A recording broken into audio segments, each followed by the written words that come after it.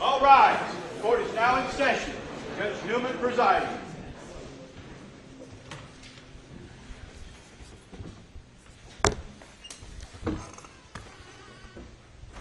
Please be seated.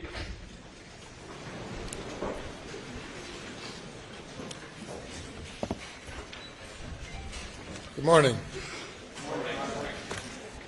I have two issues. I don't know if you all have something.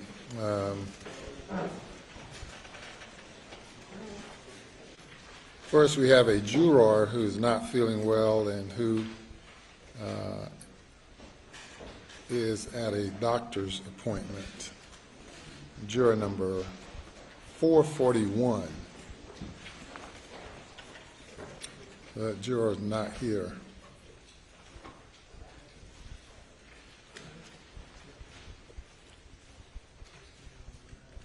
We will need to replace that juror with an alternate. As I understand it, this is a juror who took the place of another juror.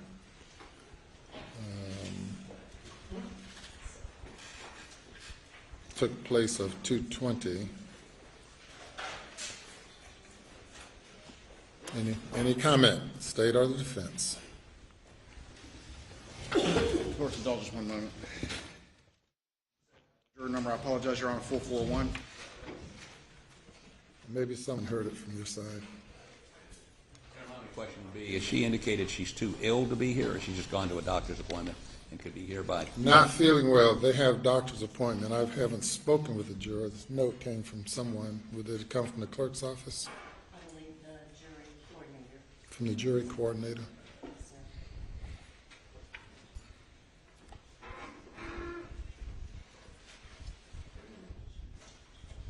Sorry, I don't have to pull out documents we hadn't really looked at in 4 weeks. Can you have the juror coordinator come up?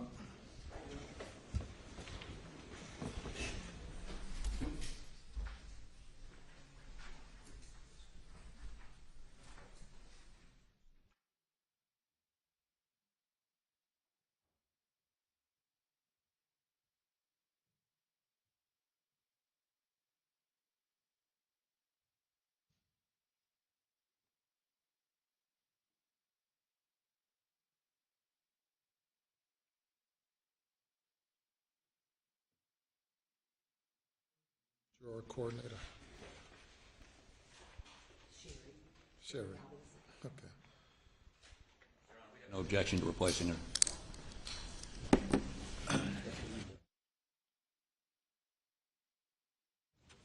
These are two alternates, right? Your Honor, that's fine with proceeding if that's the court's desire to proceed on. Certainly, I don't have any objection either. Proceeding as opposed to what? I mean, if she's at the doctor's appointment, I don't know if that was something that would keep her out for a while. That would be the only thing, but obviously she's not here and not feeling well, so that's why we have the alternates. And Your Honor, and I know you were going to tell the jury, day 21, and we'd like to not be doing day 31. And if this delays it, we sit here and wait to find out what her health condition is. It might go on for a while, so we'd rather go ahead and proceed. All right, Madam Jury coordinator, what? Your Honor, can I make a statement right quick? Yes, sir. We think the defense will be rested. We will rest our case by Friday, probably late day Friday, and then I don't know if the state has any reply, but we're looking at finishing early next week. I don't know if it makes sense to notify the jury of this anticipated schedule, and if that creates that we know we're going to lose some people if they're aware right now that we may be finishing early next week and we'd be coming up short. I just don't want to come up short. That's All right. And Your Honor, of course, that's all predicated on cross-examination and reply. Sherry, did you receive a call from a juror or some communication from the juror? Yes, Tell us about it. Stand and tell us about it. Ms. Cindy, the clerk down in general session, she took the message, and they said they weren't feeling good this weekend, and that he has a doctor's appointment this morning. All right. So it's the same as the other juror who ended up in the emergency room, and we replaced that juror. So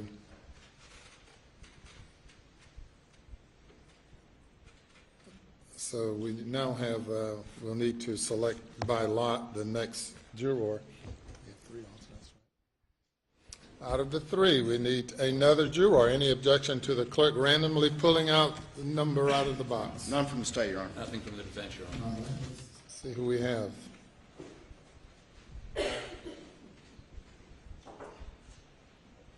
Tell us who it is, juror number. Juror number 530.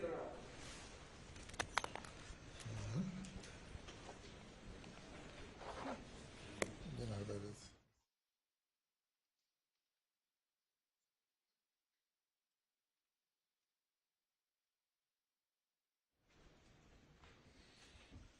All right, juror number 530 will become part of the regular panel.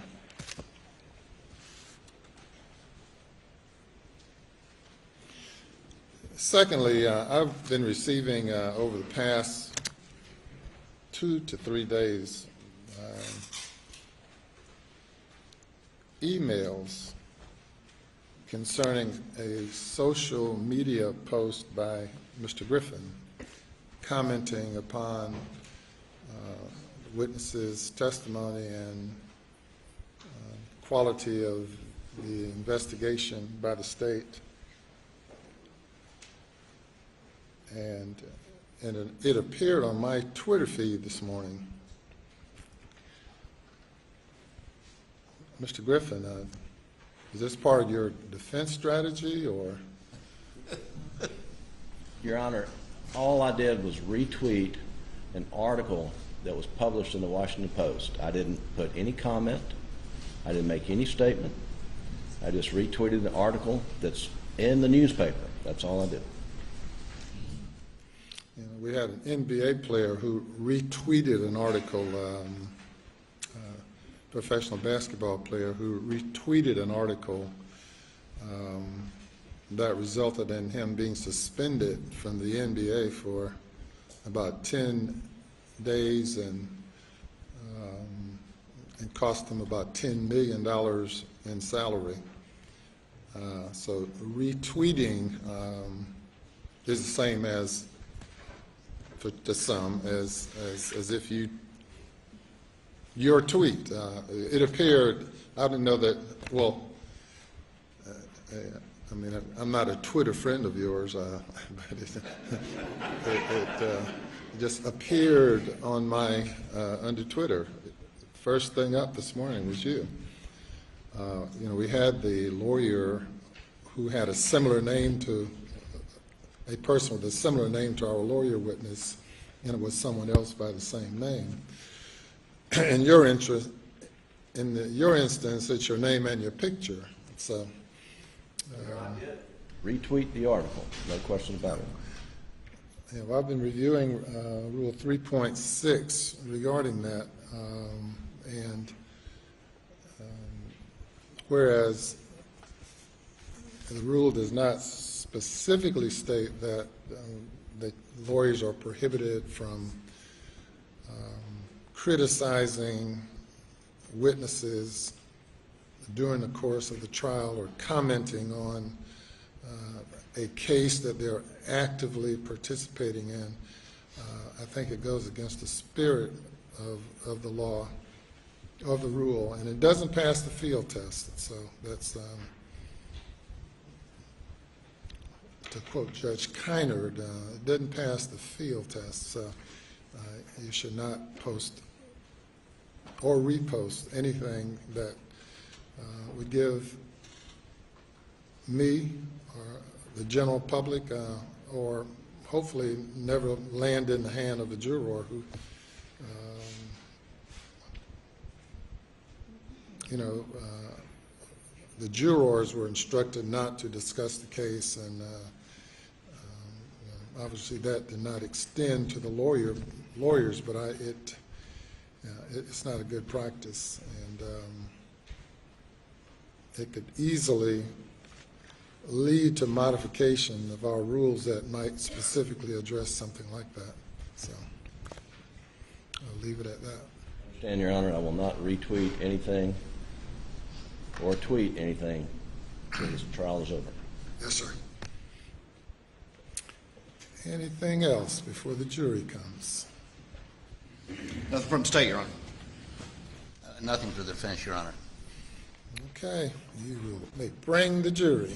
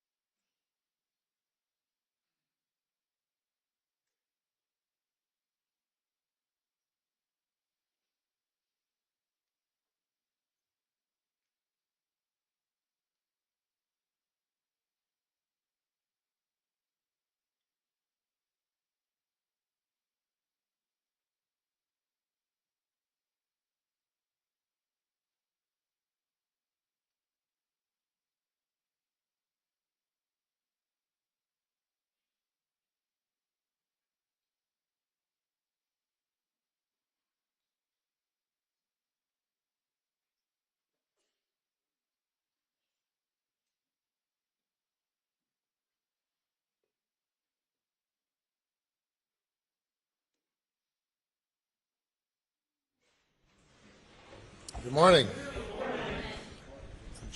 Day number 21. Now the defense's case. As you all might know, one juror is missing, absent, and that juror has to be replaced, and that juror is being replaced by juror number 530. Juror number 530, nod. 530. All right, juror number 530, you're one of the first 12 now, participating member of the regular jury panel. And we'll press on with our case, and hopefully we'll not have much more attrition, but it's understandable the longer this case goes. We'll proceed now with the defense's case.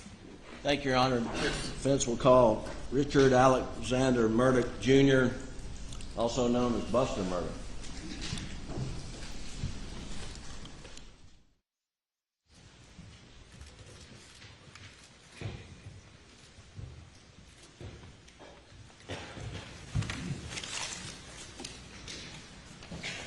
Raise your right. Do you swear or affirm the testimony you give today will be the truth, the whole truth, and nothing but the truth? So help you God. Thank you. You'll have a seat up on the witness stand. Adjust your chair and your microphone. And if you'll state your full name and spell your last name. Richard Alexander Murdaugh, Jr., M-U-R-D-A-U-G-H. I go by Buster. Mr. Murdaugh, is your father sitting over here at the defense table? Yes, sir. Tell the jury a little bit about yourself. Where you were born, where you were raised, where'd you go to school? Right. So my name is Buster, 26 years old. I live in Hilton Head Island, South Carolina. I was born in Savannah and lived in Beaufort for about 2 years when I was a little child. We moved to Hampton in about 2000, and I grew up in Hampton, went to Wade Hampton High School, and after high school I went to a small college in Spartanburg called Wofford. Is your mother Maggie? Yes, sir. And your brother Paul? Yes, sir. When you moved to Hampton, do you remember how old you were when you first moved to Hampton? Three or four. Okay. And did you live in Hampton in a house in the city limits? Yes, sir. The town limits? Yes, sir. And you did that with your mom and dad and brother for how long? For around 20 years. Right. What schools did you go to coming up through in Hampton County? What you go to grade school? Went to Ben Hazel Primary School, Hampton Elementary School, North District Middle School, Wade Hampton High School. Okay. And as you were growing up, what were your interests, Buster? Sports, playing sports, doing things outdoors, hunting, fishing. And was your father involved in those interests with you? Yes, sir. And was your mother also? Yes, sir. And in what way? Well, my father coached every Little League team I played on up until I started playing for the schools in which had a coach. And what about Paul? What were his interests growing up? Paul's interests were outdoors, mostly, hunting, fishing, playing around in the woods. Right. Did he also play sports at times? He did. Yeah, he played basketball and baseball. Did your dad coach him as well? He did. And would your parents attend all of your and Paul's sporting events as you're growing up? Every game. And it was a rarity for them to miss one, and then if they had to, they would call and explain. And right. And at some point in time, did your parents buy this property off Moselle Road? yes, sir. Do you remember roughly when that was? Right around 2012, I think. I would have been a sophomore in high school. And when that property was first purchased, did you move out to Moselle, or are you still living in Hampton? So we had a house in Hampton and also purchased the property at Moselle, which had a house. And for the beginning stages of owning Moselle, Hampton was still working as our primary residence. But I believe it was Hurricane Matthew, or one of the hurricanes came through and blew a bunch of pine trees over on the house. So it had to get work done to it. And from that point, we moved out from Hampton to Moselle while the house was getting fixed, and more or less it just kind of, it never transitioned back to Hampton. It just almost like Moselle became the primary residence. And during this time, did your family also have a house at Eddystone? Yes, sir. How frequently would you stay at the house at Eddystone? Very frequently during the summertime, Okay. almost every weekend. And when your family essentially relocated to the Moselle property, making it primary residence, were you still living at home in high school, or do you remember how old you were at that point in time? I'm sorry, Jim. Will you say that again? Were you living at home at that point in time? Was that while you were still in high school or Yes. school? You remember when you transitioned to Moselle and started staying there basically full time during the school year?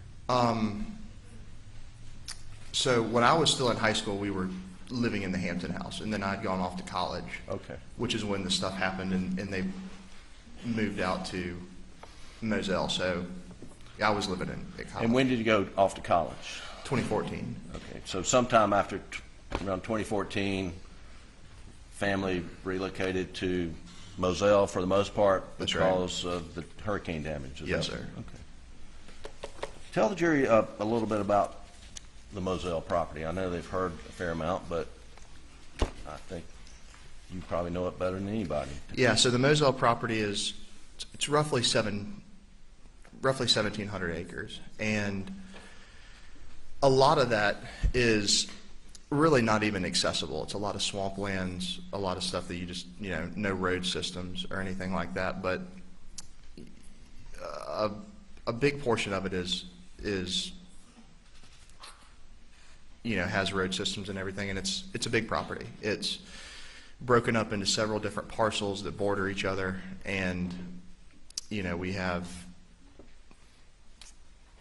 20 some odd deer stands, dove fields, duck ponds, just all over the property. So What type of hunting did you and your brother and your father do at Moselle? everything: deer, duck, quail, dove, hogs. You have a duck pond? We have a duck pond. Okay.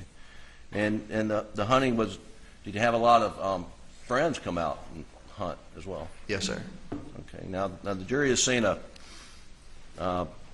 aerial view of the property, and there's a main house, there's shed, kennels, and then there's a house sort of right on Moselle Road. What do you call that house? That's the cabin. The cabin. And did you live in the cabin with friends over summers at some point in time? I did. The summer of my sophomore year, after my sophomore year, me and two of my buddies lived in the cabin. Okay. And who are those buddies? Nolan Tootin and Rogan Gibson. Okay. And the so we can get more of this. We've heard about hogs and pigs on the property. Can you tell the jury a little bit about that? About the hogs? Yes, sir. We had a lot of hogs, and if you don't know, hogs are very destructive to a piece of property. You know, we plant food plots for the deer, plant the fields for the doves and the ducks, and they basically go through and ruin it all. So given the high population of hogs, we, would frequently go out and hunt them, try to cut the numbers down a little bit. Did what kind of guns did you have there at Moselle? We had a lot of guns. Do you have shotguns? We did. Shotguns. Do you have 12-gauge shotguns? 12-gauge shotguns, 20-gauge shotguns, 16-gauge shotguns, 28-gauge shotguns. Right. And how many type rifles did you have on the property? A lot. Can you just name some of them? Yeah, 270 short mag, 7mm 08, 308, 243, 223, 300 blackout. And what type of ammo did you keep on the property? Well, I mean, all ammos for those calibers. Sure. And where were the guns kept primarily? In the gun room at the main house at Moselle. And was there a pool table in the gun room? There was. Okay. Were there times when guns were left elsewhere on the property? Yes. Where else on the property would guns be left? Well, just myself. I mean, I've left them up at the shed before. I've left them on golf cart used that day. Left them in a truck. I mean, guns would just not always find their way back to the gun room. How about Paul? How was he with securing guns? Not good. What do you mean by that? He would. Paul left guns probably more on the property than anybody else, and sometimes sometimes he would use my gun and then he would leave it, and then I'd have to track it down. Right. Did Paul carry guns in his truck? He did. Would he keep his truck locked up? No, not all the time. Did at some point in time you and Paul receive 300 blackouts for Christmas? Yes, sir. Do you remember roughly, was that 2016 or 2017? Sounds right. Okay. And what color was your 300 blackout? It was black. And have you been sitting in this courtroom during the entire trial? Yes, sir. And the jury's seen a black 300 blackout. Is that yours? It is. That is my 300 blackout. Was that the one you got for Christmas? Yes, sir. And what color was Paul's? Paul's was black and tan. And when you say black and tan, what part was tan and what part was black? So the receiver would have been tan, and and barrel would have been tan. What part would have been black? Stock, maybe? Okay. And so yours was all black, his was black and tan. That's right. What happened to his that he got for Christmas in 2016? His gun was apparently stolen, lost, taken. Yeah. How do you know that?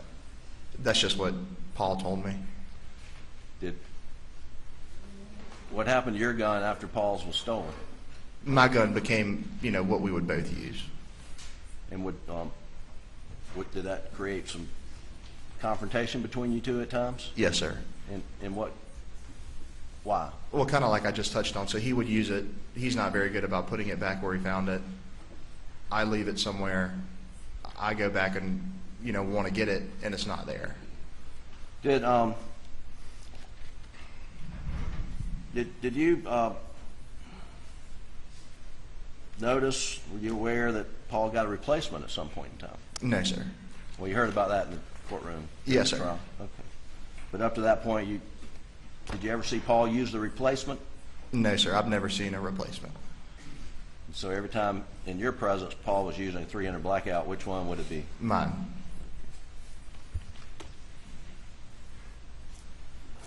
There's, I'm not going to pull these guns out, Buster, but there's been discussion, and the jury has seen a 12-gauge Benelli with a Mojo sticker on it. Whose gun is that? That's mine.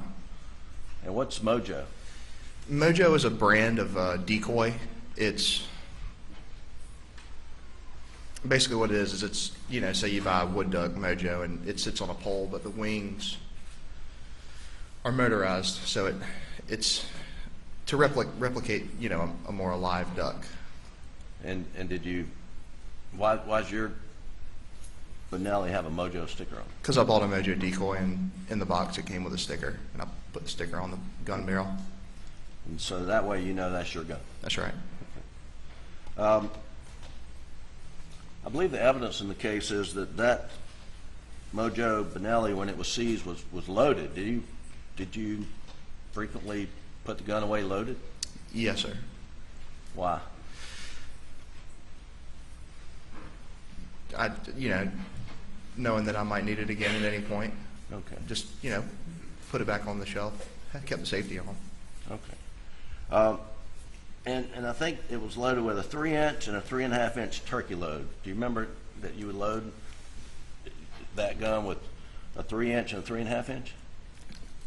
Yes, sir. And why would you do that?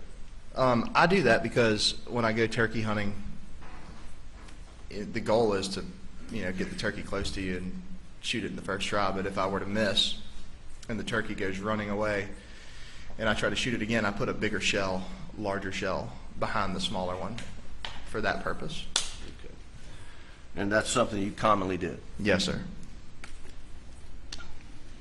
Did you ever load in a 12 gauge, 20 gauge, 28 gauge, a buckshot followed by a bird shot?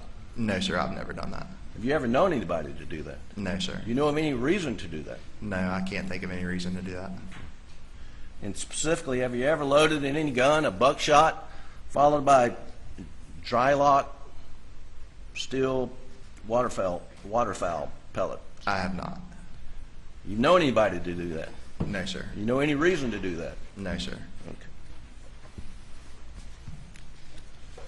And you ever seen any guns on your property loaded in that fashion? No, sir. Buckshot with some sort of bird shot right behind it? No, sir.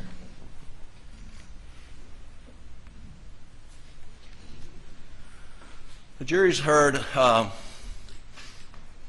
testimony about goings and comings, which way you go in and go out at Moselle. How many entrances were there at Moselle? 2 entrances. And will you describe the 2 entrances? So the main entrance is pretty much straight out of the front door of the house. You would go down a dirt road and then you would come up on big brick columns, and that's what I refer to as the main entrance. But down by the kennels is another entrance, and that one is a little bit different. That one has the mailbox beside it, and those are the 2 entrances. Okay. So let's talk about coming onto the property. Which entrance coming onto the property would your mother normally take?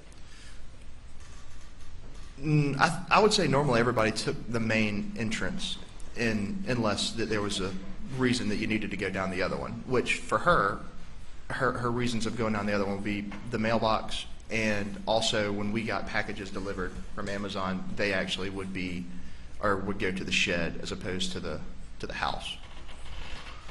So your deliveries would go not to the yellow or whatever white house that you lived in, but down at the shed. That's right. Okay. Now, leaving Moselle, the property, which way would you, Alex, your mom, Paul normally go leaving Moselle? Out of the main gate. Okay. And if you're going to Alameda, which way do you turn coming out of the main gate? To the right.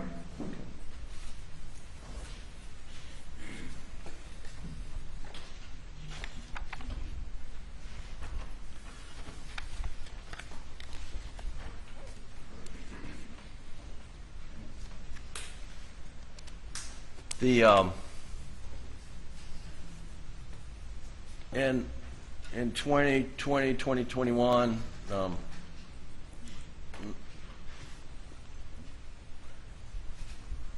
during the summer months, where did your mother prefer to stay? At a stay.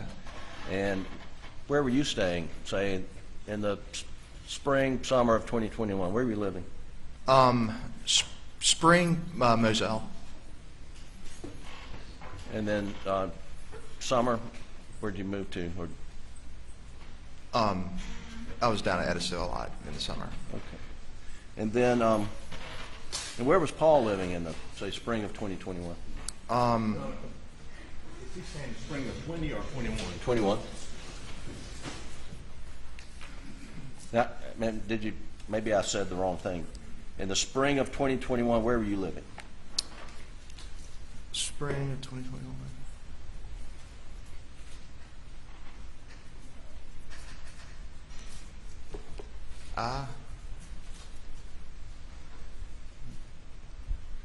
Did you have an apartment in Columbia? Yes, I did have an apartment in You Columbia. split time between Columbia and Moselle, Yes, sir. and you have a girlfriend? Yes, sir. Okay. And then in the summer of 2021, well, in June, where were you living? Between Columbia and between Rock Hill. Okay. And who lived in Rock Hill? My girlfriend's mom. And then in the spring up through June of 2021, where was Paul living? In Columbia. He had an apartment in Columbia? Yes, sir. And was he enrolled at University of South Carolina in the spring of 2021? Yes, sir. Okay, and then once school got out, you know where Paul relocated to? Anywhere? No, not exactly. I know that.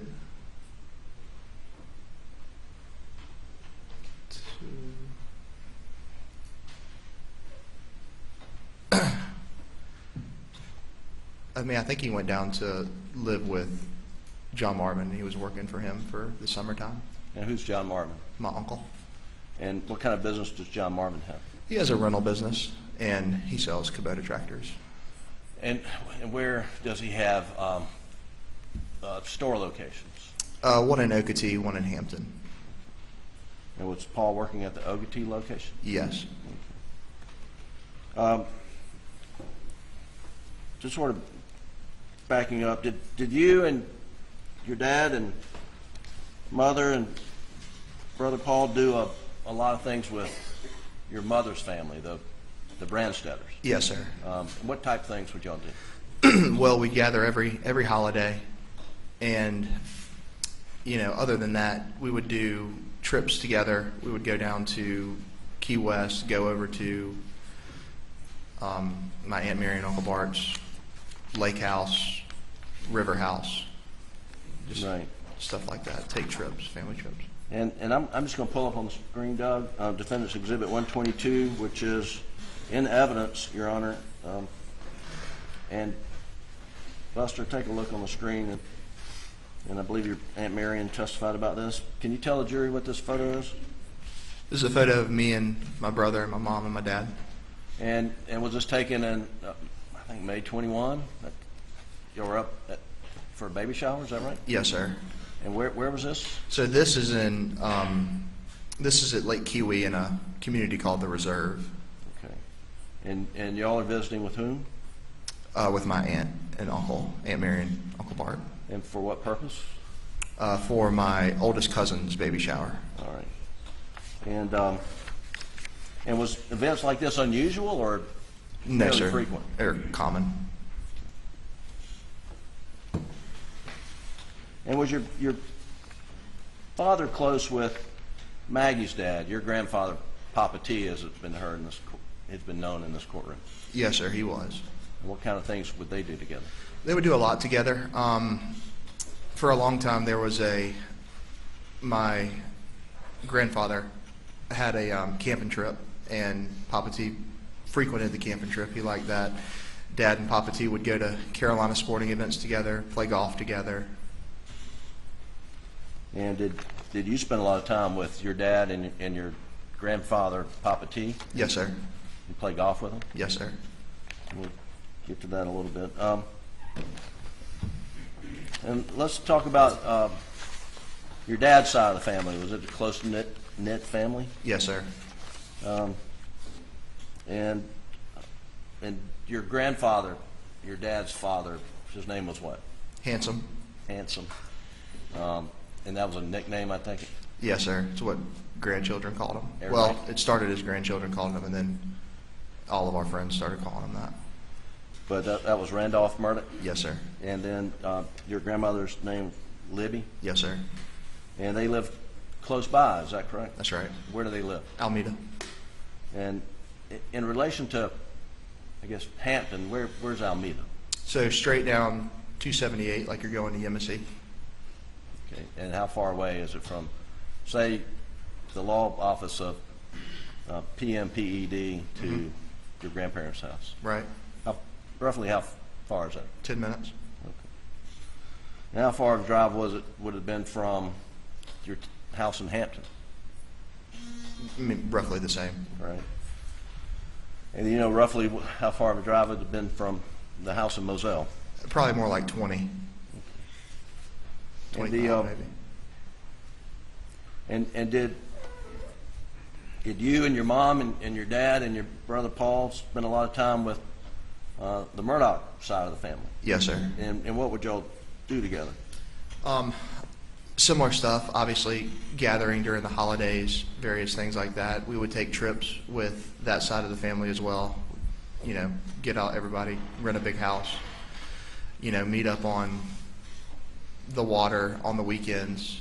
Just a lot of stuff going on with that side of the family as well. And so I guess let's go back and, well, let's identify on your dad's side of the family. Did your dad have brothers and sisters? Yes, sir. Who are they? John Marvin, Randy, and Lynn. Okay. And then John Marvin, Randy, and Lynn had children, did they? Yes, sir. So he had a lot of cousins? Yes, sir. And the families would get together, those cousins and aunts and uncles? That's right. Okay. And was there property down on Chichessie that y'all would spend time at? Yes, sir. That was the family river house, Chichessie. And where's that located? So it's located in Okatee, Waters Avenue, off the Chichessie River. Right. It's pretty desolate. The in the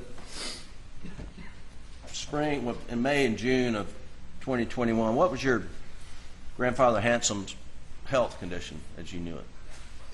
Not good. He wasn't in good health. What do you understand his health problems to be? I understand he had cancer, and I understood that, you know, he was having a pretty big battle with it. And what was your grandmother? What did you call your grandmother? M. Yes, sir. What health issues did she have in May and June of 2021? She has Alzheimer's. And would your dad frequently check on Handsome and M? Yes, sir. Would you go with your dad to check on Handsome and M? I would occasionally go with them too. Yes, sir. Okay. And what times of day would you go with your dad to check on your grandparents? It could have been any time. Went over at lunch a lot of times. Went over in the evenings a lot. Just no real set schedule. Just kind of mosey on over there. When would your mother go with your dad? She would, not regularly, but she went. Would Paul stop in and check on your grandparents? Yes, sir. Was that fairly regularly for something Paul to do? To Yeah, your knowledge? Paul would do it regularly as well.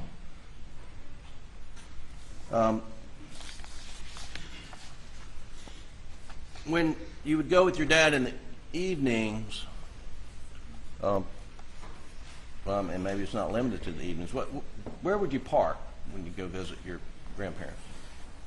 For the most part, just like a ordinary afternoon visit, park in, you know, the garage, the carport. But if we went over a little bit later, then we would pull around to the back side of the house and be able to enter through the back door. Okay. And what's at the back side of the house? So when you walk in the back side, it's like we called it a sunroom, but it's, you know, a dining table. It's got a TV in there, and then that is right next to the kitchen, and then if you're in the kitchen and you go to the right, then that's where my grandparents' room is. Doug, if you could pull up page 38 from State's Exhibit 524, please, that's in evidence.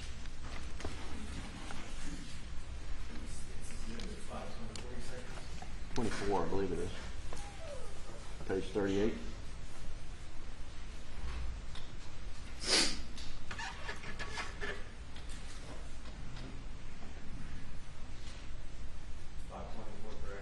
Yes. And that's page 38. So, Buster, this is from State's Exhibit 524, which is in evidence, which is the GPS data off the OnStar provided from General Motors. And can you see that? Yes, sir. Can you tell us what's that house? So that's my grandparents' house at Alameda. All right. And these dots in the back, and I'm going to point to this line of dots just right next to the circle that Doug drew. Do you see them? They seem to be connected right here on the far right? Yes, sir. Where is that on the property? So that's right off the back corner of the house. Is that a place where you'd normally park to go in the back of the house? Yes, sir. That is where. Have you parked there yourself? I have. Have you seen other family members park there? I have. Is that a customary place to park when you go in the back door where the kitchen sunroom is? Yes, sir. Okay.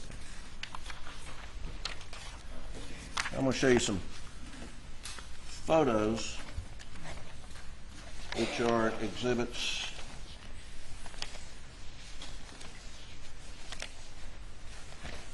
130 to 136.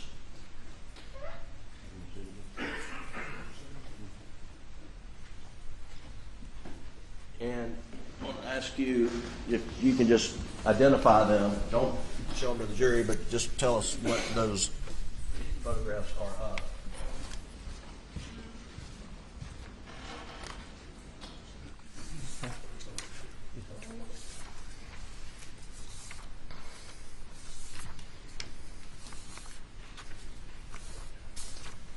So these photos are of the area we're talking about, off the back corner of the house at Alameda. All right. Your Honor, this time I move defendant's exhibits 130 through 136 in evidence. Thank you. So, Doug, please pull up exhibit 133.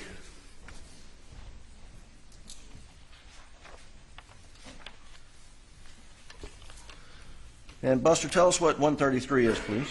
Yeah, so this is the back door entrance to where I was just talking about, to enter into the sunroom, kitchen, into the kind of back quarters where my grandparents' bedrooms were. All right, and if you'll pull up 134, Doug, please.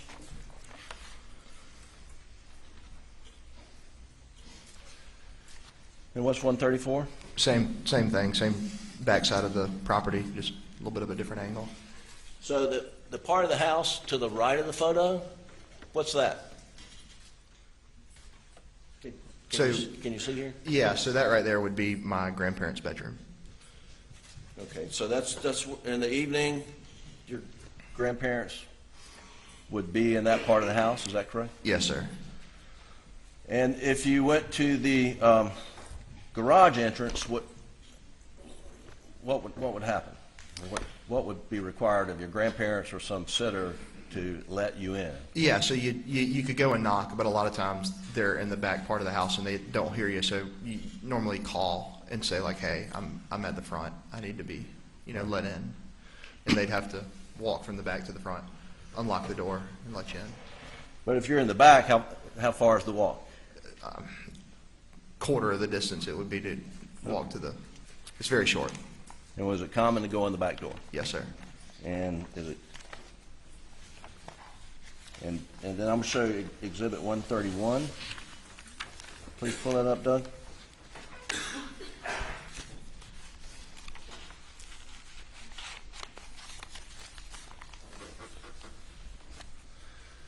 So Your Honor, can he step down off the stand and point to the jury where?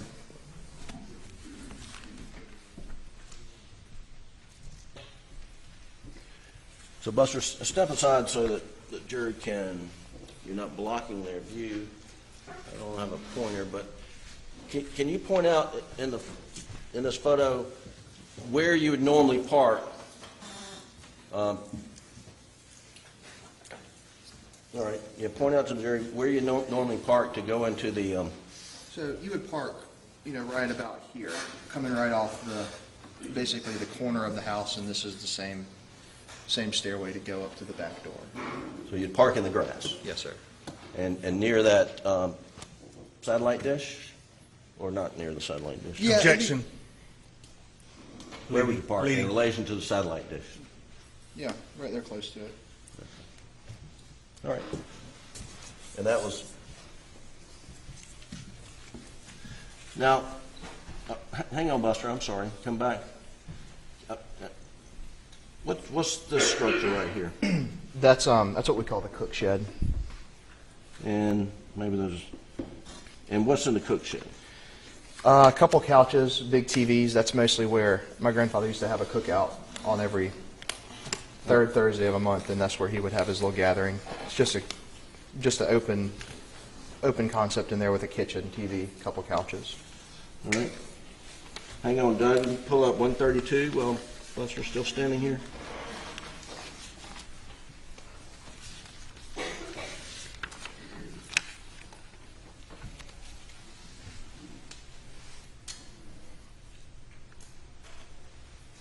Buster, what's this structure to the right of as you're looking at the cookhouse? It's an old shed. Okay. Now, roughly, what's the distance between the cookhouse and the cook shed to where you'd normally park to go in the back door?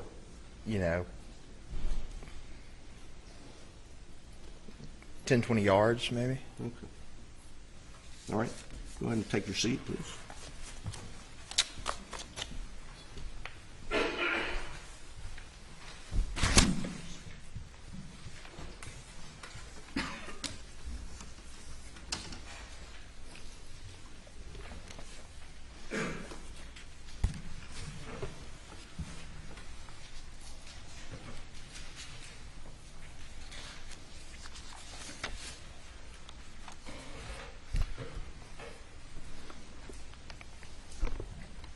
Buster, how often would you speak with your mom and dad on the telephone on a daily basis? Pretty much every day. Right. And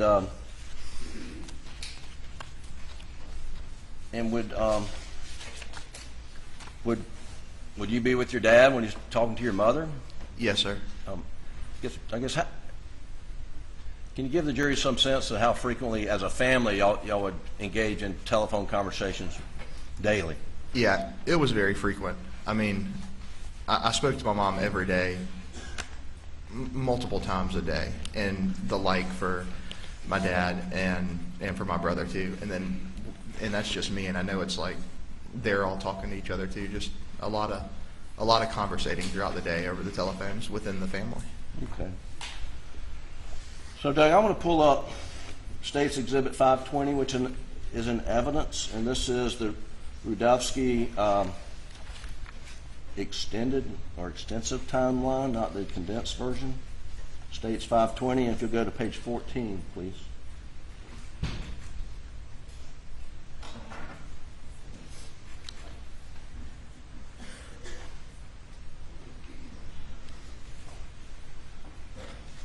So, Buster, what I'd like to do, and this starts at just at 1:11:10 p.m. If you could blow up that first entry, Doug, and this is in evidence offered by the state, and I just want to go through some of these again.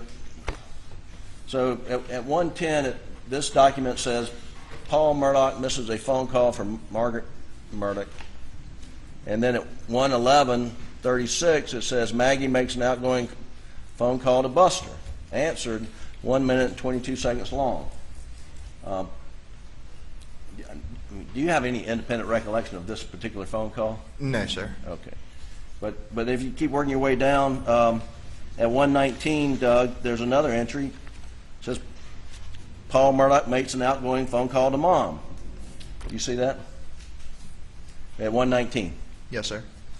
And then if we'll go down to, well, so I guess let's just stop there. Is it frequent that your mother would reach out to you and Paul during the day? Yes, sir. Okay. And if you'll go down to 141, please, Doug, at 141, 33 seconds. And you see Maggie makes an outgoing phone call to Buster. Do you see that? At 142, I'm sorry. Yes, sir. And then right before that, at 141, it looks like Maggie makes an outgoing phone call to Alex and not answered. Do you see that? Yes, sir. And then if you go right below that, it says 142:43, Maggie makes an outgoing phone call to Paul. Now, you see that? Yes, sir. Well, anything unusual going on this day, or is this sort of how life was in the Murdaugh family? No, this was normal. This was the way we communicated. Okay. And then if you'll go to page 15, Doug, at the bottom at entry 1:52:39 p.m. It says Maggie Murdaugh makes outgoing phone call to Buster, answered at 1:19. So here's another call from your mother. Is that right? Yes, sir. Not unusual, was it? Not unusual.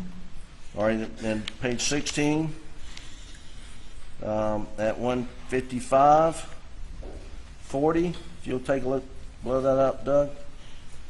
Says Maggie Murdaugh received an incoming phone call from PA Alex Murdaugh.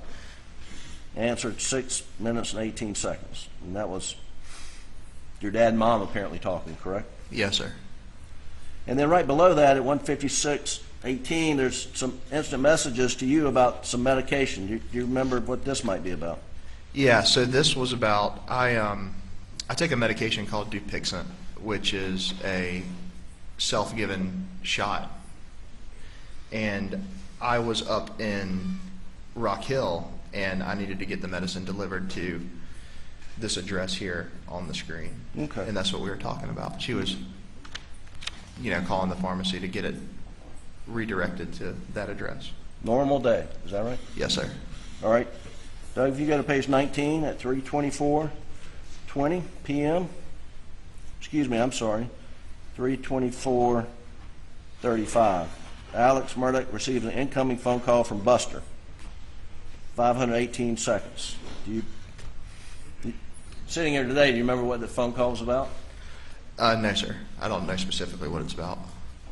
But just normal Yeah, just, day in the life of Buster Murdaugh, that's right. talking to his parents. Yes, sir.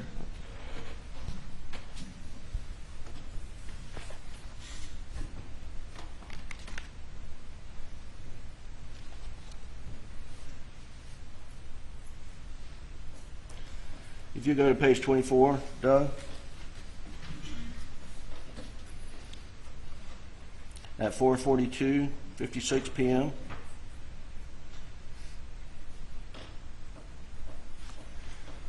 See, that looks like at 4:42 your mother's calling you again, right? Yes, sir. Anything unusual going on? No, sir.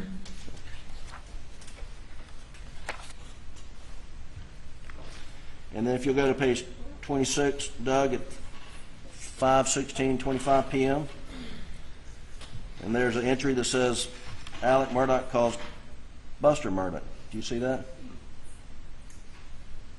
Yes, sir. Looks like a 6-second call. Do you remember what that might be about? No, 6 seconds could be a butt dial. That would happen often. All right, and then if you go down the bottom of the page at 5:21:11, looks like there's a 92-second call, which is about 5 minutes after what might have been the butt dial. It says Alex Murdaugh receives a call, Buster, answered 92 seconds long. You see that? Yes, sir. So are you returning your dad's call, you think? Probably. Okay.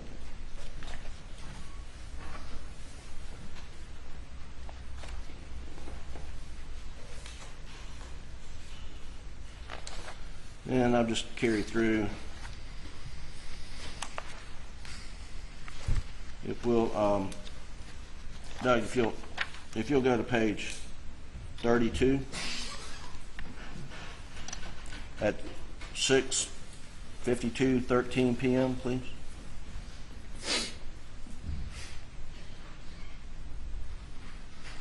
Pull that up.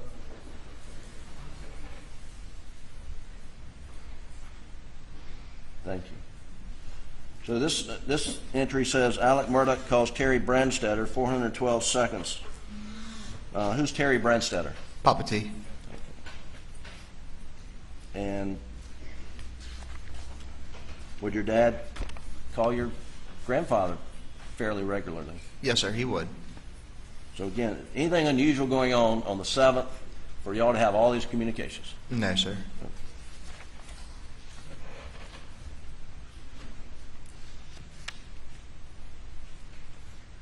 And then we'll jump to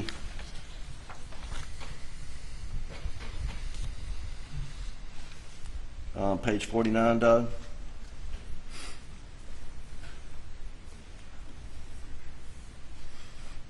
And if you go to 908:58.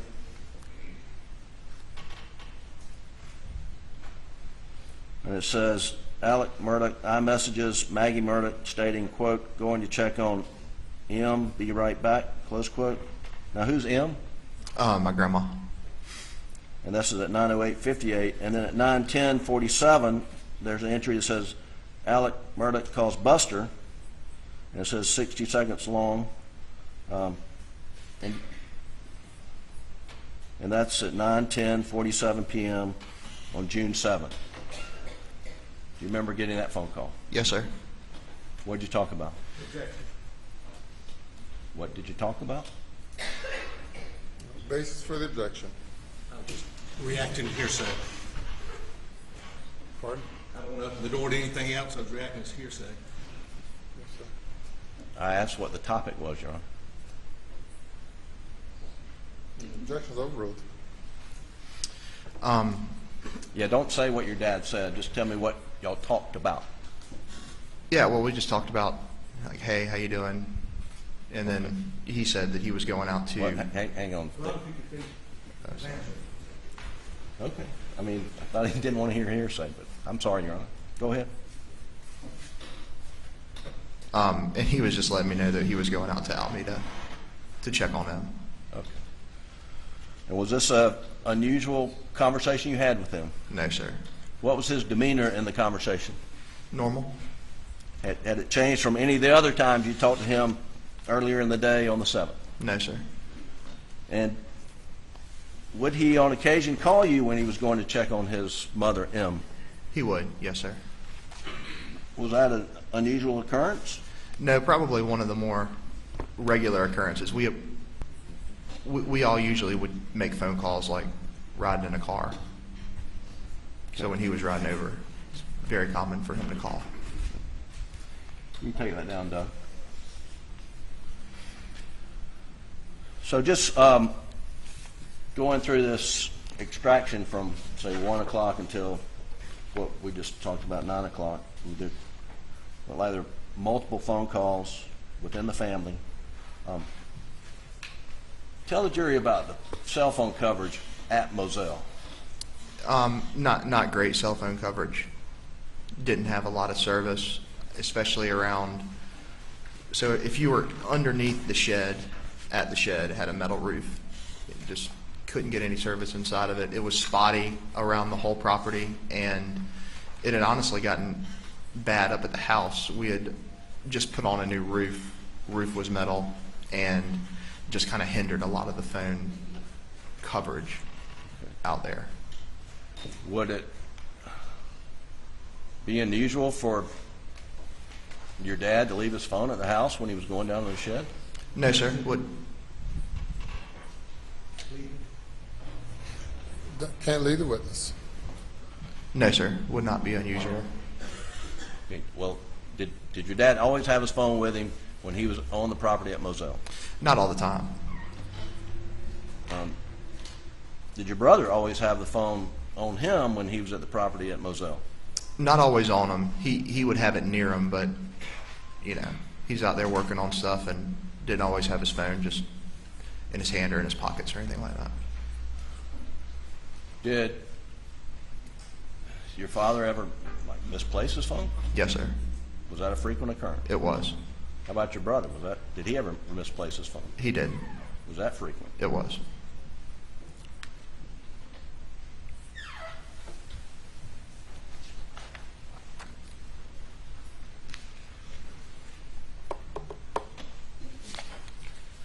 Now, there's been some testimony about Bubba.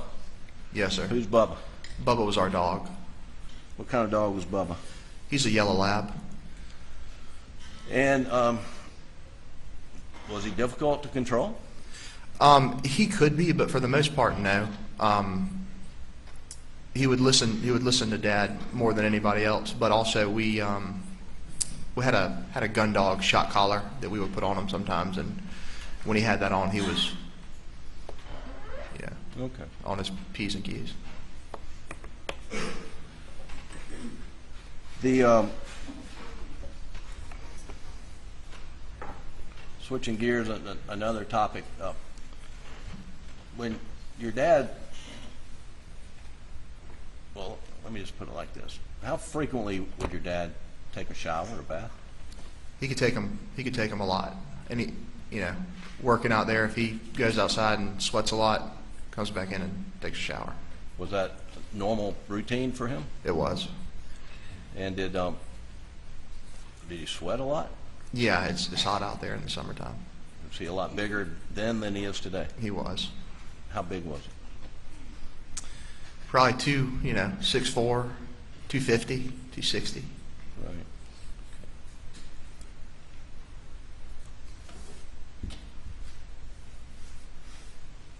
Alan, excuse me, Buster, were you aware that your dad had a opioid addiction? A little bit. I knew a little bit about the usage of pills. What did you know about it?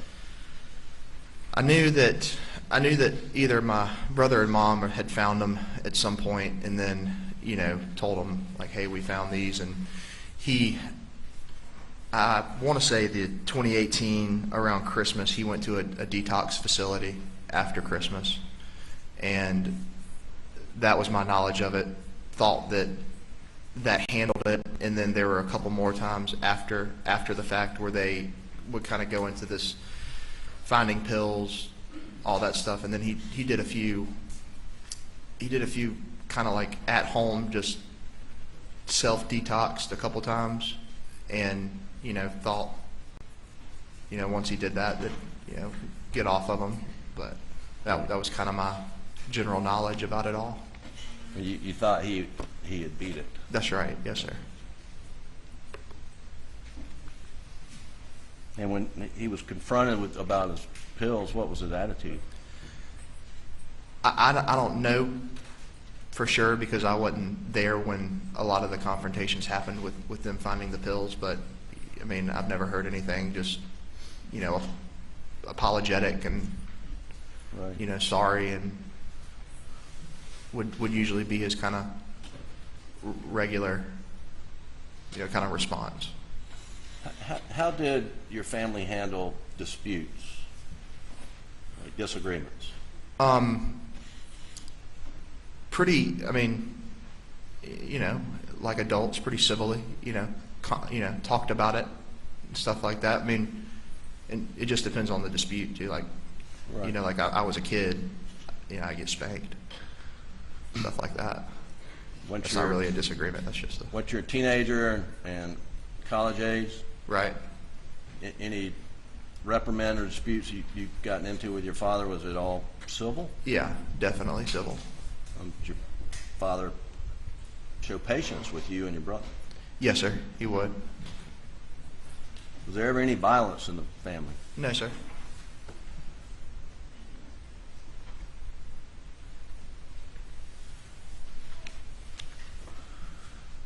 In February of 2019, your brother was in a boating accident. Is that correct? Yes, sir.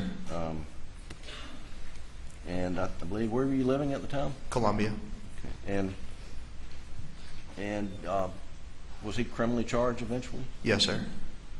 And what type of reaction was there to his involvement in the boating accident and his criminal charges sort of in the community in Hampton? I would say a negative reaction in the community. The media spike kind of got going after it. There was a lot of articles in the media about our family and stuff like that. And to your knowledge, was Paul being threatened or bullied on social media or anything like that? Yeah, he was definitely being bullied on social media.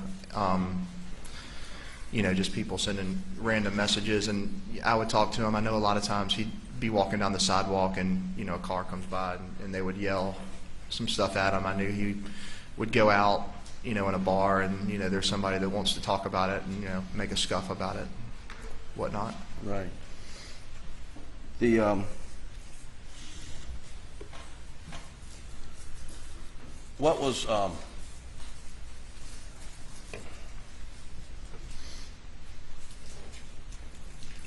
was your mother's reaction to all the negativity of surrounding the boating accident?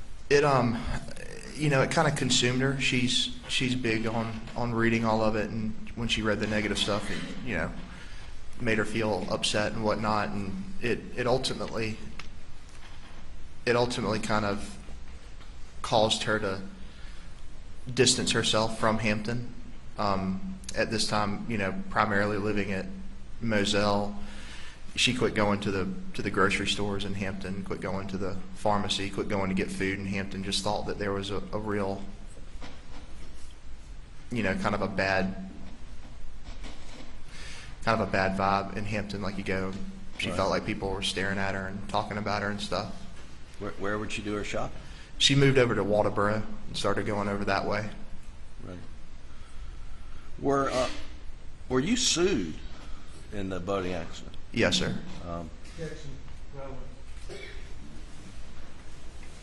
In response. With regard to relevance, Your Honor, it's civil litigation about the boating accident has been a big part of the state's case. He's a party to the litigation. Overrule the objection. Were you sued? Yes, sir. Was your dad sued? He was.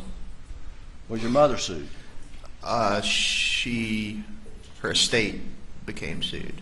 But before she was murdered, had she been sued? I don't know. I can't remember. Okay. Maybe. And do you know if Paul had been sued? No, I don't know that he had been sued. Okay. Well, was your mother anxious about the civil lawsuit? Yes, sir. What was her biggest concern? I would say her biggest concern was reading articles after, Mark Tinsley had made a statement about how much money he was wanting to collect in the civil lawsuits, and I think it was to the tune of like $40 million or something like that. He was trying to get, and that made her anxious. And what was your reaction to statements like that? Well, I mean, I knew what he was saying, but I mean, it's not, to me, it just didn't seem, I didn't think, well, I don't have $40 million, so. Right. And was your dad anxious about the lawsuit, to your knowledge? He didn't appear to be overly anxious about it. What took priority, the criminal case against Paul or the civil case? The criminal case. Right. And did the family support Paul in the criminal matter? Yes, sir. And what do you mean by that? I mean that supported him in his criminal case because, amongst the family, none of us thought that he was driving the boat. We thought he'd been. At the time of the accident? That's correct.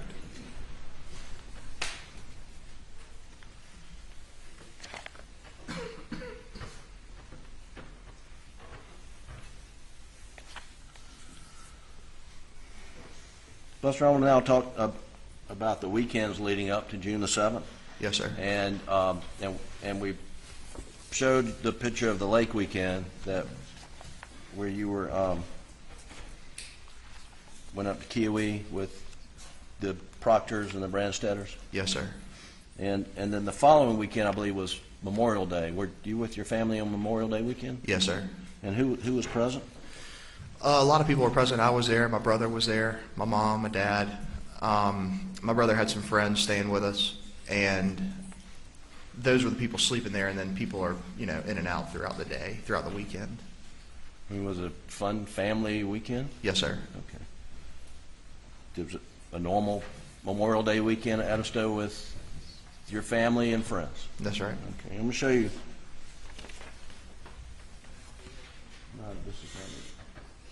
I'm going to show you Defendant's Exhibit 123. And I want to get you to identify it, Buster. Don't just say what it is, please. It's a picture of my mom and my dad and I on a boat. Is that Memorial Day weekend? Yes, sir. Your Honor, we move Defendant's Exhibit 123 into evidence. Go, Judge. It's admitted.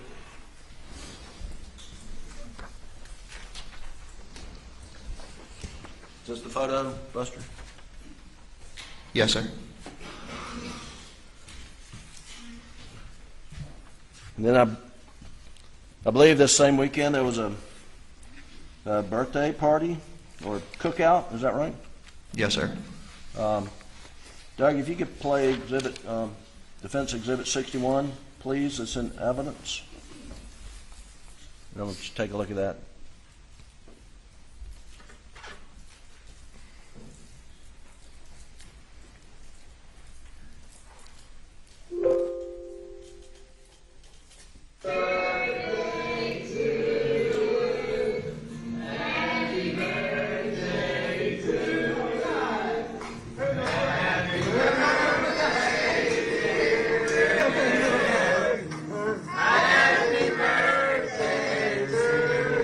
Thank y'all so much. Hey, thank you, baby. And was that your mom make a cake for your dad? Yes, sir. And that was a group of friends. When's your dad's birthday? Do you know the exact date? It's not a test. You just say you don't know if you don't. No, I don't know the exact date. It's around Memorial Day? That's right. Okay. 27th, maybe.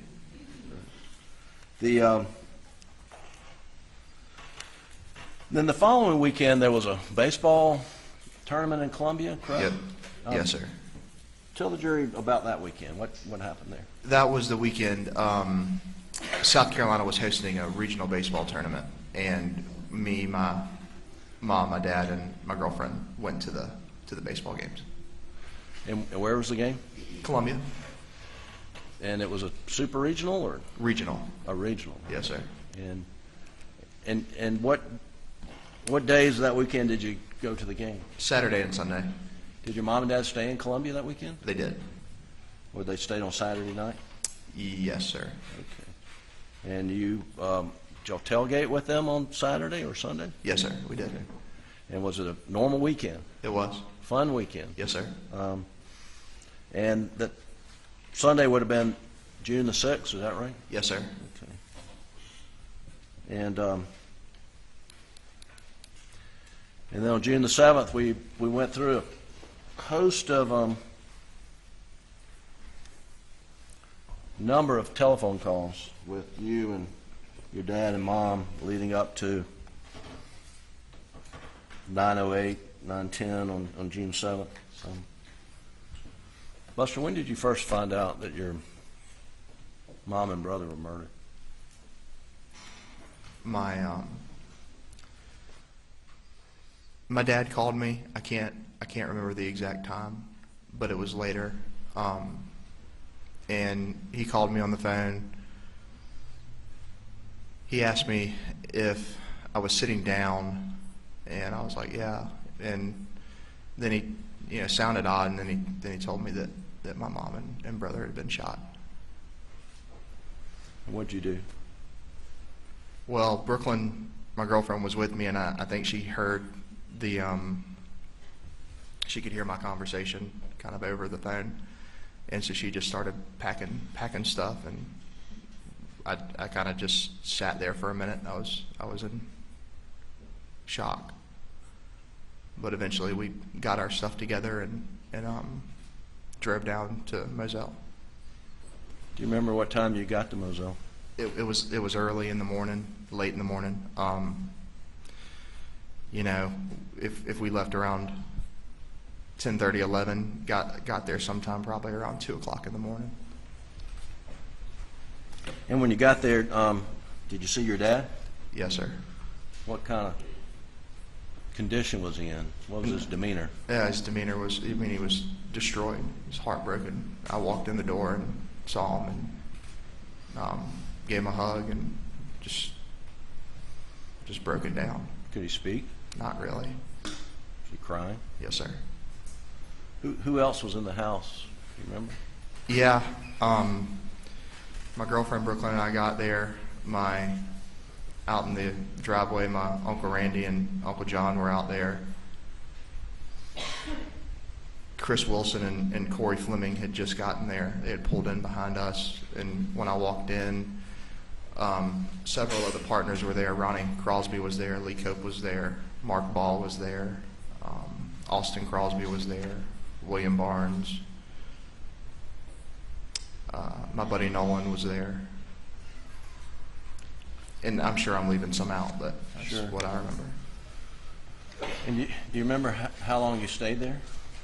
Stayed there several hours, probably 3 or 4 hours, till about 4 or 5 o'clock in the morning. And where did you go? And then we left Moselle and we went to Alameda. When you say we, who are you talking about? My girlfriend, my dad, and my Uncle John. I know this seems kind of trivial, but what was your dad wearing when you first saw him? Shorts, T-shirt. Okay. And did you help him pack? I did, yes, sir. What did you do to help him pack? Got his bag and went into the closet, grabbed some T-shirts, grabbed some shorts, grabbed toilet kit, put it in the bag and left. Why were you doing the packing? Just trying to help him. He was so upset.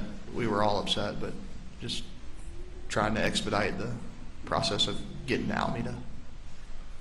When you went in to pack your dad, was there a T-shirt laying on the floor? I couldn't remember. Did you get shirts from above the? I don't know.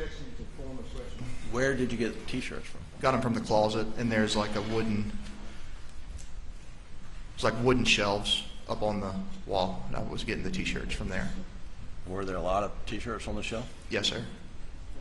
Do you know whether or not one of the T-shirts fell on the floor when you were packing? I don't know whether one of them fell on the floor or not, but I mean, certainly could have happened.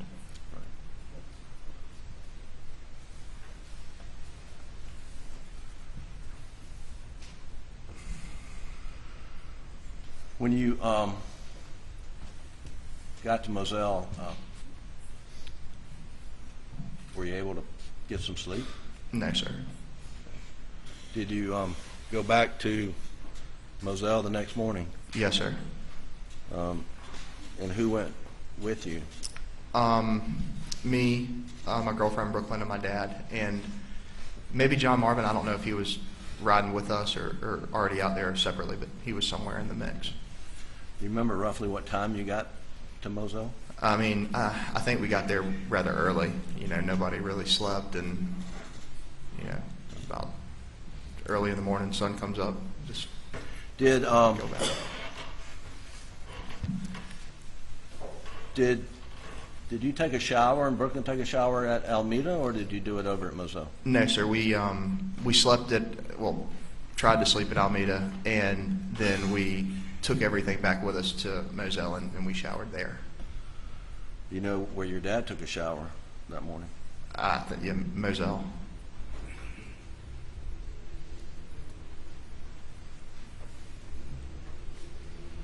And when you went back over in the morning, do you know what your dad was wearing? When you were traveling from Alameda back? No, not specifically, but I know that, I know what I packed, so it could have been any of that. It's just athletic shorts and T-shirts and stuff.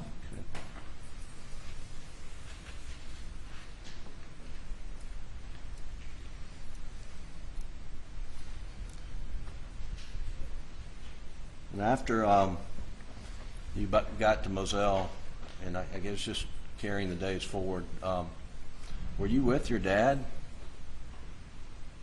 Well, how often were you with your dad once you got back to Moselle on the 8th? No, every day. For how many days? For a good while. Okay, so let's talk about where you stayed on the night of the 8th. Do you remember? Night of the 8th would have either stayed back in Alameda, or that's potentially when we made the transition over to John Marvin's hunting lodge. Well, were you, would you say we, or are you including your father? Yes, sir. Okay. Did you drive together? Yes, sir. Was he pretty much in your eyesight for the first few days? Yes, sir. And so after the 8th, and then you come up on the 9th, a Wednesday, do you know whether you were at Alameda or spending the night at your Uncle John Marvin's place? Yeah, I think at that point we had switched over to his place over at Greenfield. Now, and you call it Greenfield, that's the name of his hunting Yes, sir. Just the name of the property overall. property. Now, how far is it from Alameda? To Greenfield? Yeah. Couple minutes. I mean, not Close very. by, close Yeah, by. right down the road.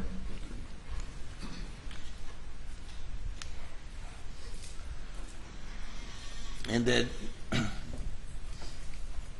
and do you remember how long you stayed at Greenfield with your dad? Yeah, I mean, several days. And, I think anywhere from the 9th to the, probably that rest of that week through that weekend. Yeah, on Thursday, June 10th, what happened? Grandfather died. So the family was together and stayed together? Yes, sir. Do you ever remember your dad disappearing for any periods of time? No, sir. Were you physically close to him most all the time? Yes, sir. Except when you were sleeping? That's right.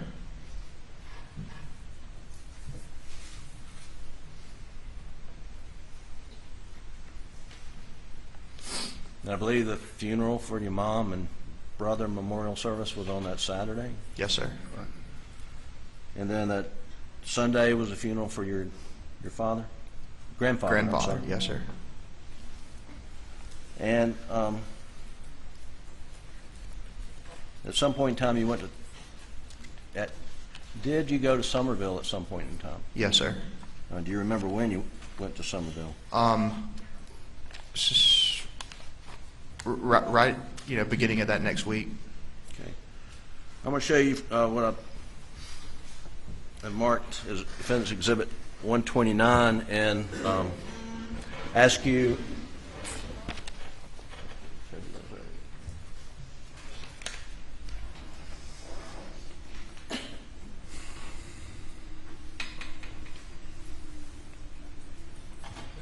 We discussed things we are objecting on the hearsay basis to 129 is. Yes, Your Honor, I'm not introducing 129, offering it to the witness to refresh his recollection. That's the extent. All right. But it's for ID. Buster, I don't want you to publish that, but I want you to, I want to ask you that Defendant's Exhibit 129, marked for identification purposes, refreshes your recollection as to when you left to go to Somerville. Yes, sir. Tell the jury, what is that? What's that document you have in your hand? It's a text thread between my girlfriend and I.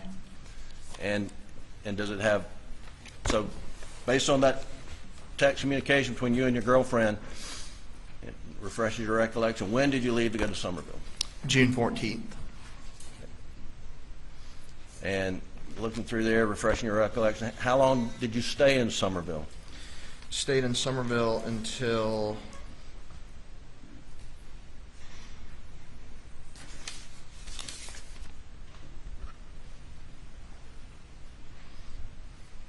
the 17th. And then what do you remember doing after you left Somerville? On the 17th, we left Somerville to go to Lake Kiwi. And so when you were in Somerville from the 14th to the 17th, who were you staying with? Staying with my grandparents.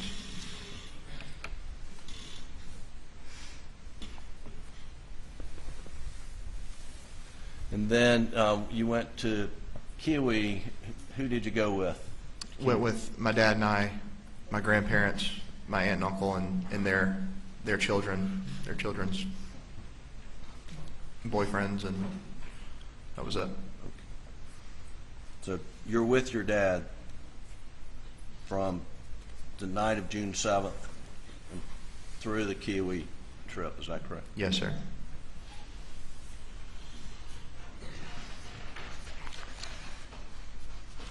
And you remember what you did after the Lake Kiwi trip? No. At some point in time, you decide, I've got to go back to Rock Hill? Yeah, yes, sir.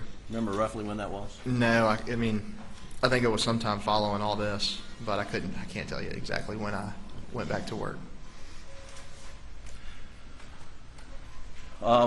When you decided to go back to Rock Hill, you had a job in Charlotte, is that right? Yes, sir. Did you have any discussions with your father about your personal safety? Yes, sir. Did he make any offers to you? He did. What offers did he make to you? He offered me to. Basis for the objection. Hearsay, self-serving hearsay. An offer is not hearsay. It's an offer. The objection is sustained. Did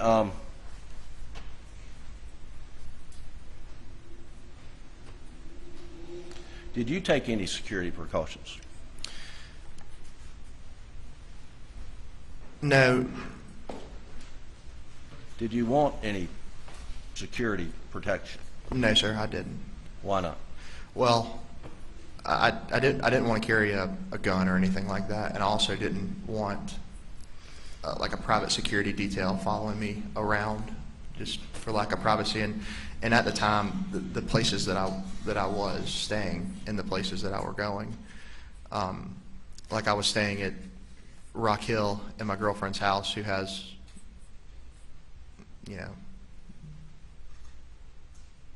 alarm systems and security cameras and whatnot. And then other than that, I'm staying in hotels, which, I just felt.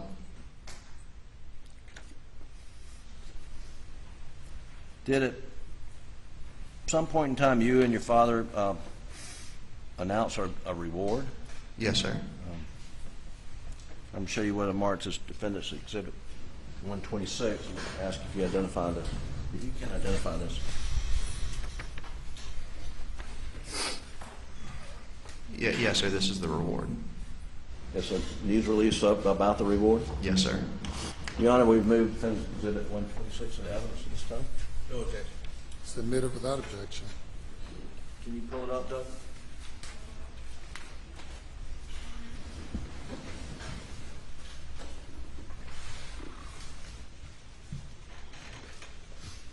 And if you could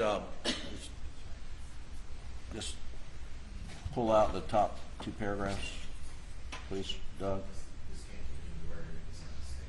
Oh, you can't. Okay.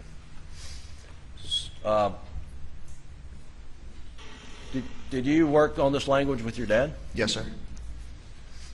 Can you read to the jury the first two paragraphs, please, beginning with Alex and Buster Murdaugh? Yes, sir. Alex and Buster Murdaugh announced today a reward of $100,000 for information leading to the arrest and conviction of the person or persons who brutally murdered Paul and Maggie on June 7, 2021. I want to thank everyone for the incredible love and support that we have received over the last few weeks. Now is the time to bring justice for Maggie and Paul. Buster and I, along with Maggie's mother, father, and our entire family, ask that anyone with helpful information immediately call the SLED tip line or Crime Stoppers. Thank you. Now, there's a, in the body of this, there's a expiration date on this reward. What's your understanding of the purpose of having an expiration date? I'm not real sure. Okay. Well, you see it says, to be eligible, the person claiming the reward must submit the tip to SLED or Crime Stoppers by September 31, 2021? Yes, sir. Okay.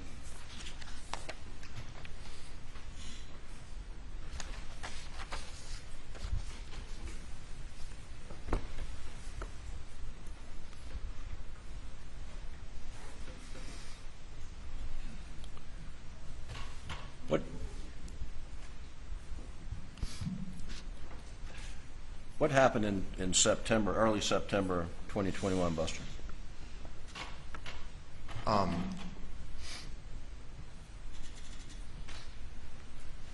about the...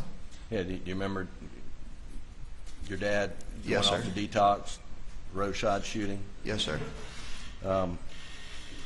From that moment that your dad went to the hospital and went to detox, did he ever come back home to his property, his clothes, his belongings, to No, your sir. knowledge?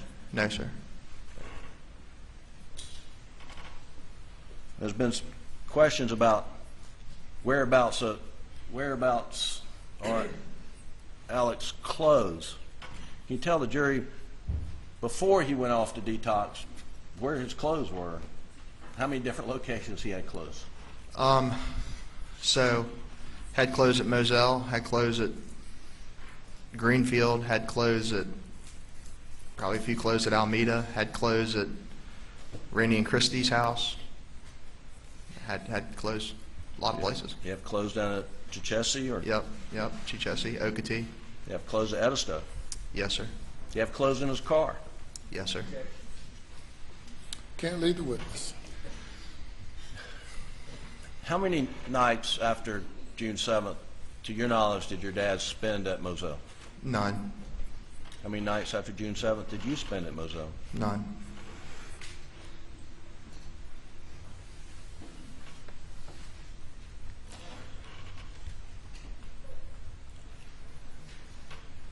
I'm gonna, Doug, you have the Snapchat video? Can you pull that up, please? Of the tree. Your Honor, this is the Snapchat video that's in evidence. I'll get the exhibit number for the record shortly.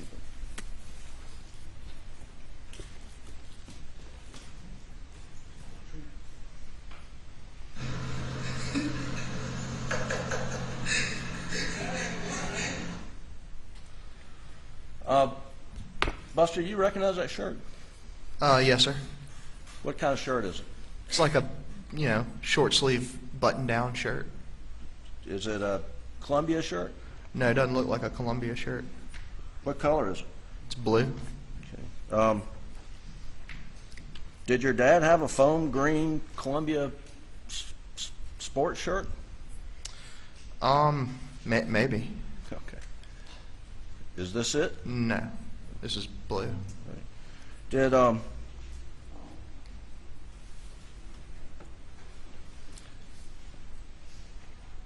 do you know if your dad ever ordered any Vinnie Vine, or I don't know? Did he order clothes after your mother and brother's murders? Maybe he ordered clothes, but he doesn't wear a lot of Vineyard Vines. Okay. Have you ever seen him buy Vineyard Vine? No, sir.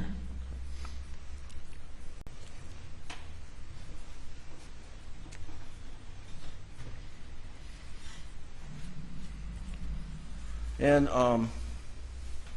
you can take that down, Doug.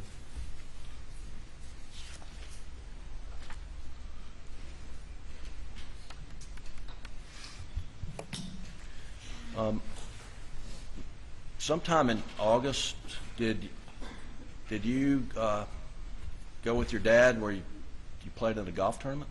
Yes, sir. I went and played in a golf tournament, and he came and wanted to watch us play in it. And what kind of golf tournament? It's a golf tournament that a buddy of mine puts on in Somerville every year. It's called the Jasso Invitational. It's just a bunch of guys that are friends come together and play in a golf tournament. And did you look up the date of that tournament before testifying today? I did. And what weekend was that tournament in in 2021? Yeah, it's the last weekend in August of 2021. Okay.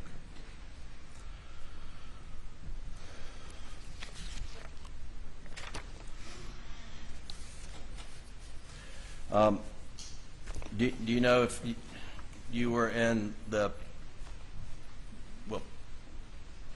was there a house that Johnny Parker had that your dad kept stuff in? Yes, sir. There's a small house in between Johnny Parker's house and my Uncle Randy's house. I think Mr. Johnny built it for his mom or mother-in-law or something when she was sick. But yeah, there's a little 2-bedroom house right there. And did your dad stay there? He did. I don't know if we mentioned that as one of the places where there was clothing. Yeah, that'd be one. That'd be another one. All right. So there are a lot of places. Yes, sir. Were you there? Did you observe your dad talking to Blanca about anything where you're getting ready to go on the golf trip? No, sir. Okay. You were not present. No, sir. I don't think I was present. Did you go in any other golfing outings in August with your dad, to your knowledge? Yes. Earlier August of that year, we played golf down in Hilton Head with the people from the Trial Lawyers Convention. Okay.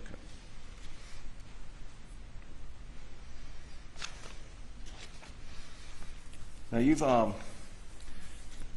been sitting in this courtroom since day one? Yes, sir. Once the trial started? Every day. And were you here when a video was played of an interview with your dad on June 10th? Yes, sir. And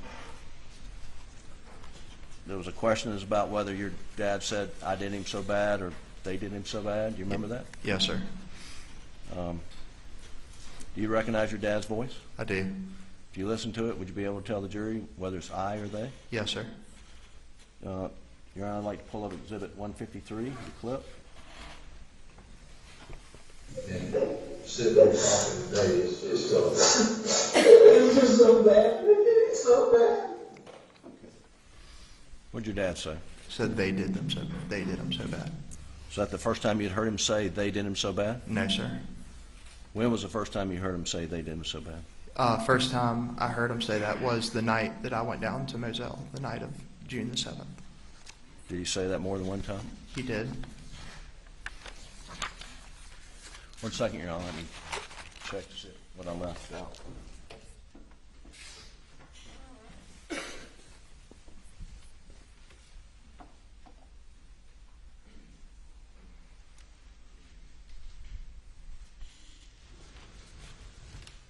Just very briefly, Buster, you've heard testimony during this trial that your dad was stealing money from clients. Did Yes, you know sir. anything about that? No, sir. And just lastly, roughly how long would it take to clean a dog run down at the kennels? 2 dog runs, for example. Roughly, I'd say 10 minutes or so. Okay. And what do you have to do? You got to get the hose, turn the hose on, spray out the dog kennels. You got to, put the bed on top of the wooden box so the bed's not wet. Now, what are you spraying? Dog manure? Yeah, spraying, dog poop. And it spreads out, and you've got to... That's right. Yeah, you got to spray it, make sure it's all out of there. Spray it to the back. Okay. All right. Thank you. That's all I have, Your Honor. We'll take a break now, ladies and gentlemen, for about 15 minutes. Please go to the jury room. Please do not discuss the case.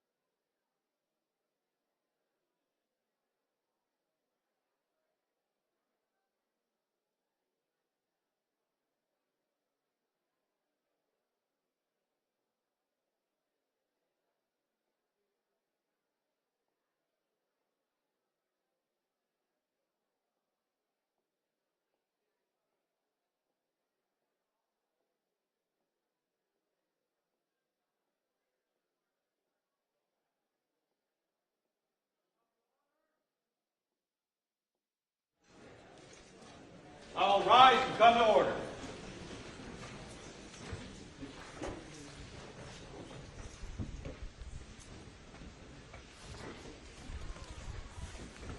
Please be seated.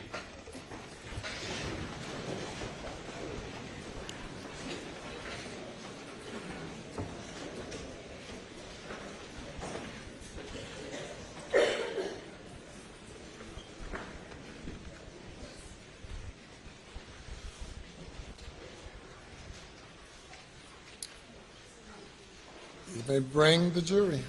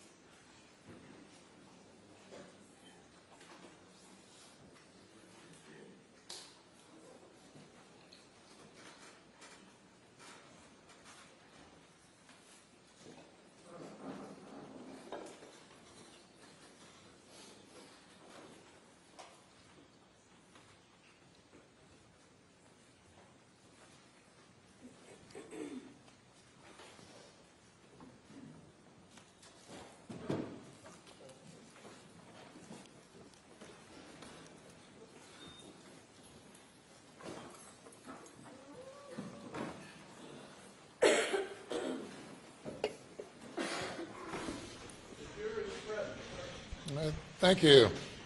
Cross-examination.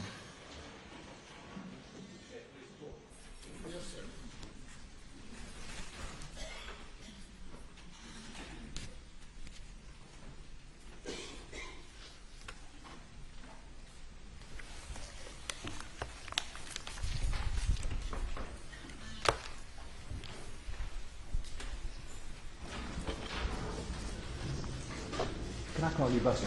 Yes, sir. I'm John. And I want to first off tell you I am sorry about your mother. Sorry, I can't hear him. I'm sorry about his mother, If you step back a little bit, I can hear you. and I'm sorry about your brother, Thank you. and I'm sorry about your grandfather. Thank you.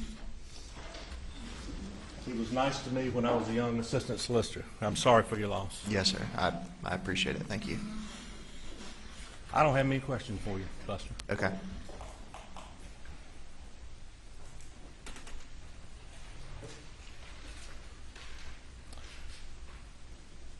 When you are leaving the main house, you told Mr. Griffin that the main entrance was the brick entrance, Yes, sir. but there's also a side entrance, or by the kennels, or Yeah. entrance exit. Yes, sir. Just a totally different entrance. And the mailbox was at the side entrance. Yes, sir. The kennel entrance. Yes, sir. Okay. Why was that? Do you know? I don't know. I think it's just I really don't know. I don't either. But the packages would come to, you said the kennel side? They would come to the shed. Okay. And a lot of times y'all would use that kennel entrance exit to go just like you'd use the main one, right? Yeah, you would. I would say that I'm more so tended to use the main one, the one that I'd say is the brick pillars. But yeah, I mean, you could certainly leave either way. If you were leaving the main entrance and you got down, you're leaving the house and you're going toward the brick, and then you know where it's kind of a Y where it kind of cuts off to the kennel too, right? Sure. So you go straight or left. If you were leaving at night going straight, and if you were looking out to the left and the lights were on, you'd be able to see the lights on at the kennel just from that little Y, wouldn't you? Maybe, depending on what lights were on and whatnot. I mean, if it was fully lit up, maybe. Okay. And just from that Y, instead of going straight, from that distance, you'd be able to, if the lights were on fully, you'd probably be able to see them. Maybe, yes, sir.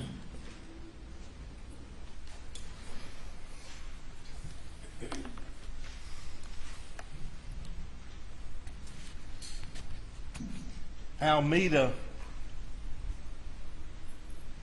where your grandma and granddaddy were, Is that close to the, I think it's close to the law firm, isn't it? Almeida? Yes, sir. Close to the law firm? I wouldn't say so. I mean, How close? anywhere in Hampton is close to anywhere in Hampton because it's not very big. Fair enough. But, I mean, it's a 10-minute, 12-minute drive out to Almeida, I would think, from the law firm.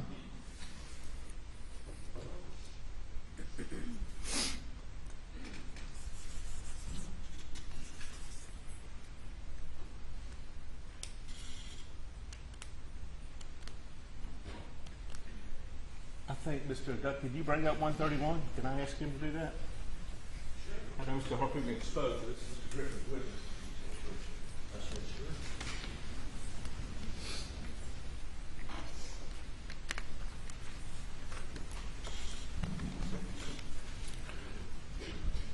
So you don't have to get, but you see, is this kind of where you said everybody would park? It's right. So if you look, You mind if I come up here? no, sir, you can. So if you look right off this point, You might want to come down here if you don't mind. Just the jury.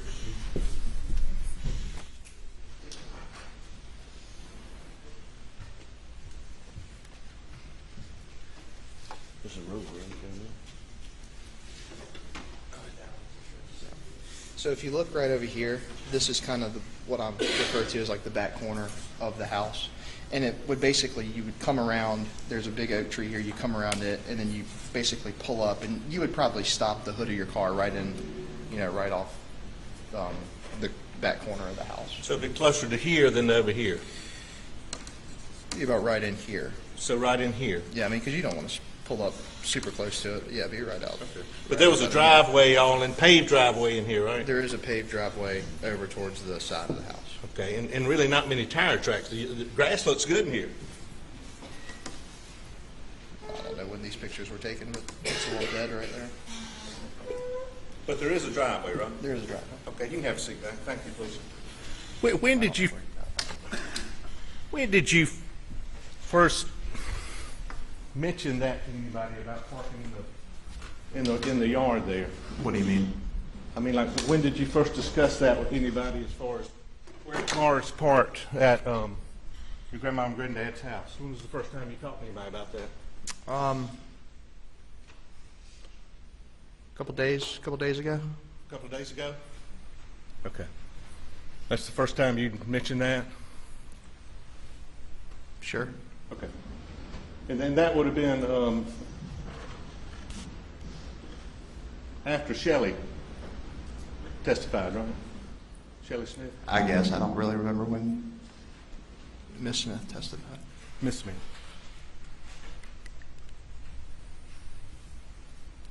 Did you bring that to somebody's attention, or did somebody ask you about it? I couldn't.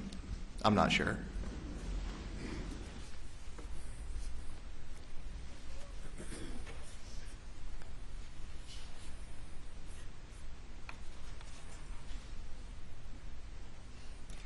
And I think you keep forgetting I'm on cross. You testified that. How many times had you been there with your dad? I wasn't quite clear with your answers to Mr. Griffin. I'm not trying to be difficult, Buster. I understand, and I can't give you an approximate number, but I mean, I've been out there with him several times. And would you always call? You said you called. Did you always call when you got there? Yeah, I feel like most of the time you would call just to tell, because the ladies get nervous. If you hadn't called and they see a car pulling in the driveway, it's just easier to call and let them know, like, hey, we're going to be pulling around. Please unlock the door. We'd like to come in. Had you ever been over there at 6:30 in the morning?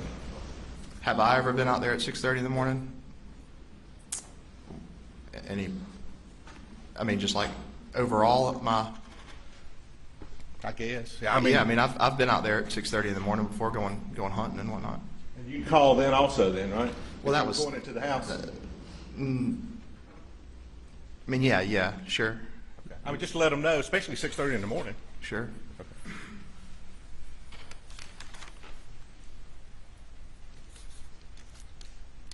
Your mom loved Edisto, didn't she? Yes, sir, she did. I love Edisto. She was actually getting some work done down there, wasn't she? Yes, sir, she was getting some work done on the house. And on this date, June 7th, literally there were people inside doing work that day, weren't there? I think so. Yeah. And her plan was to stay down there that night, wasn't it? I don't know. I don't know what her plan was.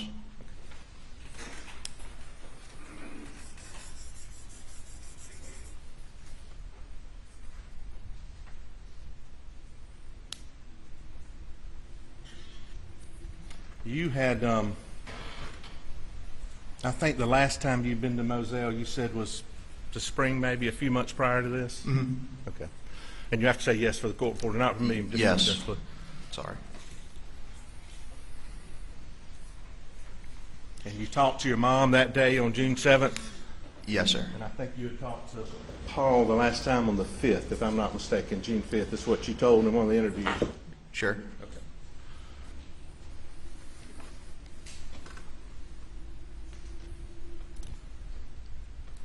And Mr. Griffiths asked you about the financial troubles and that have come out here. You had no knowledge of your dad's financial difficulties at all, did you? No, sir. I mean, you really didn't. No, sir. I really didn't.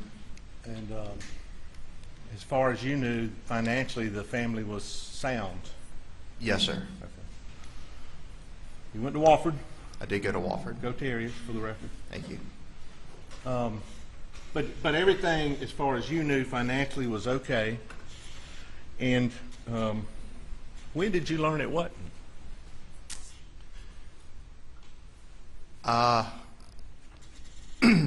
I guess on September whatever that day in September was.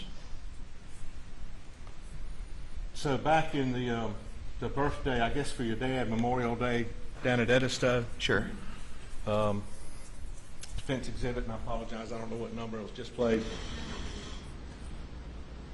I believe Mr. Chris Wilson is hugging your dad. Yes, sir. Okay. He's a family friend. Yes, sir. Okay. You didn't know then that your dad owed Chris Wilson or stole $192,000 from him, did you? I did not. And I'm not saying that to be mean, but you really didn't know that. That's correct. Didn't know. And the boating accident that Mr. Griffin asked you about, that was pressure on the family, wasn't it? I don't know that pressure's the right word. I mean, it's definitely an uneasy feeling. You know, your brother is criminally charged, and then you, myself, and my father have civil charges. I mean, definitely unsettling. I mean, it caused stress within the family, didn't it? It was stressful. I wouldn't say within the family, because I mean, you know, we supported each other. Sure. And I'm not questioning that, but I mean, your mom felt ostracized. Yes, sir. She even more so wanted to stay at Edisto?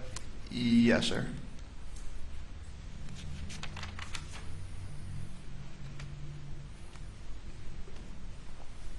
It really,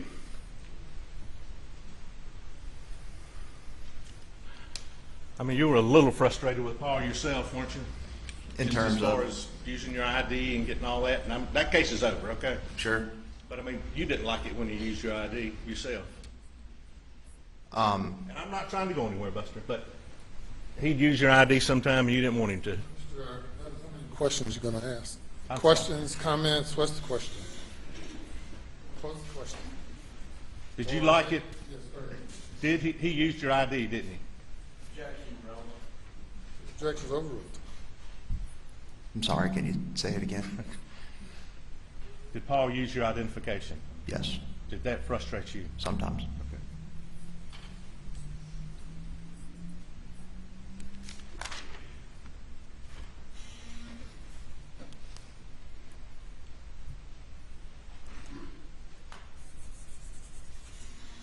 You were shown the tree video with the shirt and the pants. You remember that? Yes, sir. When you saw your dad on the night of June 7th, what did he have on? When I had made my way up to the house, he was wearing shorts and a t-shirt. And who laundried his clothes? At that period of time, would have been Blanca, and then my mom also does laundry sometimes. But on a day-to-day, did Blanca take care of your dad's clothes, laundering, cleaning, folding? Yes, sir.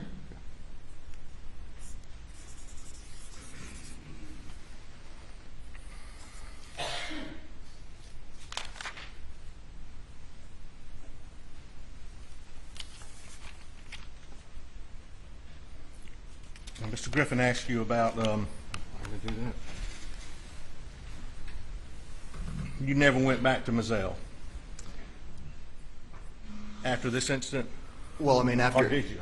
if you take June 7th, on June, I mean, I've been back to Moselle since then, but I've never slept another night at Moselle. And did your dad, let's strike that. Beg your pardon, don't.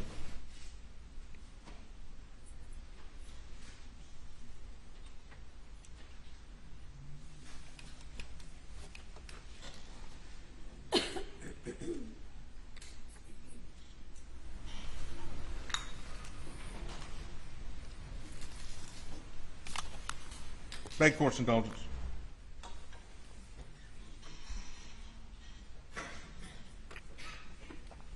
Did your dad try to get you to go hunting out there again one time, or suggest it? He asked if I wanted to, and if I wanted to, that I could. Or you didn't want to? No, sir. Didn't want to go.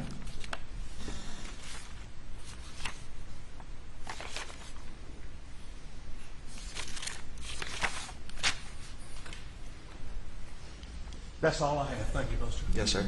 Thank you. Redirect.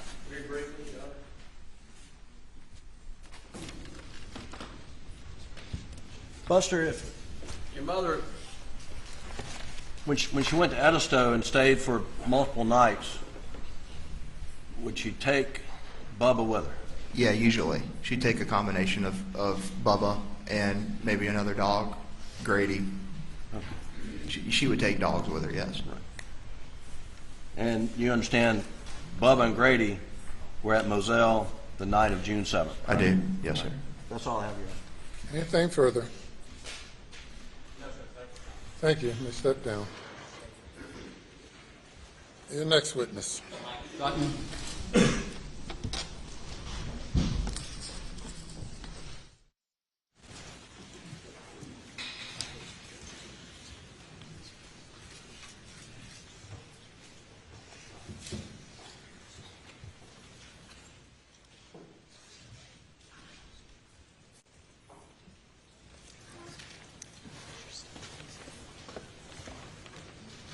Place your left hand on the Bible and raise your right. Do you swear or affirm the testimony you're about to give will be the truth, the whole truth, and nothing but the truth, so help you God? I do. Thank you. Go have a seat up here on the witness stand.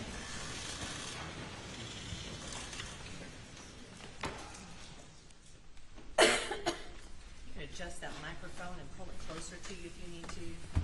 Pull your seat up, but state your name for the record and spell your last name, please. Mike Sutton, S-U-T-T-O-N. Mr. Sutton, what do you do for a living? I'm a forensic engineer. A forensic engineer. Now, what is a forensic engineer? Well, the majority of the work that I do involves the investigation of accidents and failures in the field of legal questions, legal problems, court of law. So what forensic engineers do is that they collect data, collect physical evidence, they interpret the data, and then try to come up with what happened in an event, maybe what didn't happen in an event, or maybe try to limit the possibilities of what happened in an event. Okay, and do you have educational background in this area, or have you been trained, or how about just tell us, first of all, where, as we say around here, where are you from? Well, I was born in Hickory, North Carolina. Then I grew up in Cary. When I was young, family moved to Cary, which is right outside of Raleigh. When I graduated from Cary High School, I went to North Carolina State University, and I was in the materials engineering department for about a year. In my sophomore year, I transferred over to the mechanical engineering department. And so I was at NC State for my undergraduate from 84 to 88.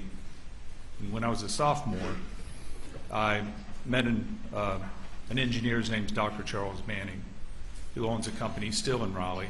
He's passed away, but his company's still there. And Dr. Manning was an ex-professor at State. He's also an ex-NASA engineer. And I worked with him from basically 1987. Then after I graduated, I went full-time with him.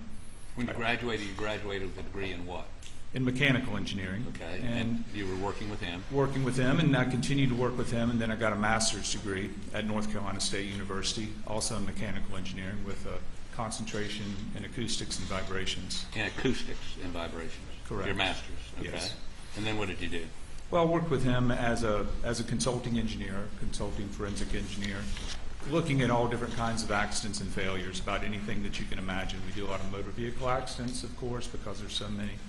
We look at structural failures, product failures, material failures, about anything that you can imagine. But basically, if there's anything that's based in physics, it's capable of being explained and understood. And what do you mean by physics? Well, physics are the laws that govern how things around us, how they behave. You can predict their behavior. If I drop a basketball off of a balcony, I can predict how long it's going to take to reach the ground based on all the different variables. So the laws of physics are there. It helps us figure out how things would happen. So I worked with Dr. Manning for a while until end of 2000, and in 2001, I founded my current company, which is based in Cary. It's called Accident Research Specialists. What's the name of it again? Accident Research Specialists in Cary, North Carolina. And we do the same thing. There are 10 engineers that I work with and support staff, and we investigate, analyze a variety of cases for a variety of clients. Like I said, most of my work is related to either criminal cases or civil cases, and I do some consulting that's not related to courtroom issues, just straight consulting to companies. Have you, from time to time, dealt with shooting instant reconstruction? Yes, I have. And tell the jury what shooting instant reconstruction is. Well, the shooting instant reconstruction, at least how I'm involved with it, I deal with what would be called external ballistics and terminal ballistics. So external ballistics are the flight of a bullet after it leaves a gun. A bullet leaving the barrel of a gun is going to be affected upon by gravity, air resistance. So that's just physics. And then there's terminal ballistics, which is what happens to a projectile when it strikes a target or an object. And how many times have you been involved in a case involving shooting instant reconstruction? I would say over the years, maybe 50. Okay. Now, all different kinds. Like, for instance, it could be a case where a manufacturer is being sued for like a drop fire, where somebody dropped a pistol and it went off. And it's not supposed to do that? No. And so it could be a products case. I've worked on cases involving hunters, long range distance shots where you're trying to figure out where a particular hunter was aiming the gun, so where he hit and killed somebody. I've worked certainly in law enforcement shootings. I've worked for law enforcement, and I've worked on the side opposite law enforcement for people who have been shot by law enforcement. I've worked on insurance cases. Sometimes there's a question about whether it was a suicide or an accident. So those are the type of cases that I would be involved with. And when you do these cases, you're looking for, what's the difference between you and a crime scene reconstructionist? Well, crime scene reconstructionists would be looking at a lot of different things. So I'm a mechanical engineer. I deal with physics. But somebody who works at crime scene may have also a background in, let's say, chemistry. And they may be using different reagents to find blood or gunshot residue. That's not what I do. But I physically reconstruct a site. One of the main things that we do in forensic engineering, such as myself, accident reconstruction is what it is that we have the ability to go and capture data, collect facts from a site, whether it's an accident or a murder or what have you. And then what we do is we interpret what we're finding and try to, again, put ourselves in a position to answer questions about how an event occurred, or maybe limit what could have occurred, or maybe what didn't occur. Okay, so have you ever been qualified by state or federal court to testify about a shooting instant reconstruction for instance, in Wake County, North Carolina? Yes. And what was that? Was that in federal court? That was in federal court. And were you allowed to testify as an expert? Yes.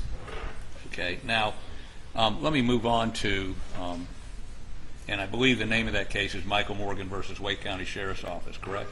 That is correct. And that was in 2018? Yes.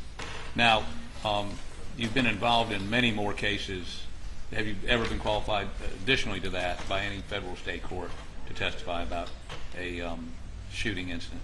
Yes, I have testified in other criminal trials where the questions were just as I said, which is where was the weapon aimed, maybe how many shots were fired, where were the shots fired from, maybe the sequence of shots. Again, this is all, developing an understanding of what the physical evidence tells you. Okay. So let me move to a second area of expertise I'm going to ask you about. Tell us about what acoustics engineering is. Well, acoustics and vibrations, or acoustics specifically, is part of mechanical engineering. It's a study of how sound moves, how it's made, how sound may decrease over distance, the effect of sound on people. It's obviously something real important because if you're exposed to sound for long periods of time, you can lose part of your hearing. So it is a subset of mechanical engineering, and so I have testified in cases involving acoustics. And my master's paper was in the area of something that I do quite often, which is the audibility of emergency vehicles. Like if a police car has its siren on and you're driving up to an intersection, you got the radio on. Can you hear the siren, or can you not hear the siren? Maybe it makes a difference if your window is up or down. Those types of issues, so the audibility of noise. To do that kind of analysis, do you have to do some sort of reconstruction oftentimes? Yes, often with acoustics, you can definitely look at it theoretically, but I typically test it because it's something that is readily testable. Okay. And you've been qualified, again, in at least one state. You've been qualified multiple times to testify as to acoustical engineering. Yes. And one of those cases was Koudalakis versus CSX in state court in Richmond, Virginia. Is that correct? Yes. And many other times also. Yes. Okay, the last area of expertise, all these are engineering related, correct? They are. Is accident reconstruction involving vehicles. Yes. And you've done that more than you've probably done the other two, correct? It is. Motor vehicle accidents, and again, it's just because there's so many of them. Throughout my career of 36 years, I've looked at probably a couple thousand motor vehicle wrecks. And again, you apply these same principles, data, and then you do an engineering analysis of it, mathematics, trigonometry, those kinds of things. Is that correct? Yes. And you have been qualified multiple times on that issue. Yes. As an expert to give an opinion. Yes. And again, going back to the other two, you've been qualified as an expert to give an opinion by many courts, several courts in shooting incident reconstruction, acoustics engineering, and in motor vehicle reconstruction. Is that correct? Yes, it is. Your Honor, I move that this witness be qualified as a expert in the three areas I just mentioned. Mr. As a state, he's admitted without objection as an expert in the fields that he's offered. Okay, so let's start off with the shooting instant reconstruction, okay? Yes. Now, have you prepared a PowerPoint? Well, back off. Back off. Strike that. Were you hired by myself and Mr. Griffin to do some analysis on what occurred at Moselle that resulted in the deaths of Paul and Maggie Murdaugh? Yes. And let's first of all talk about what's the process generally, and then we're going to put this PowerPoint up, or do you want me to put the PowerPoint up first? I can speak to that generally. So, okay.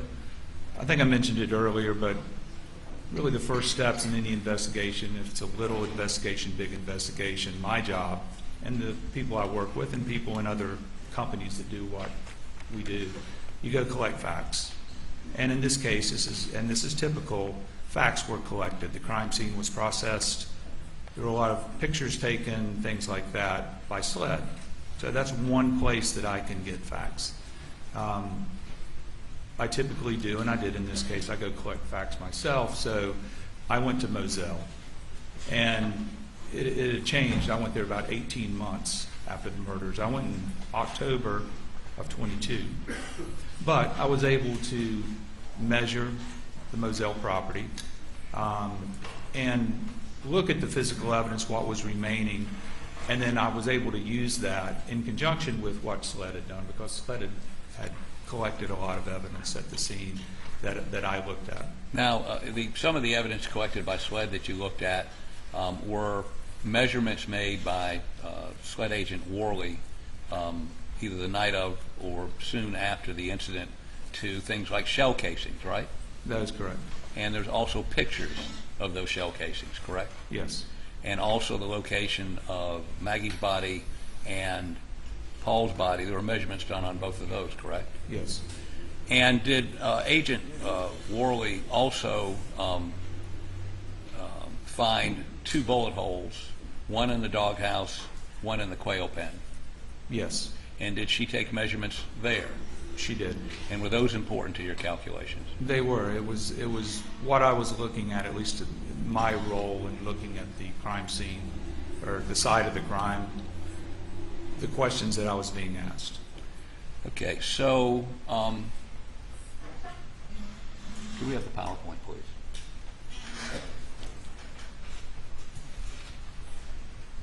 Okay, you can see that, okay. Object to showing this. Nothing's been entered. Oh, I apologize. I got ahead of myself.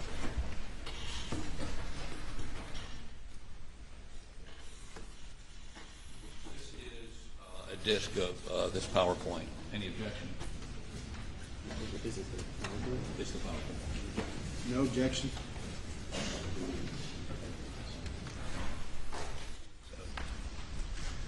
Your Honor, we offer into evidence Defendant's Exhibit number 143.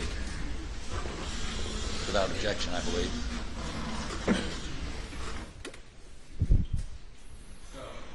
Submit. And Your Honor, okay, let's just walk through the PowerPoint. Go to the next slide, please. Okay, now this is titled Shot Trajectories as Measured by Special Agent Worley. Are these what we're talking about, measurements she made? Yes. Okay, next slide, please. Quail pen. Go ahead. Now, what are we looking at here? So this is what I call the quail pen, and it's a small animal cage. It's been referred to, but like it's a bird cage, and it's up against the building or the barn or the hangar. I think it's been called several things. It's up underneath the roof. Okay, now if you went perpendicular to that out, would you run into the dog kennels? Yes. Okay, so this is across from the dog kennels, and that is the quail pen.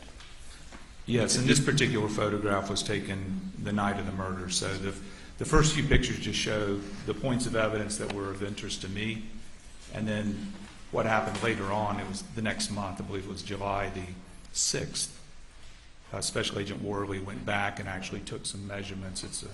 She used basically a common technique where you try to get more information about these bullet holes. Okay, next. And what is this we're looking at? It's a little bit closer view of the quail pen, and what you have there on the side of the quail pen, so it would be the side that's really facing the crime scene. Right. It's made out of like a fiber board, a little bit more robust than cardboard. It's like a fiber board, so you can penetrate it easily, and there was a bullet hole basically in the center of it. Okay, next slide. That would be that bullet hole? That is the bullet hole, and if you were able to zoom in a little bit and look carefully, you'd be able to see what's called a bullet wipe. It's down. It's if that was a tiny little clock, it'd be just under 3 o'clock. And so when I looked at that, it looked like the bullet was on an upward trajectory, a small one, but an upward trajectory. And what the bullet wipe is when the bullet comes out of the barrel of the gun, it's going to have products of the bullet being fired. And when it enters sheetrock or a car door or a piece of plywood, you commonly see that lead-in mark where the bullet goes into a piece of material. Can we make that bigger? There we go. Okay. So how about step down here for just a second, and there's a pointer right behind you. Your Honor, may he step down? Grab that pointer right there. And would you point out for the jury, please, that you call it a bullet wipe? Yes, so when you look at the entry,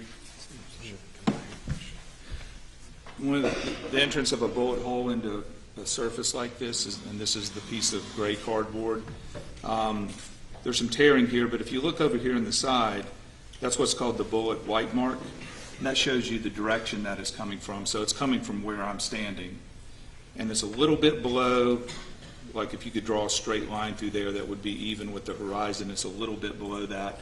So right away that told me that this bullet, when it penetrated this piece of material here, that it was traveling upwards and from right to left. Okay. Let me see the next slide, just in case. Okay. Any way to make that a little bigger? While he's doing that, what are we looking at here? This is a photograph from Special Agent Worley's trip to the crime scene. I think it was the next month, July the 6th. And what's going on here? So this bullet, it penetrates this quail pin and actually goes through the wall of the hangar too. It goes through several layers of material. And a common technique to try to figure out what is the angle of that shot, you take something like this. Typically they're fiberglass, so they don't bend, they're perfectly straight. And you insert that rod through the bullet hole, and then what you do is you measure this rod. So right now she's measuring what's called the vertical angle. So if I was measuring the angle of the shot, like to the TV right here, so vertical angle is this way. Was the bullet going up, or was it going down, or was it going straight in? And what did that, I mean, did you look at a close-up picture of that, and did you also look at her notes? Yes. And what was her conclusion about the angle, you say vertical angle, the angle going into the quail pen? Was it going up, was it going down? And by, I guess you gauge this in degrees, correct? Correct. Okay, so was it going up or down? It was going up. At what degree? So the bullet was traveling upwards, which is consistent with what I just showed you on the previous pictures. So her measurement that it's going up is consistent. She recorded in her notes that was 3 degrees going up. So pretty flat, but the bullet was traveling upwards. But there are 2 pictures. She has one picture of it at 3 degrees and one at 1.5 degrees. So pretty close, but 2 different trajectories. And later on, I looked at the difference between the 1.5 and the 3. Okay. And we could that'll come up later, but for the purposes of me understanding what was going on here, I considered both 1.5 and 3. And while 1.5 or 3 is not a steep incline as it goes in, if you project that back, it's going to have, if you go 10 feet, it's going to make, okay. As you project it back, what, if any, difference is there on that cause on trajectory? Okay, well, the reason this is interesting is because it's an upward traveling bullet. So if you think about the path of this bullet, for all purposes here, because we're talking about maybe 50 feet in this crime scene, it's not 400 yards. If it's 400 yards, the bullet has a curved trajectory. So here, because the area that we're considering is so small, that for all intents and purposes it's a flat trajectory, which means that the barrel of the gun was on the same angle as that rod, okay? And it's going down, which means if you extend that rod, if you're able to extend that rod some distance, it's going to go into the ground. So if it goes into the ground, obviously the gun can't be underground. So you know that the shooter who fired the weapon that sent the bullet into the quail pen has to be on that line. So the weapon has to be on that line, and it's going to go into the ground at some point. So that is a good piece of information, because that locks the location of the shooter, at least for one shot. And I believe Agent Worley identified, I'm sorry, strike that. What, if any, caliber or kind of weapon did Agent Worley deduce had fired that bullet? This was the .300 blackout. Okay. Now go to the next slide, please. This is just another measurement. This may be the one that's closer to 1.5 degrees, but you can see this is they call them trajectory rods, which again is inserted through the multiple paths of the bullet as it went through things. So as you look at that device, whatever that's called, one of them shows 1.5, one of them shows 3, and she wrote down 3? Correct. Okay. Great. Next, please. Now, what is this? Same thing. I'm just showing the kind of the different readings that she got here. Okay. It was within a range. Okay. So same answer for this. Right. Next.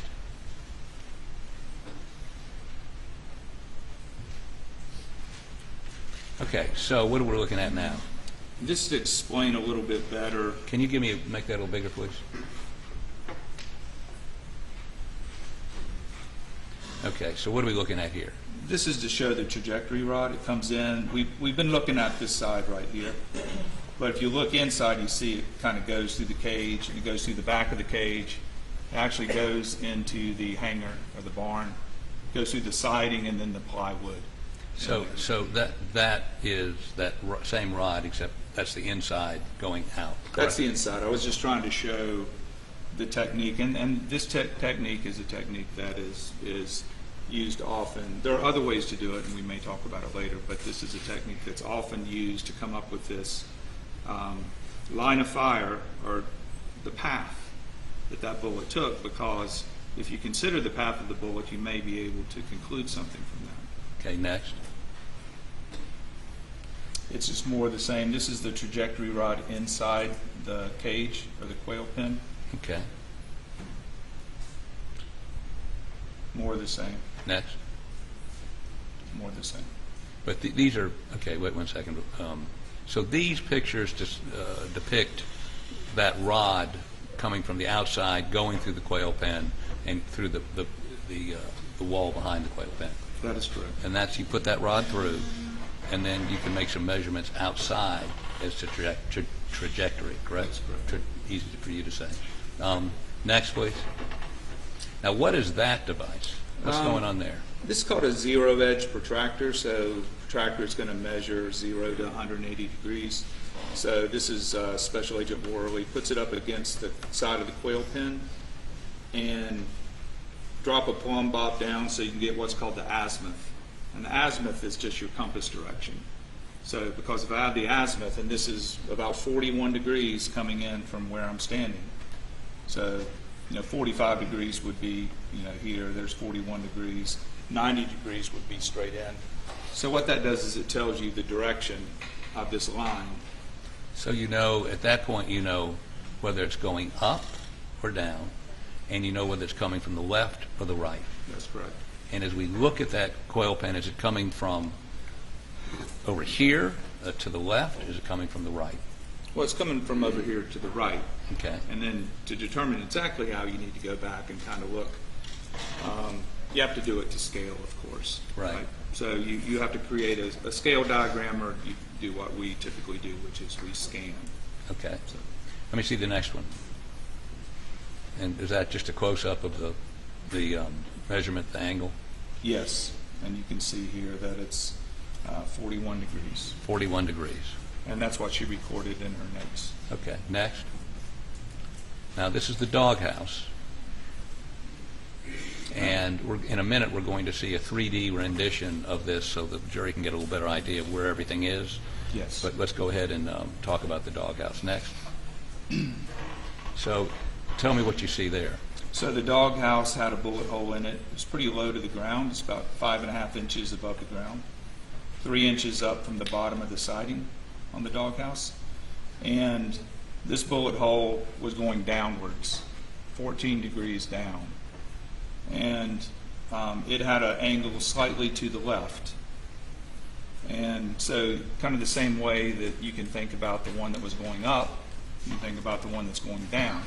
So if put a trajectory rod in, we'll see that in a second, it's going to be sticking upwards like that. So you can go up that trajectory rod to a point where it makes no sense, like the shooter would have to be on a ladder, right? So what that does is it tells you where that shot came from, and it puts a limit on where that shooter could be. You know, just the same way that the shot trajectory would disappear into the ground makes no sense. You know, shot trajectory that's up at 10 feet doesn't make any difference either. I mean, it doesn't make any sense. Right. Let me see the next slide.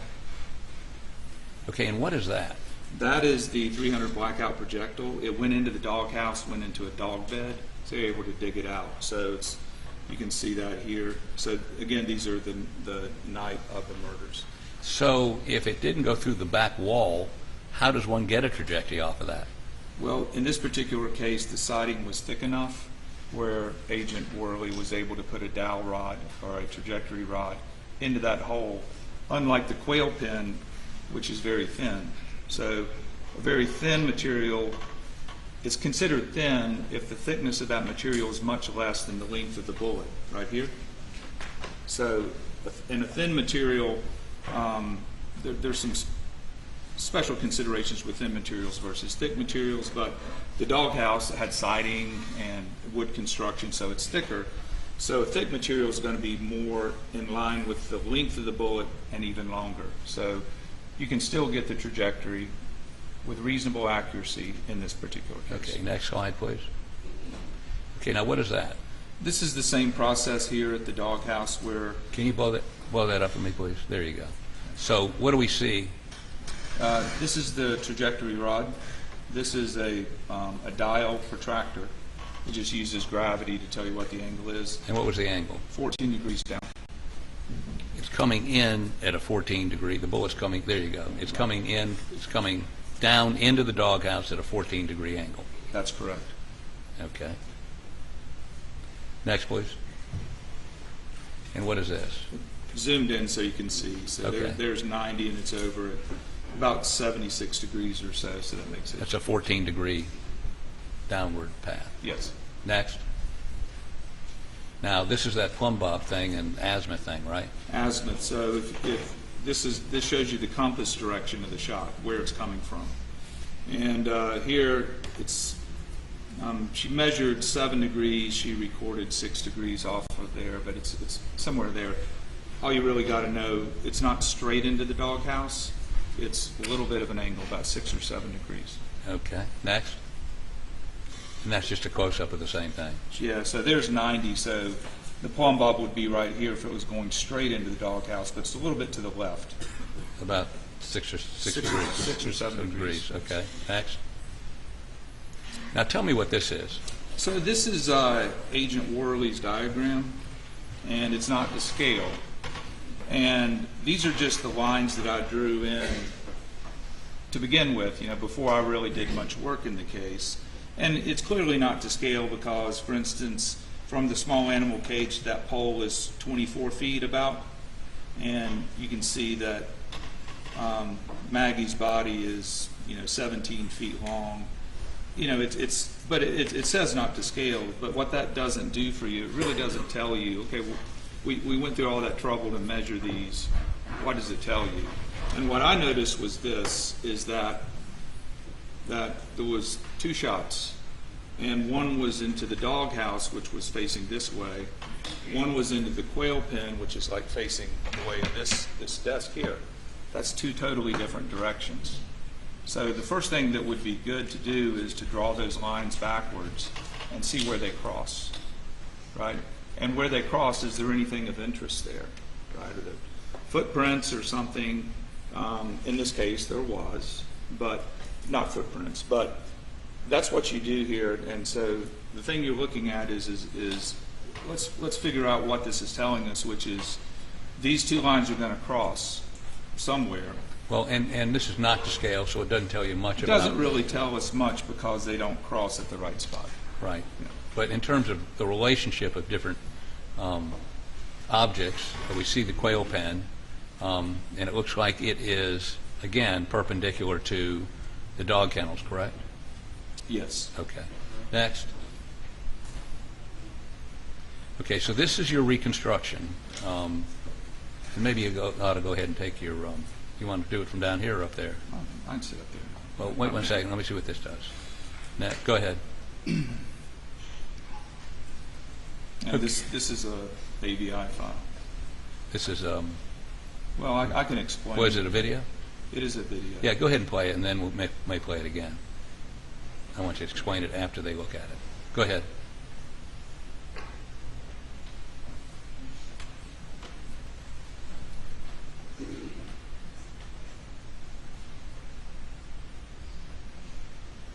Okay, stop it right there for me, can you? Stop it right. There you go. So we see the doghouse. The quail, point where we just flew by it. Oh, wait a minute, she's starting over again. Okay, go ahead and start. There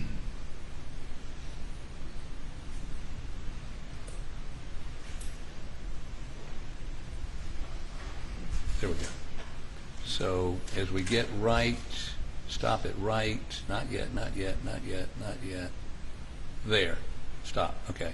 So we see the doghouse. Point it out, please. We see the kennels. How about point those out? And I don't think we can see the quail pen yet, but it's going to be up in there, correct? Yeah, so the quail pen's against this wall. Okay. Go ahead and start it back up.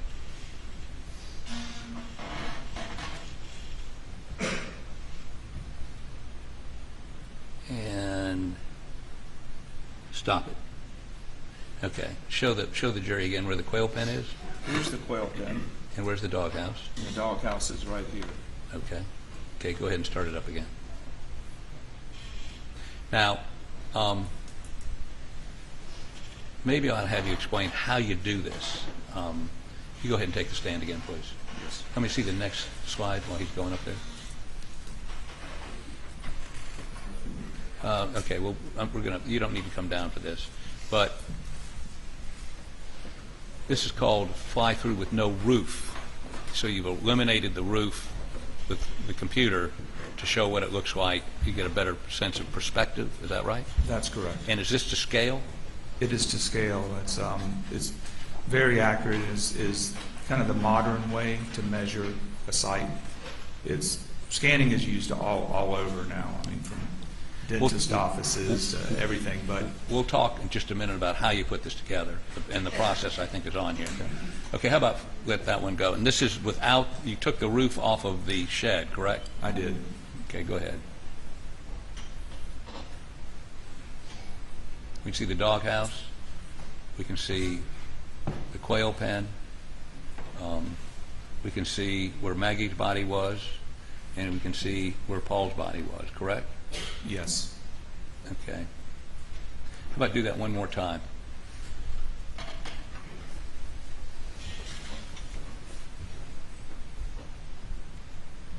That would be Maggie's body near the doghouse? Yes. And that would be Paul's body over here, correct? That's correct. Okay, keep going.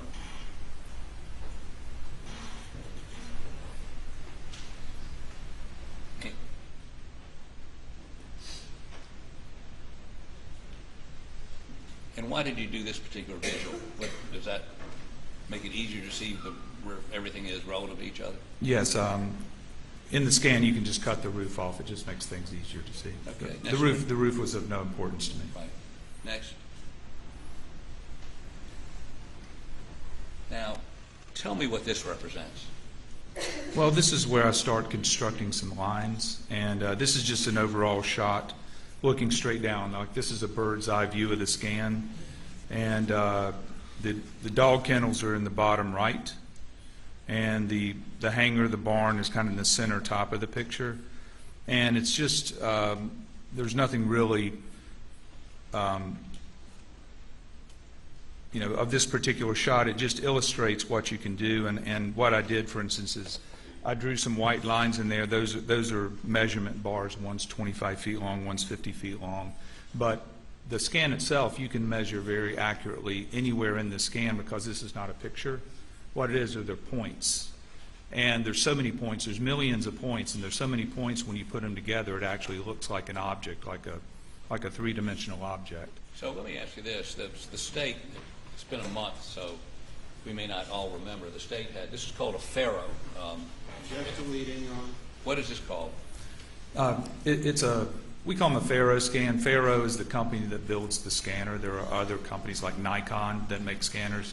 But a FARO scan is a laser scanner, and what it does is it sends out a laser. And when that laser hits an object, it returns back to the scanner. It gets reflected back. Depending on how much time that takes, it can figure out how far away that object is, and we're talking about a very small point. And then what it does is, because the scanner is spinning around this way and a mirror is spinning this way, it knows where that point is in space. And then what it also does to make it look better, it spins the camera around, and then the camera applies more information to all these points. So what you end up with are millions of points. Like if you scan the front yard of this courthouse, you get trees, you get signs, you get people kind of ghosting by as they walk through the scan. So it just picks up everything. So does law enforcement use Faro?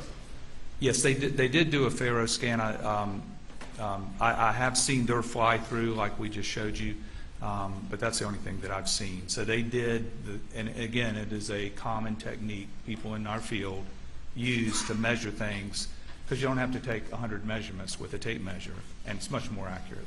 And SLED, I believe you just said, did a Faro scan of the same murder site. They did. And I think we played it, it's been a month, but I think I played it a month ago. Objection, Your Honor. Fine. Objection sustained. At some point in this trial, are you familiar with the fact of whether their Faro scan, SLED's Faro scan was played? Yes. Okay. And is their Faro scan as detailed as yours? I would have to compare them, but it should basically be the same thing. Their scan and our scan should be the same because it's a highly precise instrument. And okay. Let's go to the next one. The only difference would be they did it in July. And you did it in? October of 22. Okay. Now what is this depict? So the next thing I wanted to do, other than reconstruct the shot trajectories like we said before, I wanted to know where the evidence markers were. So what this is, I took Special Agent Worley's measurements. She had measured to a bunch of different things, including the head and feet of the victims, and then also to those little yellow evidence marker tags. And the evidence markers that I was most interested in were numbers 2 through 7, which would have been the empty cartridge cases from the 300 blackout. But what I did was I created a CAD diagram to scale of Agent Worley's measurements. Okay, what's a CAD diagram? It's just computer-aided drawing. It's a drawing package, so you can do a scale diagram. Now she did this just measuring from a pole or post and whatnot, but we have a technique. When we scanned in 22, obviously these markers were not there, but we had lots of photographs of them. And so there's a methodology that we can use where we can flatten the picture taken the night of the murders, and then we can match that to the scan. So then once you match that photograph to the scan, you can actually place in objects that no longer exist very accurately. Now this Faro program, you indicated was used by SLED, is it used by other law enforcement agencies? Yes. Very common. It is used by hundreds, thousands of them? Yes. And they do the same process that you do? Yes. Okay. So once you got this, and what is this? This is can you tell me what this process is? Yeah, so this is Special Agent Worley's hand measurements. Put on a computer program. Put it on a computer program, and because I wanted to put the evidence markers in my scan. And so you have the scan of the Moselle property, but then I can put stuff in there too. I could put a car in there, I could put a body, or I could put these evidence markers. So I used this to check what we did, which we used photographs and the techniques of putting the evidence markers where they belong. Okay. Next slide, please. What does this depict? So what this is then I overlaid Agent Worley's drawing, the one that we just looked at, over my scan. And I use that, if you were able to zoom in a little bit, I don't know if it may be a little bit hard for you guys to see, but those circles with the crosses in them are Special Agent Worley's measurements, and then either touching them or inside of them are the evidence markers that got placed by what we call reverse camera projection, which is just a fancy name of, we can take the information from a photograph taken the night of the murders, and we can attach that to our scan, and then if we want to, we can put missing objects in there, which is what we did here. Okay, go ahead. And there's an example depict? of it there. Can you make that a little bigger, please? So what is, yeah, that's perfect right there. What does that show? It shows the same thing. So we use the reverse camera projection method to get the yellow evidence markers in the scan. And you can see there, Special Agent Worley's measurements are usually right beside it, but you have to remember she was probably stretching a tape measure. So it all makes sense. So it agreed. So what that tells you have a high degree of confidence that these markers are in the correct place. Okay, next. Now, what does this depict? Well, it's a it is a video. Okay, if you go ahead and want play to that show video. the whole screen. Yeah, we need the whole screen and play the video, please. Okay.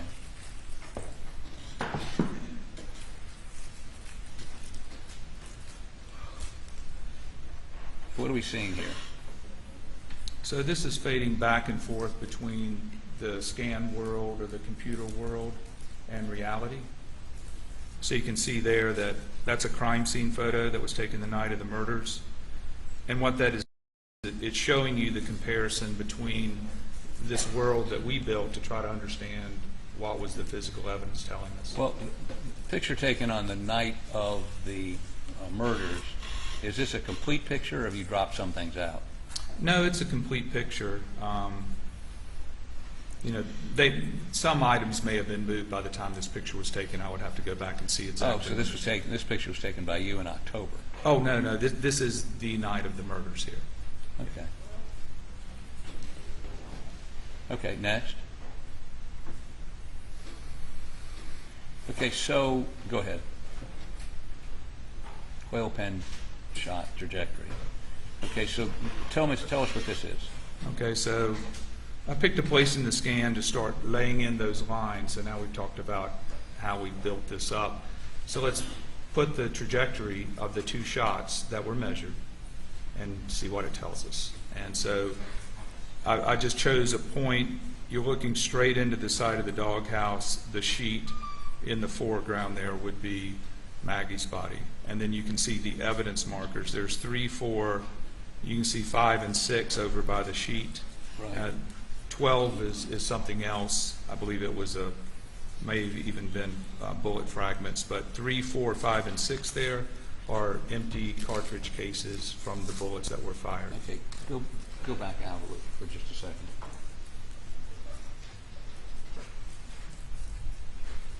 There you go. I see somebody standing over here on the right. What is that? That was probably one of my engineers or somebody I work with who was doing some other task. Okay. So when you scan, if you stand still long enough, it'll scan you. Scan you in, okay. Yes. Next. Now, what are those 2 green lines? The 2 green lines are the shot trajectories into the quail pen. And why are there 2? Because one is at 1.5 degrees up and one is at 3 degrees up. Okay. In this projection,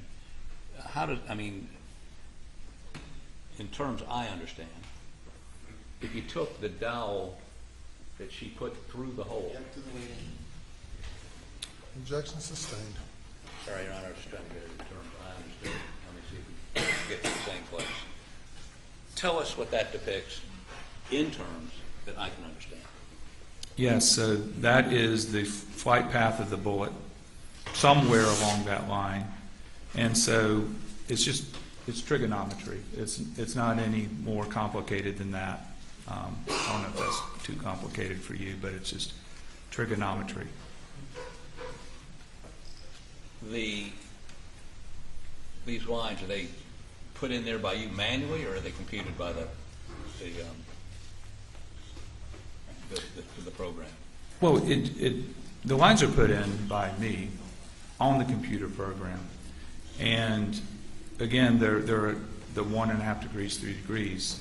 The importance of them is that's where the barrel of the gun has to be perfectly in line with those 2 green lines.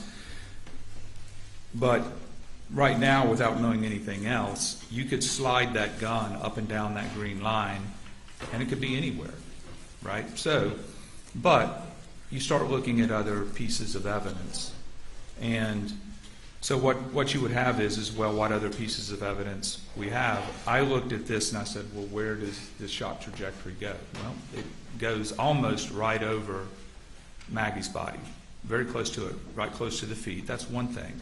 The second thing is there is a collection of empty cartridge cases right to the line. So if I'm facing the quail pen, there's a collection of cartridge cases to my right. And what's your understanding about the ejection of cartridge cases from blackout? Typically, it should be to the right and to the back somewhat. Okay. It depends. But so that was a piece of information, which is that starts to, as I said before, sometimes what you're looking at what you can determine, but maybe you can limit where something happens. So, that is a point of interest. Well, you have a pile of cartridge cases that go right beside the shot trajectories. That's an important point. Okay, next. Okay, so what are we seeing here? So that is a shooter that I constructed. And what this is, it's actually a scan of a person. So you can get scans of people. In this particular case, just for the purposes of this trial, I stripped all the textures off this person. So there's no clothing or hair or skin color, anything like that. So it's just more almost like a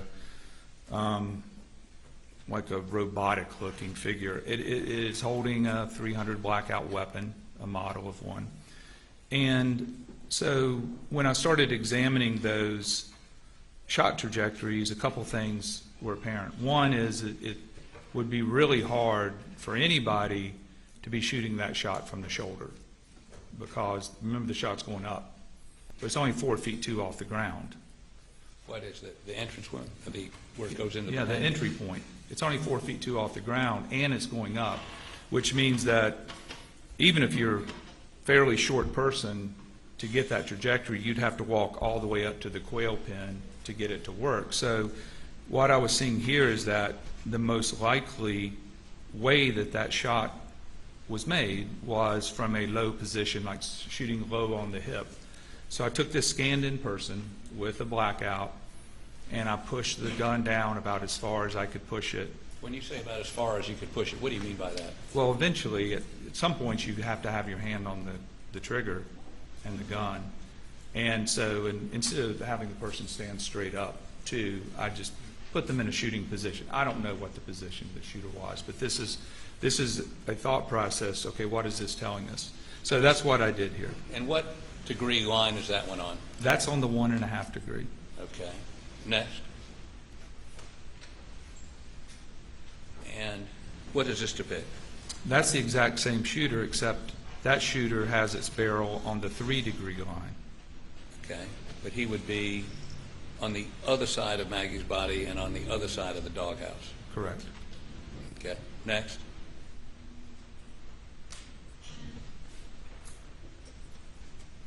Okay, now this has 2 individuals in it. What's the one behind?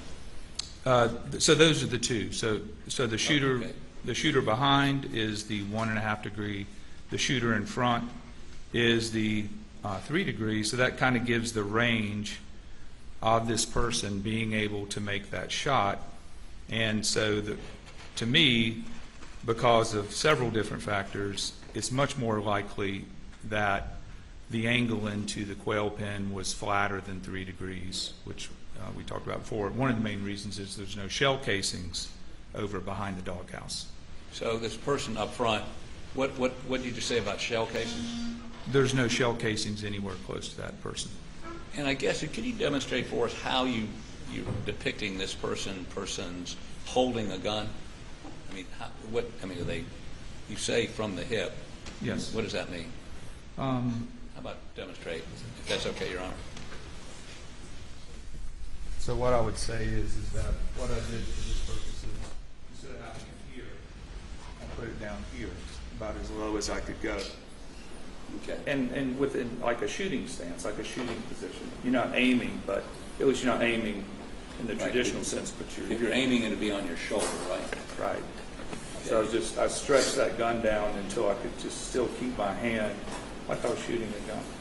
Now, from the shoulder, where generally would they be? You've got, I mean, to have that downward shot.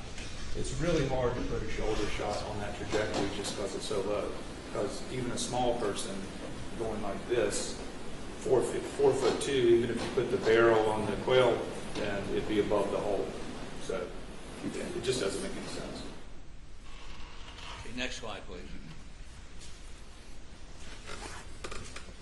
So this is without the guy up front because you concluded this is where the person would have been.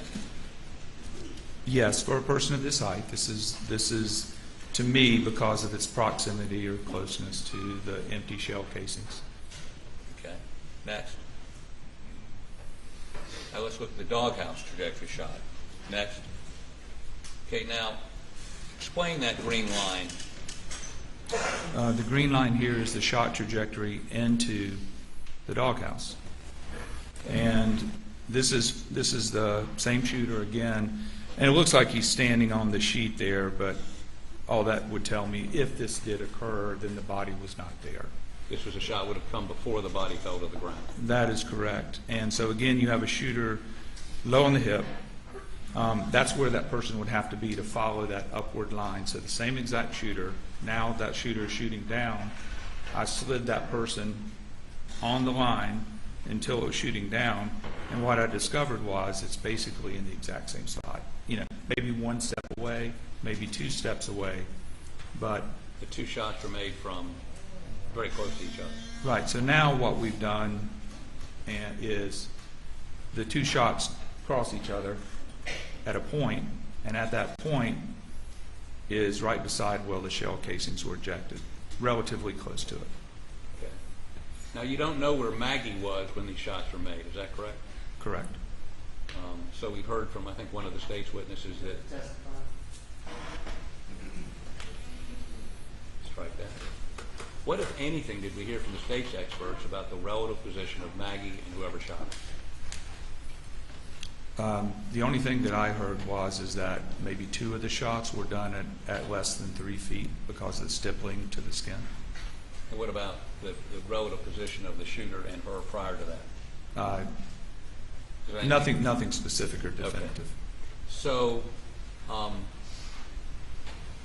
let's see the next one. What is that? This is a shooter, because this shot's going down, this shooter is shooting from the shoulder, which can be done with this shot. And if you're shooting from the shoulder, you gotta be further back. So that's just to illustrate, that's the range of possibility, you know, from the shoulder, from the hip. Or down low, those two Right. we just saw. Is that also consistent with where the shell casings are? It is, that could be consistent too. Okay. Next slide, please. Both shots. Go ahead. So what does this depict? So this is the shooter making both shots. And you'll see, and there's a couple different angles I could show you, but they're really close. And they're in the right location relative to the empty shell casings. Okay. So what that says, it's not, I'm not saying it's exactly there because there's some variables to it, but I find it interesting that the 2 shot trajectories cross at a point where both shots can be made, and they're at the right location relative to those empty shell casings. So, in my opinion, when these 2 shots were made, at least these 2 shots, that the shooter was standing right in that area. Okay, next. And what does this depict? This is the same thing I just described, except a little bit different angle. So there you may have a shooter taking 2 steps forward, depending on which one was fired first, Right. or 2 steps backwards. But, you know, within a generally small area, those where those shots were fired from. Okay, next. Is that the same? That is the same thing. That is, you know, the shooter's from the hip. If you have the shooter shooting from the hip, it makes a lot of sense that with a little bit of movement, the shooter can produce both of those shots and have it agree with the evidence that Special Agent Worley collected. Okay, next. Okay, now, we're going to, don't go to let's get to that in just a minute. Based on your analysis of, and tell us how you came to conclude the range of heights for the person shooting from those distances. Tell us how that works. Okay, so we're able to locate the weapon, where the weapon was, and that's... Now, when you say locate the weapon, what do you mean by that? Locate the weapon on the green line. Okay, so... You say locate the weapon on, is it the muzzle, is it the... The whole barrel. The whole barrel. Right, okay. Because the bullet starts its path inside the barrel, and when it leaves the barrel, it finds the target. Okay, so you can slide that barrel up and down the green line? Correct. Okay, tell us how you get to a height for the shooter. So for the purposes of what I've been showing you is that I started putting different height people in the trajectory analysis. And so what I've been showing you is a person that's 5'2". Versus how tall? The shooter's how tall? 5'2". Could be someone a little taller crouching down a little bit? Could be. 5'3", 5'4"? Yes. So between 5'2" and 5'4"? Yes. The shooter. Because what happens if, let's say, if you put a 5'4" person even, or 5'5", 5'6", in kind of that shooting position from the hip, you've got to move them all the way up to the quail pin. And it doesn't make any sense there because there's no shell casings, and it starts to not make any sense. Why would a person stand right in front of the quail pin a few feet away and shoot into it? And as you slide it back, what happens in terms of the, and this is all trigonometry? These are angles? It's just trigonometry. Okay. So again, you have 5'2" people. What happens is if I move those people back, well, take the quail pin to begin with. Yeah, with the quail pin, if you start to move the shooter, the quail pin back, then you're down to, you start getting to, less than 5'2" very quickly, because that shot is going up. And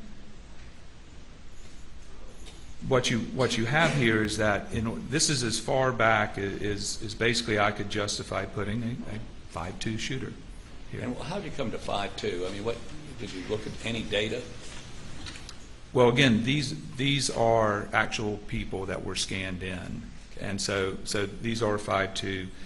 What happens is, for instance, if I tried it with a 5'4", I tried it with a 5'9". And why didn't that work? Because it puts the person under the shed close to the quail pin. Doesn't make much sense being under there. There are no shell casings there. So in order to get the shooter at the cross of the two shot trajectories near the empty casings, then you've got to lower that shot.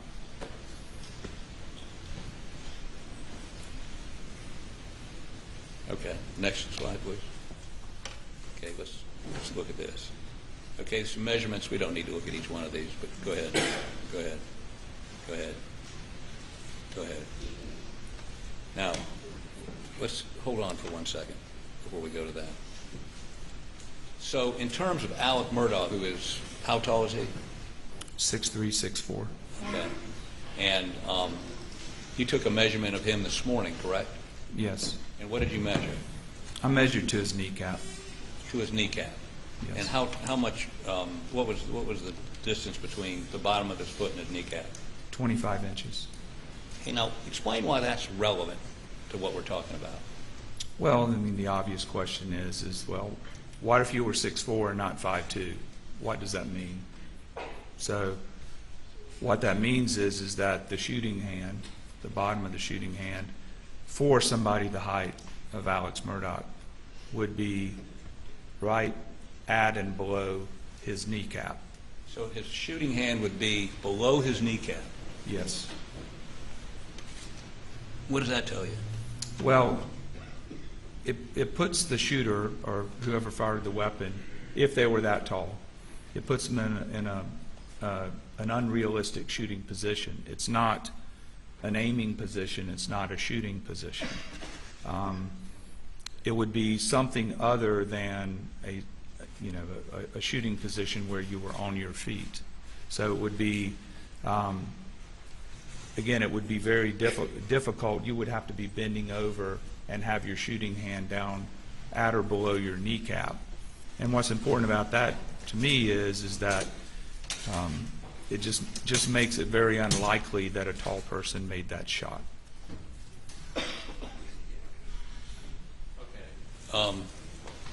More likely that it'd be more likely that a person between 5'2" and 5'4" fired those shots, correct?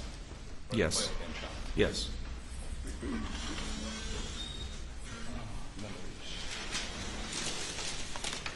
Can I have, yeah. Maybe.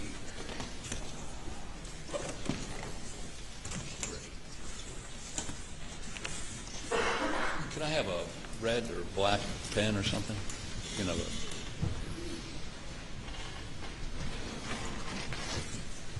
oh, I think I'll take the red one. Okay. Yeah, that's fine. That's right there. Thanks. So,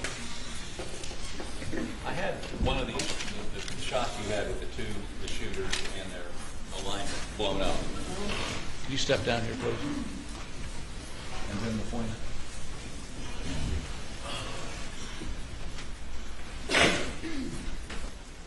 And, let's see how we can do this. You stand over here.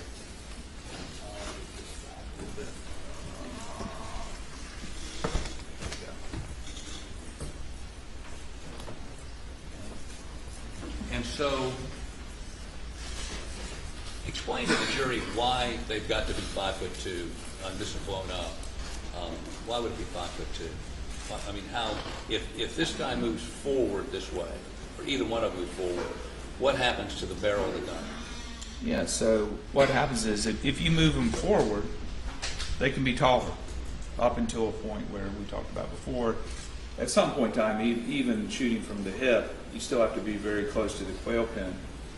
If I move them back, either two things have to happen: is they have to be even shorter than 5'2", or they have to be in some unnatural or kind of like an unreasonable shooting position.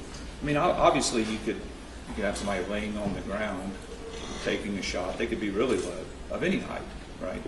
So, but what I'm doing here is that as you move these people back, the gun has to be lower and lower and lower to the ground.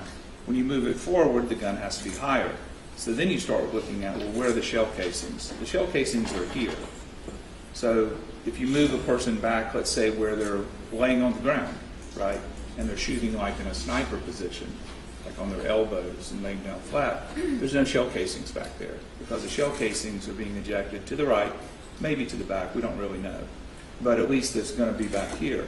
This area where Maggie's body was found, where the collection of empty shell casings are found, because some of these were at close range, but some of them are spread over here, is going to put the shooter here. Well, it certainly puts the weapon there. And then what you have to do is go through the thought process of how can somebody hold the weapon that height off the ground. Okay, now, if you've got a tall person and they're coming this way towards the quail pen, let's say a 6'3", 6'4" person, can they? How close would they have to be to the quail pen to shoot the bullet at that angle into the quail pen? Well, it would be difficult. It wouldn't be either a hip shot or a shoulder shot. You would have to, for somebody who's tall, because again, I don't have a tape measure, but the hole in the quail pen is at 4'2". Okay, so We got one right there. So let's just say, see a sticker or something. You need what? A sticker?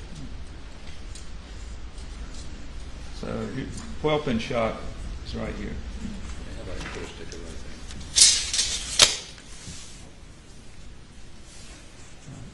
there? Okay, so that's the height it went into the quail pen. Right. Okay. So I'm 5'10". Right. Right. She's on maybe 5'11". Right. So it's going 3 degrees up. So I'm saying that's about flat. Let's just say that's 3 degrees.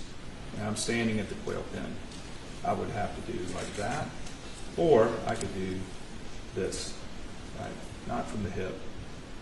I'd have to come in here like this, which of course is possible, right? Just like that. What about 6'4"? And if you're 6'4", it would be, a lot taller than I am. And so you would have to go through that thought process of how the shooter could And of position course, the gun. as you come back off the quail pen, the only place you see shell casings are back here. Yes. The empty shell casings, there's some right by the body, there's one underneath the body, and then I believe it's 2, 3, and 4 are here, 5, 6, and 7 are here, but 2, 3, and 4 are here, like the shells are being ejected to the right and maybe slightly backwards. And so, can you say to a degree of engineering certainty, more probably than not, that whoever shot this shot, or these shots, well, first of all, the quail pen shot was 5.2 to 5.4? That is the most likely explanation, yes. Okay. And we know that Alex was 6'4". Yes. So could you say to a degree of engineering certainty, more probably than not, that Alex Murdaugh on the night of June 7th did not fire that shot into the quail pen? In my opinion, it's very unlikely that he fired that shot. Okay, now, in reviewing the SWED file, did you see whether or not they did any analysis like this? Have you seen any charts, any barrows, anything indicating that SWED ever looked at these shot angles before? No. Okay, go ahead and take the,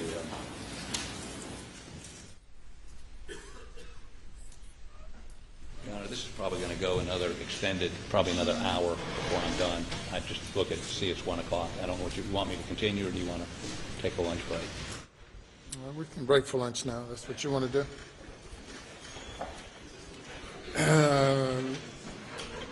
Ladies and gentlemen, we will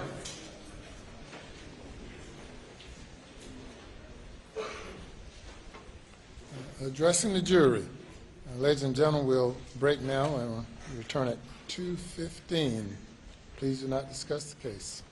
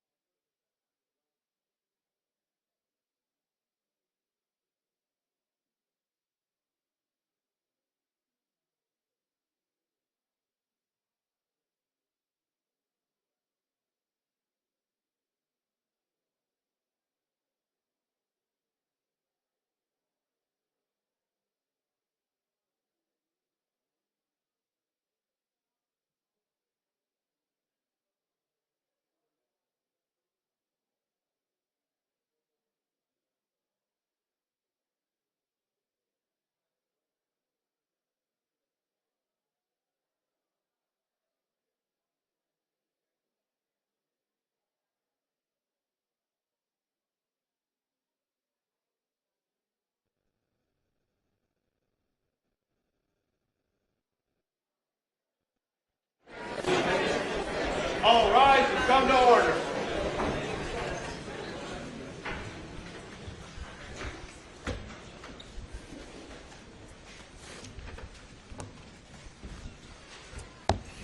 Please be seated.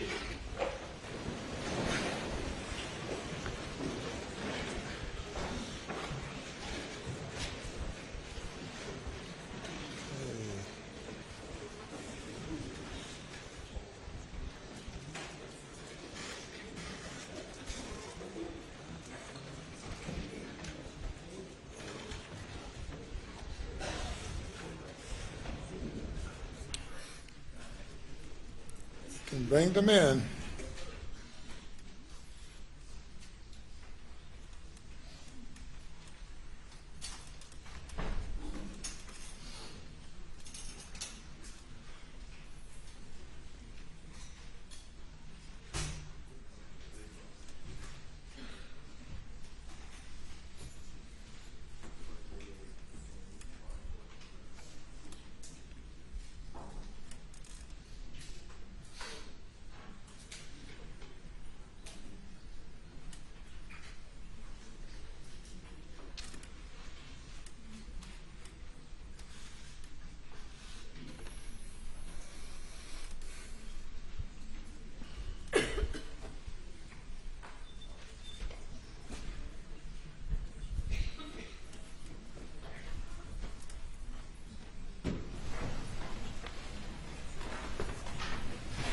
The jury is present, sir.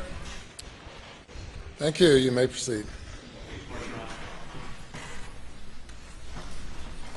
So, I'm almost done with the quail pen and the doghouse, but I got to tell you, over lunch I was thinking about how to demonstrate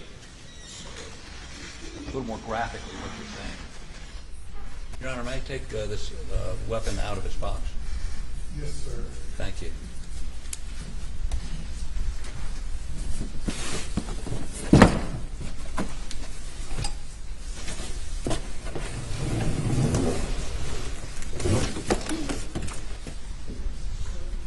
If I keep pointing upwards. Do you recognize this? Do you know what this is?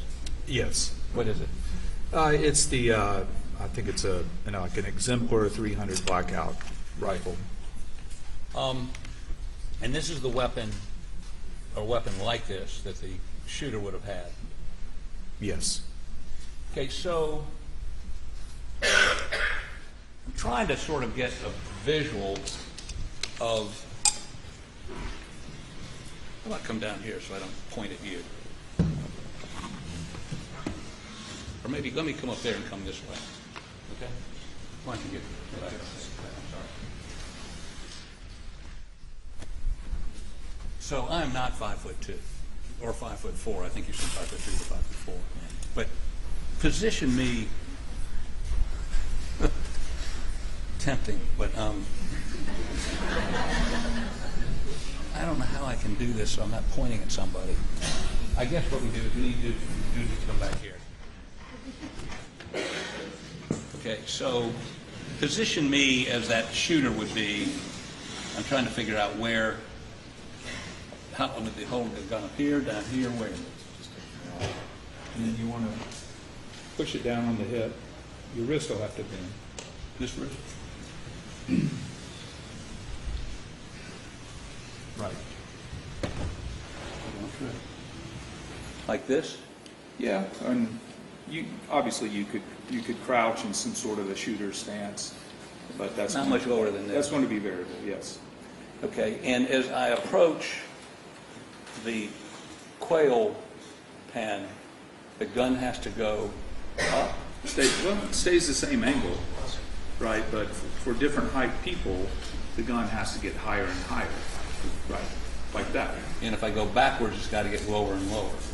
Right, because if you walked up to the quail pen, the hole's 50 inches above the ground, which is right here. So I'd have to be like Slightly that. down, right? Like this? For your height, right? About No, slightly. a little bit lower. No, about like that. About At the quail pen. at the quail pen. So you can see if you back up, you have to get lower and lower and lower. Not like, but the gun has to stay the same angle. Oh, so it's got to be up, but I go down. You go down. Or is it short? To put the barrel on that green line. So, if I'm 6'4", and you measured Alex's foot to knee, Right. so where would this gun be placed on me if I'm 6'4"? Well, if you're 6'4", you know, your hip is going to be about 46 inches. This will be about right here. It's 46. Right. And so you've got your trigger hand Right. about where your hip is. So it would have to be, your trigger hand is going to have to be up where I'm pinching the tape measure. And this is how far away from the tail pin? Well, it could be anywhere, but if you raise it some more, a little bit lower, right? So then, if you're at the quail pin, the hole is right here, right? You can just shoot from the hip. You have to shoot like that? Yeah, you'd have to shoot lower. If I'm back where you say the lines converge, I think it has to be pretty low, right? Yes, it has to be very low. That's why it's to get a position that would be either shooting or aiming, Right. or a basic shooting position.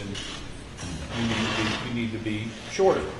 If you're bending over in some other body position, that may be maybe somewhat of an awkward shooting position. Then you can be taller, right? You can be taller than 5'2" to 5'4". But his, I think you told us his foot to knee was 25 inches. 25 inches. And would it be, I mean, proportionally for me, where would Proportionally for you, your trigger hand is going to have to be back down where your kneecap is. Right, about here?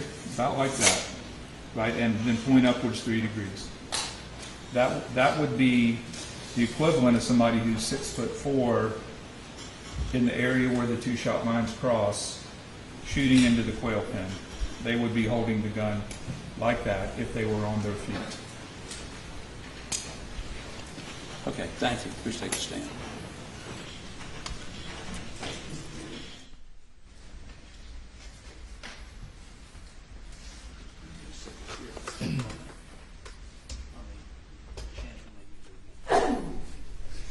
Okay, so based on the angles and the basically trigonometry is what you're saying, you say the shooter would have been between 5'2" and 5'4", and back to have the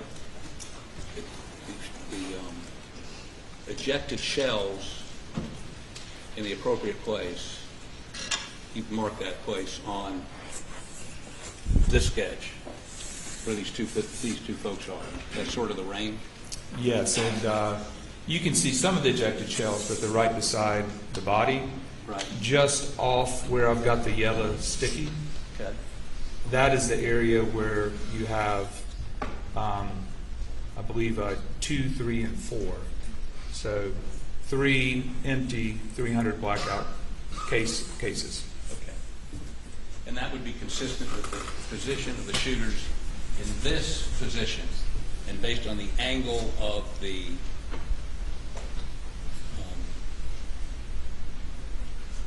bird cage, they would be somewhere between 5'2" and 5'4". That is correct. To have a shot from the hip, the lower part, almost crouched down hip. Yes. Now, let's move on in our presentation, and I'm going to try to expedite this a little bit and skip some slides because you and I were too detailed when we talked about this, and it's the afternoon. So let's go with the Paul Murdaugh first shot. Tell us what this is. So this was, these first pictures are from the night of the murders, and that's inside the feed room. On the south wall of the feed room, there's just a regular window. And what's that? Those are pellet holes from the buckshot. There are 9 pellets in buckshot, this particular load of buckshot. Okay. And what did you do? So what I did was... Next picture, please. when I looked at there's the window from the outside of the feed room. When I looked at the crime scene pictures, I noticed that one of the buckshot pellets hit a pine tree, and SLED took a picture of that damage to the bark of the pine tree. And so when I was there's like a stand of pine trees that have been planted behind the kennels. Right. And so what I did, there are 9 pellets, but the pellets had already spread out by the time they went through the window. In fact, there was one pellet still wedged in the windowsill itself. That you found? That I found. But there was a tree, and it had some ivy on it, but it had damage. And so what I did was I located that damaged tree and put a mark on it. Just put some yellow tape there. I went back in the feed room. If you look at the pictures of the feed room, there are some bloody footprints from tennis shoes. And it's just as I believe it was Chief Deputy Kinsey talked about, Paul being about midway in the room. That's the approximate location. So I stood there, but I knew Paul got shot in the chest. So I lowered my head about eye to chest level, and I looked through each hole until I saw the tape on the tree, which is where the sap was coming out, where the pellet had hit it. So I determined which hole in the window belonged to that pellet. And then what I did, instead of using a trajectory rod or laser, it was daytime, I did the old school method, which I stretched a neon pink string from the damage of the tree through the hole in the window out the door, because from what I have understood, this shot was taken within 3 feet or so because there was stippling on this wound here. So what I did was I basically took the string out as far as you needed to go, and which is what is in that picture there. This would be that string? Yes, that is simply a string. It's pulled tight from the sap coming out of the tree where the buckshot pellet hit it, through the hole in the window, and then back through the feed room I set up a tripod in the door. So that is the shot line, or the trajectory of the pellets in the shotgun. And that's where the damage to the tree is. It's leaking sap. Okay. And what is this? that was the hole in the window that if I stood where Paul, roughly where shot in the chest, it was the only hole that lined up with that tree. Okay. And then what is this? And that shows basically at the door sill, the threshold of the door to the feed room, the height of the shot, which was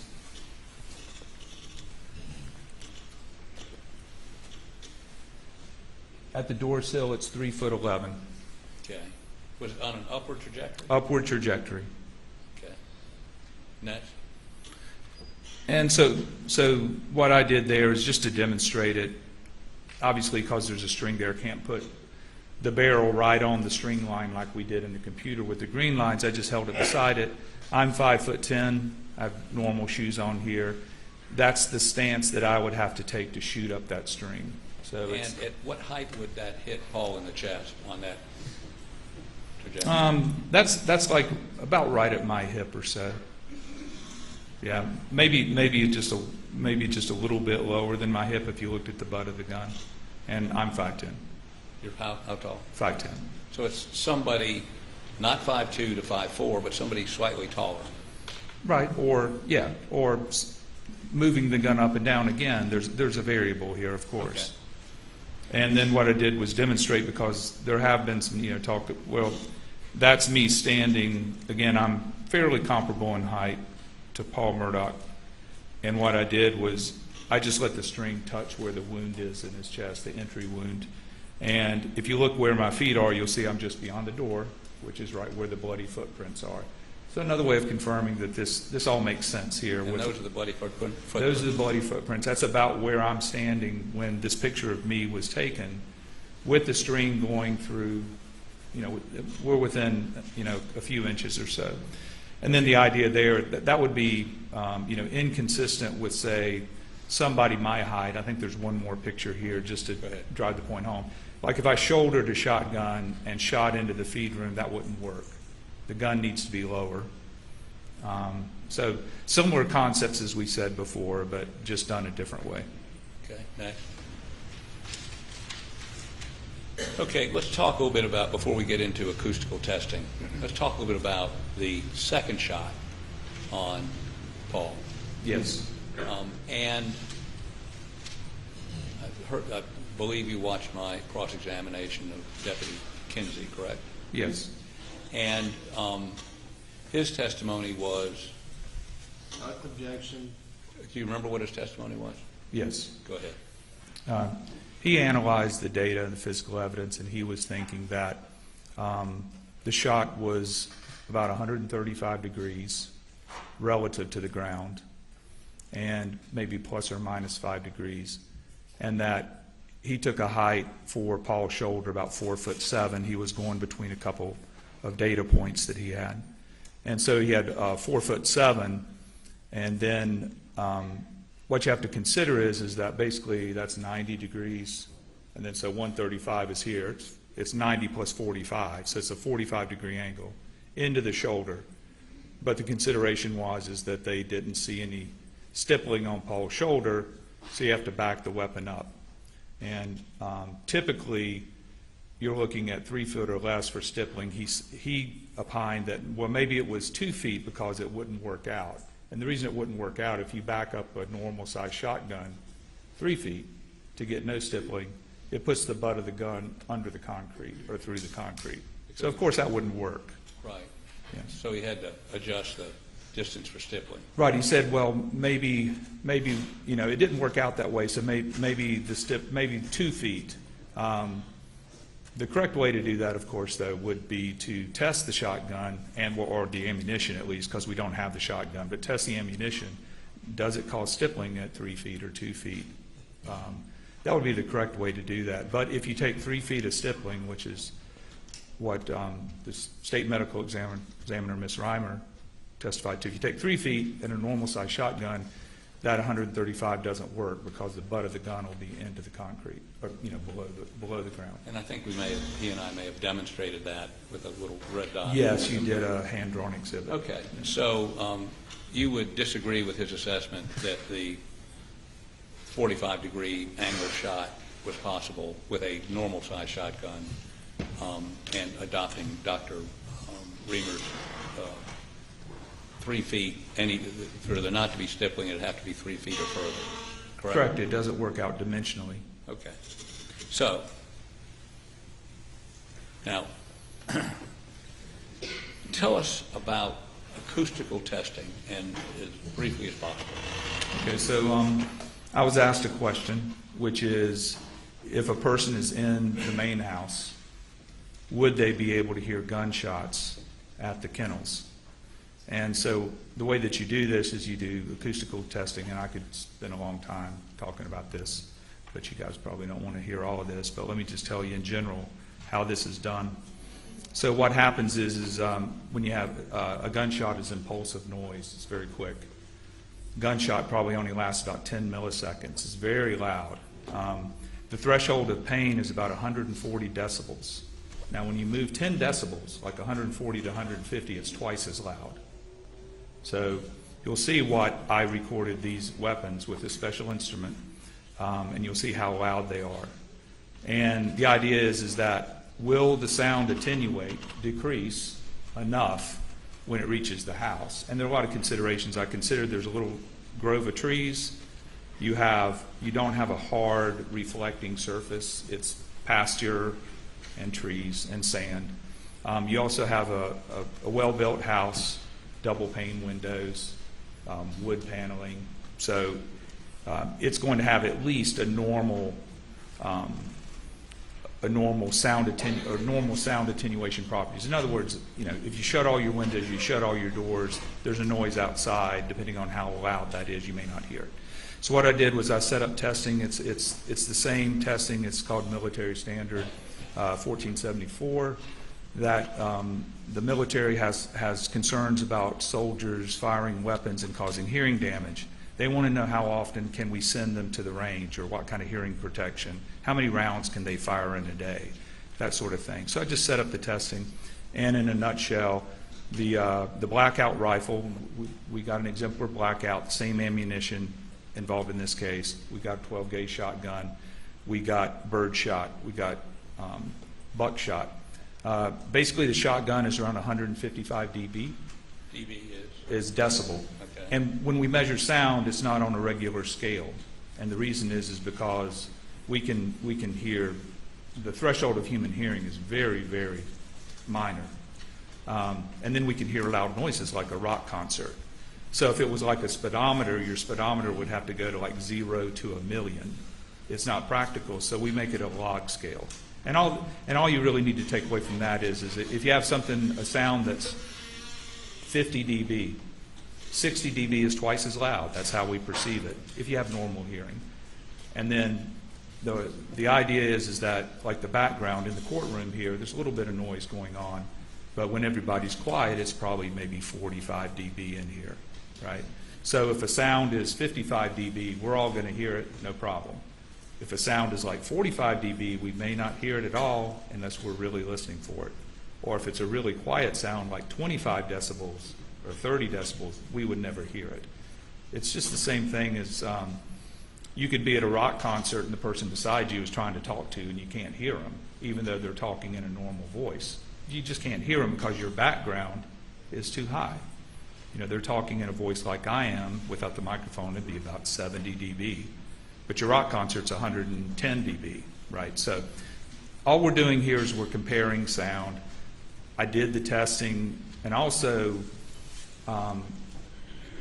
went back and just used the theoretical calculations for the propagation of sound to make sure that my results, which I took on January the 5th of this year, were the same as the results that you would have gotten if you would have done the testing on June the 7th, 2021. You have to take into account humidity, temperature, pressure, the wind direction, those types of things. So I did that.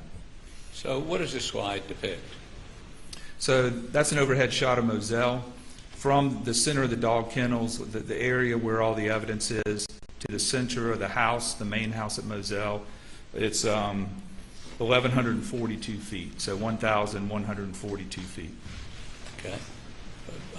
As the crow flies. As the crow flies. Okay. Next. And this is looking past the doghouse to the kennels? Yes, so you're looking towards the kennels. The door on the right end of the kennels is the feed room. That's the area where Paul's body was found. And then the doghouse is there. What I'm showing here is that there is a backdrop to this area, which is vegetation and trees.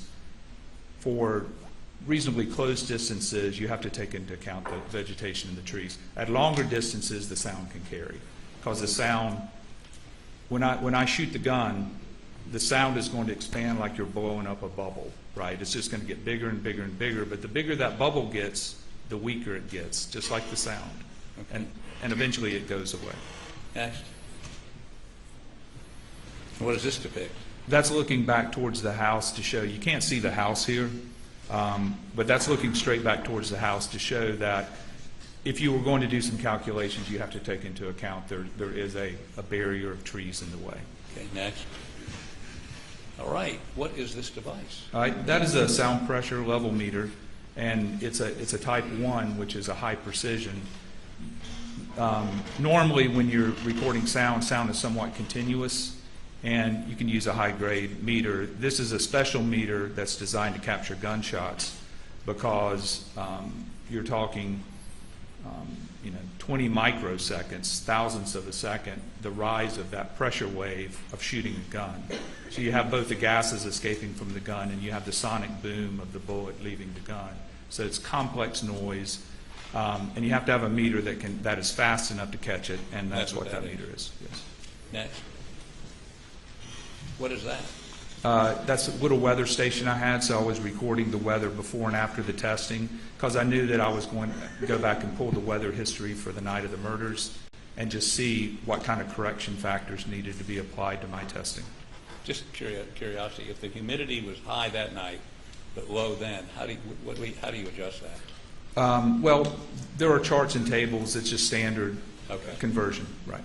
And the humidity was higher in June than it was when I did it in January. The temperature was about the same. Humidity was different. But you've got tables and charts, calculations, it's physics, or whatever it's. For the results of this, all of these modifications or adjustments that you would make really don't make a difference, because the results were so far apart. Like what you would have to be able to hear a gunshot inside the house, it really didn't matter. You didn't have to make the corrections for temperature and stuff that I did anyway. And that just shows where you had that instrument set up. Next. Again, picture where the instrument was set up. Next. So why do you have a measuring item there between? So what you're doing, and so I took a piece of dental floss, tied it to the muzzle, and then anchored it so that I knew that the muzzle was 1 meter, it's a little over a yard, from the microphone. And the reason you do that is that, so you fire this gun, and let's say it's 165 dB. So for every doubling of distance, it's going to lose 6 dB, 6 decibels. So at 1 meter, it's 165. At 2 meters, it's going to be 159. At 4 meters, it's going to be 153, and so on, because every doubling of distance, that's theoretical. Then you have to add correction factors, but that's basically what happens. To ensure that your response is, your recording, your calculations are as accurate as possible. Correct. I'm just following the mill standard here. What standard? It's a United States military standard. standard. You talked about before. Okay, next. That would be the ammunition you use? These slides are just showing what I used to do the testing. So this is the 300 blackout. Next. Is that a 300 blackout Yes. bullet? Okay, next. That would be the 300 blackout? Yes. Next. That would be the shotgun? Yes. 12 gauge? Yes. Okay, next. That would be the buckshot you used? Yes. Next. Okay, and that would be the bird shot, the turkey load bird shot? Yes. You used, right? Yes. Next. And this is the inside of the house? That's inside the den of the house, and what I did there was I took background readings. In the quiet house, it's really quiet because you're way out in the country there. There's no traffic. So it was about 35 decibels in the house, which is equivalent to, say, a quiet bedroom. Do you have the air conditioning on? I believe the air was working. The refrigerator was running, but it was very quiet. Okay. And then so what I did was I set up some equipment there to measure the background. We also, of course, we turned on the TV, normal volume. So that's up around 68 dB, 70 dB, depending on how you want to listen to. We put a movie in, and I just had that. So 2 background levels in the house. And then the next question is, when you fire a gun at the kennels, do you hear it? Do you not hear it? How loud is it? Okay, next. So what is that? Well, we shot the blackout out around the doghouse, and then we shot the shotgun into the feed room, out of the feed room, and then with the muzzle outside the feed room. So we shot into the feed room, we shot out of the feed. So we're just trying to figure out, is there anything about the shape of the feed room that really changes the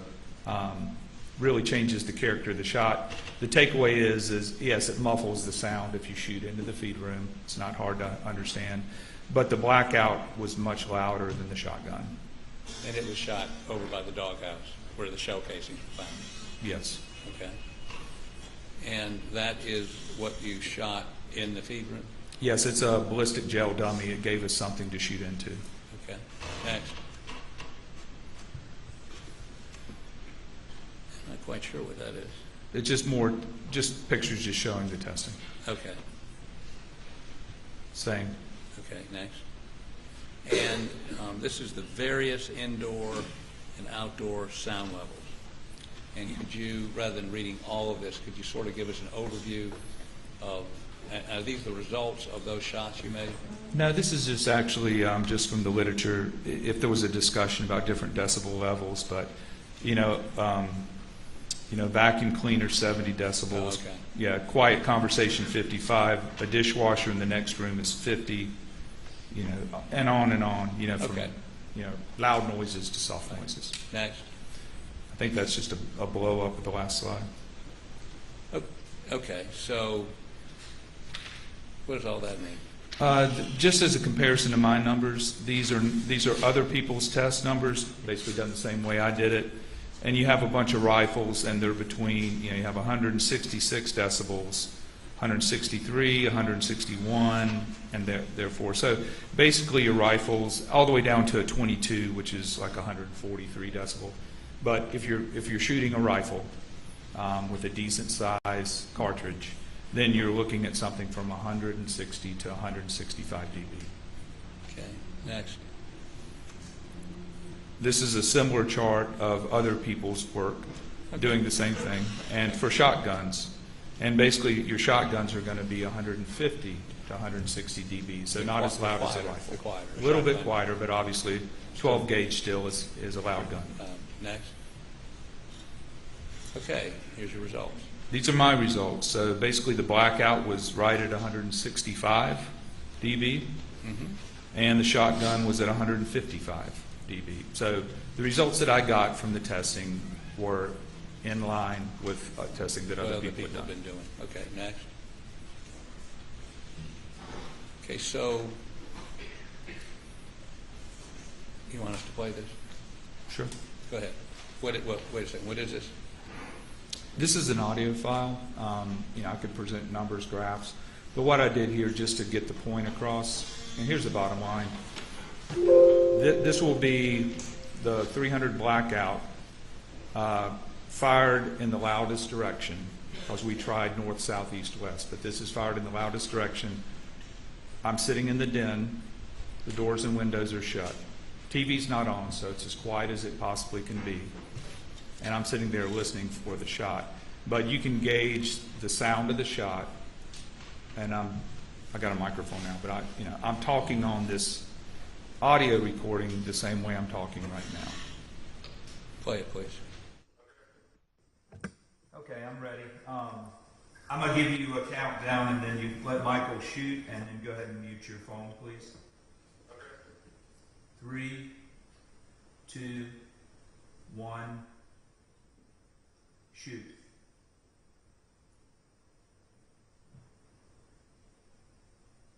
All right, stand by.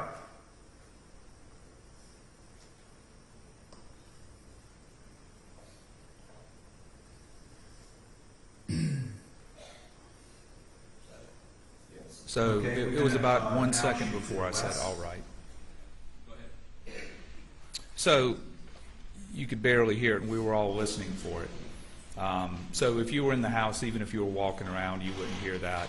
I could barely hear it, and I was listening for it. So what that tells you is that the sound inside the house is right at that background level. It's kind of sitting right in your background of the quiet house. And so if you were doing any kind of activities inside the house, you wouldn't hear it. And certainly if you had the TV on, which will be, remember 10 dB is twice as loud. So it's 35 if you've got the TV on. There's no way you could hear that shot. So do you have a engineering professional acoustical opinion, more probably than not, as to whether somebody in that house without the TV on, not listening for it, would hear that those shots, those blackout shots down at the dog pen? I do. And what is it? You would not be able to hear it. And the shotgun, I assume, is quieter, so it'd be even less of an opportunity to hear that. Yeah. There were times we fired the shotgun in a quiet house and you couldn't hear it at all. I've got just a few more questions. Any more slides? I think there's some more slides, but I think we've covered the acoustics, unless you want to get more into it. No, keep going. I don't think we need to do that. Keep going. Keep going. Keep going. Keep going. That's it? No? Good. Your Honor, I'd like to offer into evidence a printout of that. Yeah. No objection. Submitted without objection. This would be exhibit number 140. Thank you for indulgence for 1 moment.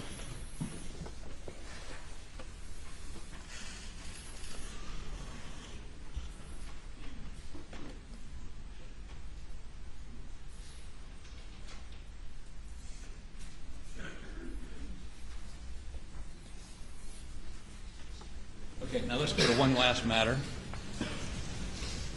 And you indicated you've done accident reconstruction. Yes. And I have a number of questions about, this, I guess, all mostly physics. But let me ask you, you've seen this document before.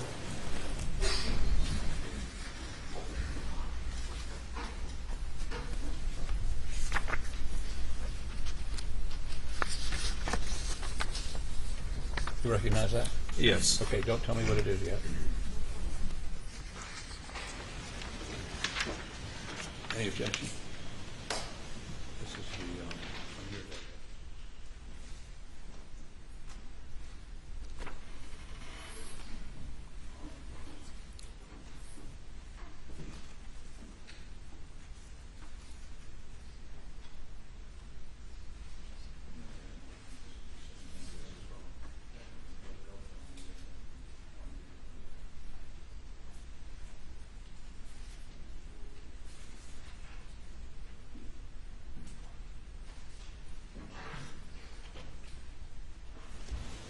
Any objection? Just a question.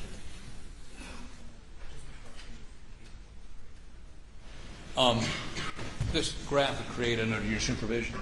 Yes. Okay. And then there's another one, which is 142.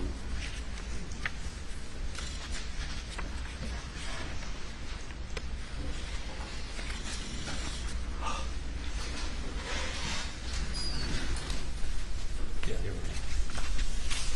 So we'd offer 141 and 142 into evidence.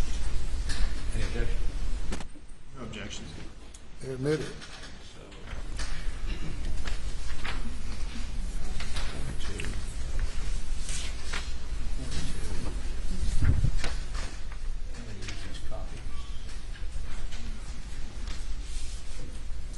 And that's 142.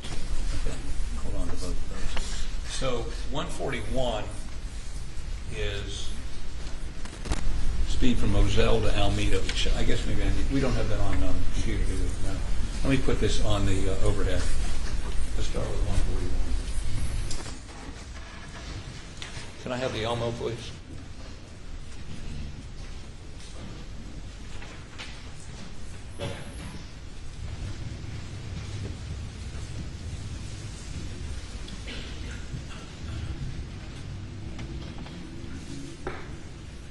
And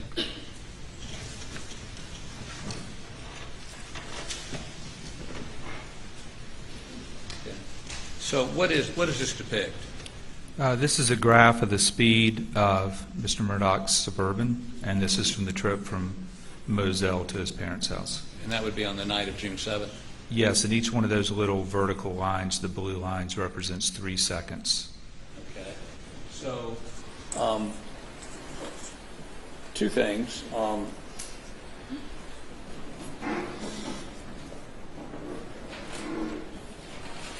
If you look at 141, and you look at the time, you look at this correlated, at 9:07, has Mr. Murdaugh left his home?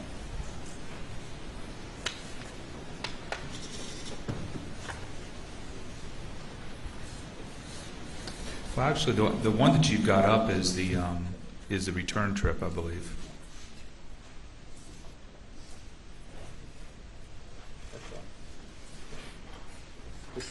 What did I give you? 142? Like that one? That's 142. Which one do you want? Good. That's on the same sheet.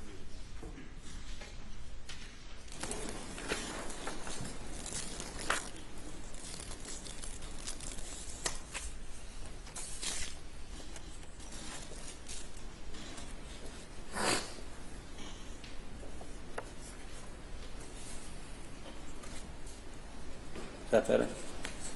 Yes, that's 141 there. Right. And at 9:07, has he left Moselle? Objection, Your Honor. The time's almost started. Have you independently checked the data behind this and determined where he was at 9:07? Yes. Where was he? On the chart, he would be That first rise there, Yeah. there's a little bit of a dip, but then it rises all the way up. It's a little bit over 60 miles an hour there. It's right before the dip in the middle. The dip in the middle is when he sent a text message. So just slight slowing. No, back over. Back. Right, that little dip right there. Right. So 907 is going to be right before you get to that dip. Okay. Hold on 1 second. I may have not had all the way to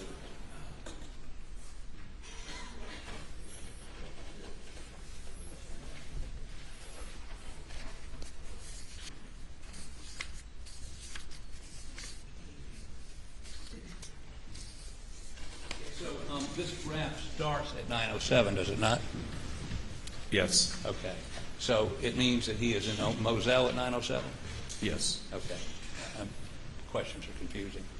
After he leaves there, does he slow down? I mean, after he turns onto the Moselle Highway, does he slow down at all for any point until minutes down the road? Not until he's down the road. He's building speed. When he passes that, what you just asked, the cell phone location, he's passing through the mid-40s. Didn't slow down at where Maggie's cell phone is on the side of the road. Correct. Was actually accelerating a little bit as he went through there. Just like I think 42 to 44 or something like that. Objection, testifying. I'm sorry. Sustained. Is that about right? Objection sustained. Okay. So as he drove past, I think you testified that, where Maggie's cell phone was thrown out on the side of the road, tell us approximately what he was doing. Was he accelerating, decelerating, stopping? What was he doing? He was speeding up. So he's speeding up from,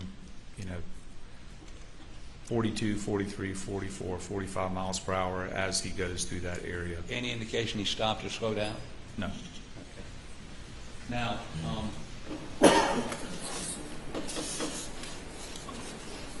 so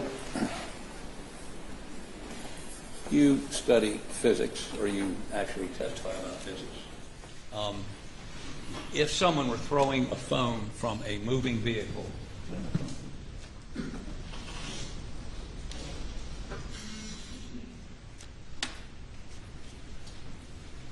and I believe you went down and looked at the area where Maggie's phone was found, right? Yes. Would there be any, describe for me the kinetics of that. Objection, beyond the scope of his expertise. Beyond the scope of what? Couldn't hear your objection. Objection, beyond the scope of his expertise. Response? Yes, sir. He is a mechanical engineer. We're talking about a mechanical motion. He's done accident reconstructions where they have to determine the motions of certain objects during that wreck. And perhaps I could even ask him, are you confident you can give us an expert opinion on how a moving object would move if thrown from a moving car? Sustained the objection. Okay.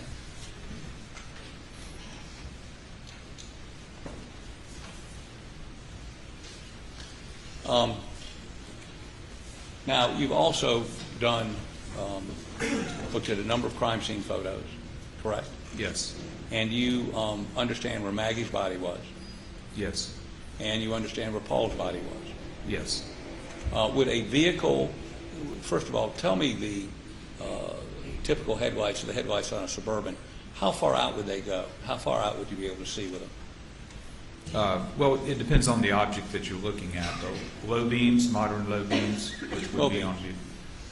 You're going to be able to see about 250 feet in front of the vehicle along the ground. And what about the width of the vision? Yeah, there'll be a spread out to the side as the headlight beam pattern bends around. It maybe 20 feet or so on either side of the vehicle.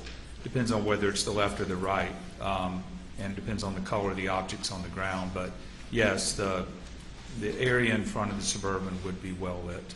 And I believe you saw the Suburban's placement in the photos after the police officers arrived, correct? Well, yeah, I have seen the photographs, and I also have seen the path that the Suburban took by the GPS points as it drove up to the kennels. And based on those, do you have an opinion as to whether or not Alex Murdaugh, if he was driving that vehicle, would have been able to see. Objection. Beyond the scope of his expertise. I need to hear the complete question before entertaining an objection. Based on your knowledge of the function of the headlights on a motor vehicle, do you ever look at that in terms of motor vehicle accidents that you investigate?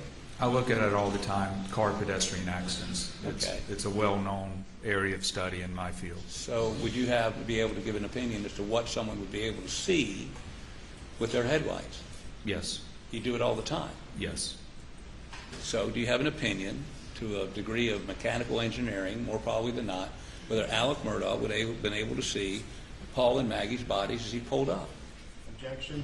Calls for speculation beyond the scope and no foundation laid for that line of question. I sustain the objection. Okay. You looked at the photographs of the scene, right? Yes. You looked at the GPS data to see where that vehicle pulled initially, right? Yes. I'm talking about the Suburban. Yes. You routinely take that same data in a mechanical and not a mechanical, in a motor vehicle accident. You've been qualified to testify about motor vehicle accidents. They agreed to that. Tell me, would someone driving that vehicle been able to see in their headlights the bodies of Paul and Maggie at that GPS location? And again, I'm going to object, Your Honor. Same thing. Calls for speculation. I overrule the objection. Go ahead. Yes, they would definitely be available to be seen. I can't say what Mr. Murdaugh saw, but you're talking about objects that are maybe 25 feet in front of his Suburban and directly in front of his Suburban with low beam headlights on flat level ground. It would illuminate the whole area under the shed, between the shed and the kennels, So his headlights would definitely illuminate that area. Thank you, Court's indulgence for a moment.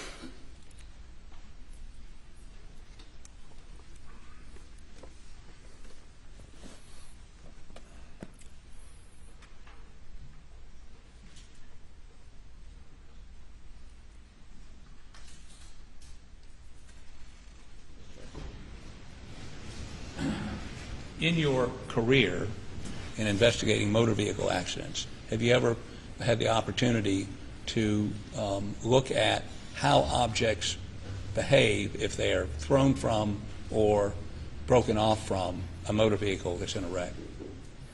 Sure. The most common thing is, say, a motorcycle rider who hits a car and flies through the air. So there are ways that you can analyze the trajectory. Say an object flying through the air at a certain speed, what happens when that object hits the ground? The other thing that you see, like objects coming off trucks. Unfortunately, things come off trucks all the time, and they bounce on the highway or fall off, and they go through people's windshields. So it's simple ballistics. It's straightforward kinematics of objects moving through some sort of a trajectory. And then also what happens once they strike the ground, how do they slow down? Of course it depends on the surface, but how does an object slow down once it's flying through the air? Like if a rock comes off a dump truck and the dump truck's going 55, when the rock hits the ground it's going to be going 55, so it's not just going to stop, it's going to continue traveling until it rolls and tumbles and slows down. Let me get back to a question. That is, an object this size, the size of my cell phone, if it separated from the vehicle, thrown, fell off, or whatever, on a car that's going, whatever the speed limit, they're 45 miles an hour, and it heads over to where you saw Maggie's phone found, would it rotate more than 45 degrees in the air? Objection. Speculation. No foundation laid. He has studied this. This is what he does. He studied according to what, which seems to be not in dispute by the state, since he was no challenge to his qualifications in any of the areas that you offered him in. The question is whether this calls for speculation. Are you speculating, or is this based on years of study and physics? I mean, what you do? No, it would be based on physics. No speculation there, Your Honor. You're on right. Permission to approach. Permission to approach. Permission to what? I'm sorry. Approach. Let's all stand for a moment. Yes, you can come forward.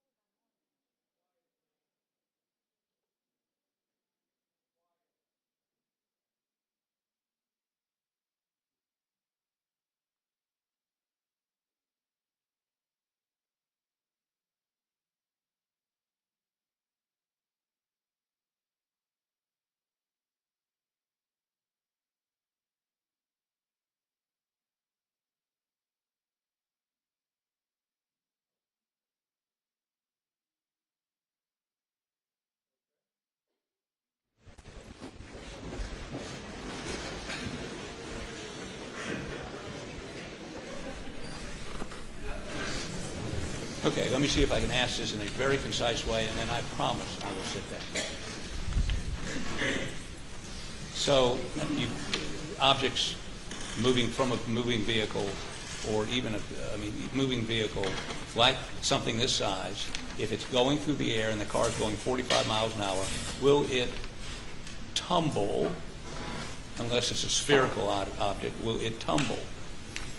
Well, it depends on how it's separated, like you said, from the car or thrown from the car. However it gets away from the car, you need to know that before you know what it's going to do in the air. But the one thing's for sure, it's going to hit the ground at 45 miles per hour, which is 66 feet per second.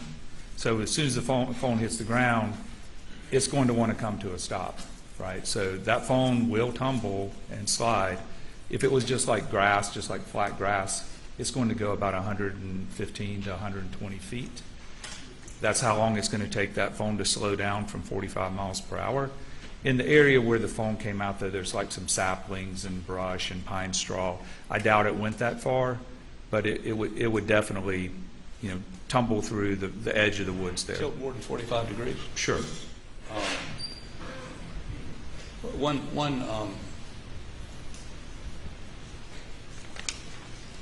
And when you say tumble, it would tumble, correct? It'd move head over heels, perhaps? Yes, that's what's going to happen it doesn't have to be a phone, but any object, a brick or anything like that. It's going to roll and tumble. Maybe if the surface is flat enough, it might even slide. One last question. I forgot this. You looked at the data the speed data on the Suburban returning on the night of the 7th from Alameda to Moselle, correct? Yes. And the state mentioned that there are a couple of times where or at least one time where speed goes up to 80, comes back down, or tell us what's happening with those peaks, the 70 and the 80. Well, if you look at Exhibit 142, this graph represents the speed, so the higher the peak, the higher the speed. The sharper the peak is the smaller amount of time that he spent at that speed. So like the one in the middle that goes to 80 miles an hour is just for just a second or so, a couple seconds, because each one of those blue lines represents 3 seconds. So what that shows you is that he does reach high speeds on the return trip, but it's not for a long period of time.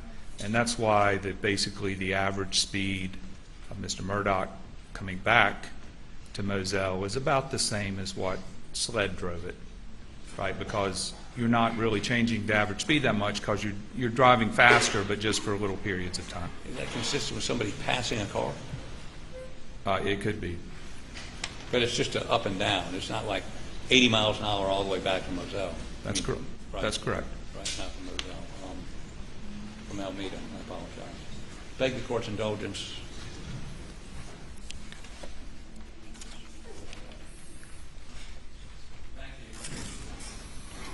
Ladies and gentlemen, we'll take a break now. Please do not discuss the case.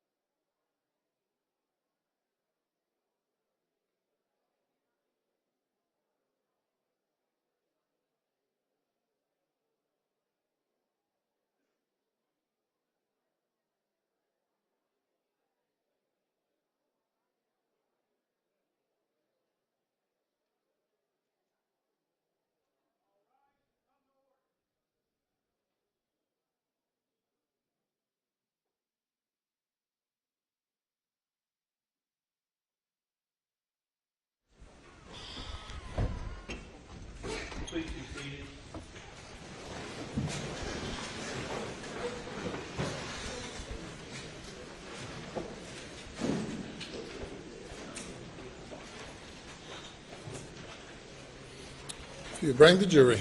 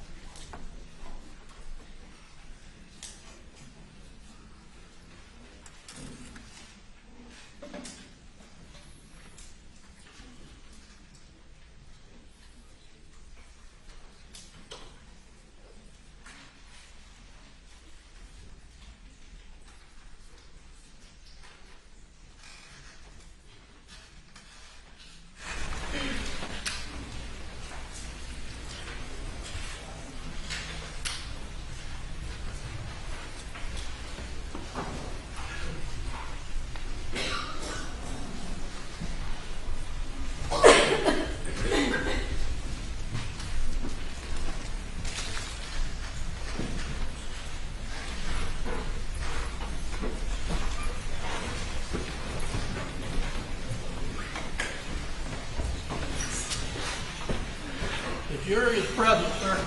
Hey, here, cross-examination.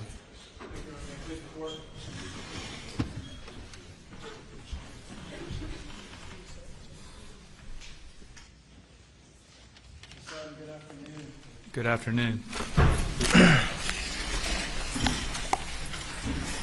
wanted to begin by going over a few of your qualifications, what we heard about kind of at the beginning of your testimony.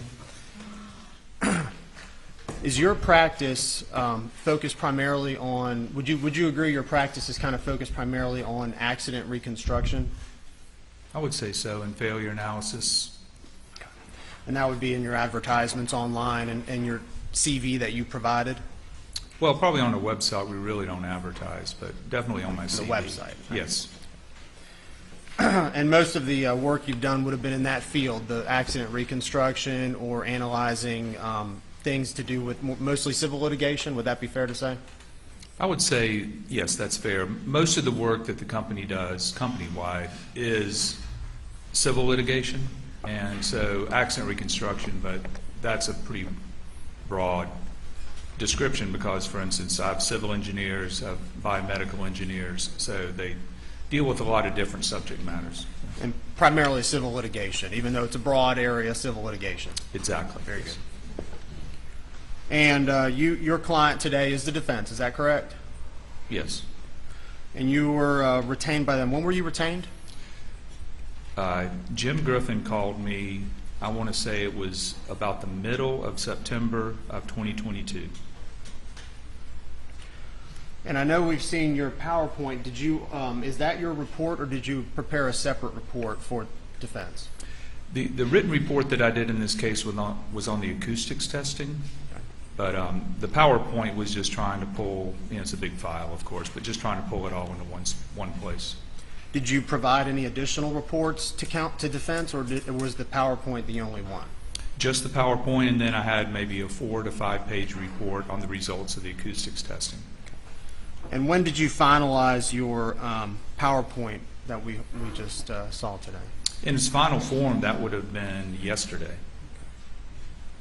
So you finalized your PowerPoint one day before your trial? Yes. Okay. Is that standard for you to do? Yes. All right. And what's your how much are you getting paid for your services? So the company charges $3.50 an hour for my time. And how many hours have you worked on this case? Oh, Lord. A lot. I couldn't give you an idea, but I made 2 trips down here. I've been to Moselle twice. I read through a bunch of documents, studied pictures forever. Got ready for trial, of course, that took a while. I would probably say that I have, somewhere between 40, 50 hours in this case. 40 to 50? Is that your estimate? I would think so. And travel incurs additional expenses. Is that why you kind of mentioned it separately? It does, yes. So, the company charges anytime I'm traveling or working. Have you ever done any work for the law firm formerly known as PMPED? No. Because I've been doing this for so long, and I do a lot of railroad cases, I have been on the other side of that law firm, and I've been deposed like on the other side. They took my deposition. I was on the other side working for a defendant. But I've never worked for them directly, like on like say a personal injury case or a wreck case. Have you ever been retained by to work on the boat case? Yes, I did. Okay. Tell me about that. What was your retention for the boat case? And by the boat case, which one are you referring? Which one? What do you understand that to be? Well, the boat case, the Maori Beach case, so the one that occurred down at Paris Island. So I do boat accidents. I do small vessel, watercraft, jet skis. I've actually worked on ship accidents, ship collisions before, so I do a lot of maritime and boat accident work. And I was called by Jim Griffin a few years ago. It would have been probably within a few months of that accident, and I did an investigation of the boat crash. Do your services also include a retainer? Like, is there some sort of retainer to work off of before the hourly billing kicks in? No, our company is pretty simple. We just bill by the hour, so we don't do contracts or retainers. Some people in my field of work do. So you were originally retained by Mr. Griffin for the boat case to do a boat reconstruction. Is that fair to say? Yes. Okay. And that would be in line with your, what you primarily do with your services at your firm. Is that fair to say? Yes, that just falls underneath physics, mechanical engineering. Anything based in physics has the potential for being explained, and that's what I do. All right, and I know your educational background is in engineering. Is that correct? Yes. And I want to talk about a few things we can maybe agree on. And engineering is a field that, would you agree, engineering is a field that is based in science? Would you agree with that? Yes. Would you agree that engineering is a field that's based in some math? Is that fair to say? There's a lot of math in engineering, yes. We heard a lot about trigonometry and angles. I mean, math, right? Yes. Engineering's based, a lot of is based in hard facts. Would you agree with that? Yes. And engineering, some of the things that really have no business in engineering would be guesswork. Is that fair to say? Well, in engineering, you can sometimes make assumptions and then make guesses, but you always have to go back and test them, right? You develop what we call them hypothesis, right? So you look at the problem, you try to figure out what the problem is. You form a hypothesis, and then you test it. So, you might say, well, I think this. And then you either mathematically or physically test it. Okay. Going back to that question about guesswork, though, because I don't know that you answered it. In engineering, is it important not to use guesswork in making opinions? Right. If I give an opinion, I'm not guessing. So whenever I give an opinion, there is a foundation based on my education, experience, and training for me to give that opinion. So if an opinion's rendered and there's variables that aren't considered, would you consider that to be guesswork?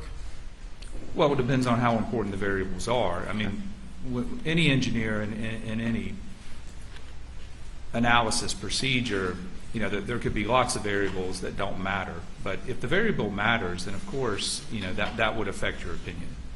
And in engineering, and we're thinking of, I think you said you're a mechanical engineer? Yes. By trade, by education? Yes. So do mechanical engineers engage in speculation?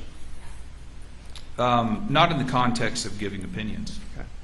And do mechanical engineers, when whatever they're engineering or whatever they're opining about, do they base their opinion on assumptions? Not primarily, not even really. Your opinions can't be based on assumptions. Now, there can be aspects of your analysis that you have to test, but whether it's an assumption or a guess, that does not make for a good engineering opinion. Appreciate that. Thank you. Are you a member of have you had any formal training in pathology? No. Have you had any formal training in firearms or firearms, how they work? No. Are you a member of any organizations that do that line of work, that do tests on firearms or pathology? No.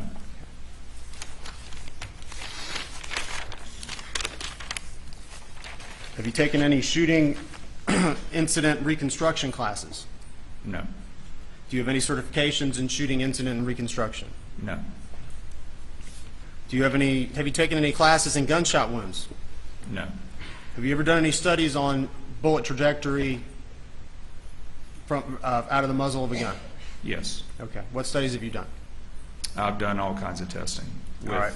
Such as? For instance, one time I had a case, it was a murder case where a person was shot through a car door and was shot with a .357 Magnum, and the door had maybe 6 bullet holes, and each of the bullet holes had different characteristics.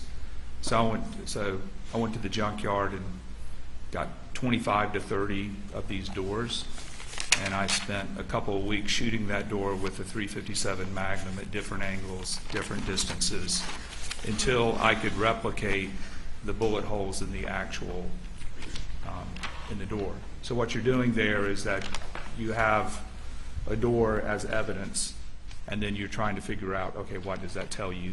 Not the same as what I talked about today, but similar. I had a case one time where there were 2 deer hunters in the woods and one got shot at long range. So we did a lot of long range ballistic testing of the ammunition in the firearm to determine the drop distance of the bullet and to understand where the one hunter would have to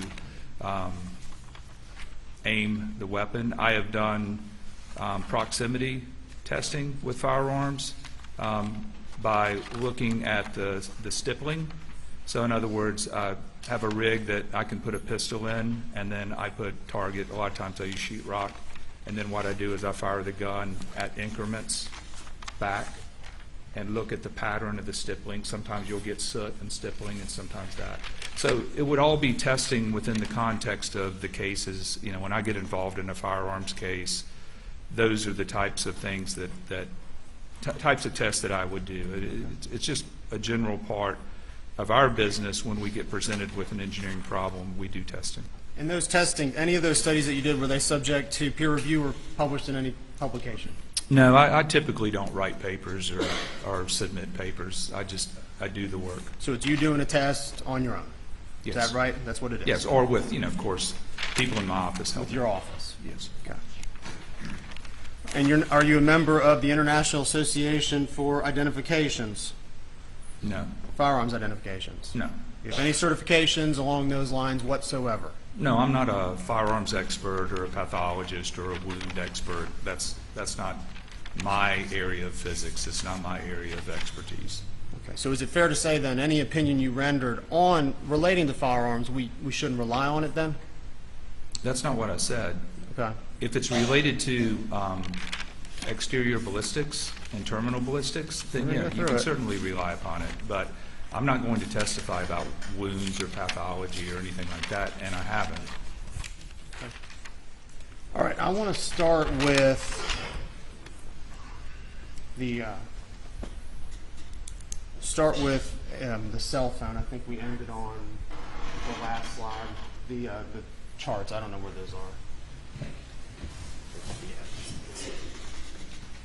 I'm showing you Defense Exhibit 141 and 142.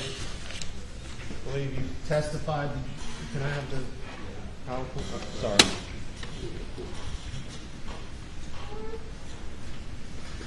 I believe you testified that you created these graphs. Is that right? No, I didn't. This is an Excel graph from the data. So it's just the raw data that was presented to me. All right, well, who created it then? I'm not sure. I just reviewed it. I'm not sure who did this. All right, well, can you tell me, I think you testified before that well, show me the time, if you would, and permission for the witness to come down. Show me the time that you indicated the phone was thrown from the car, if you wouldn't mind. Well, I got it specifically on my laptop. I can show you in general. It's up to you. I mean, well, this is an evidence, so I'm asking for you to come down and identify on here where it is.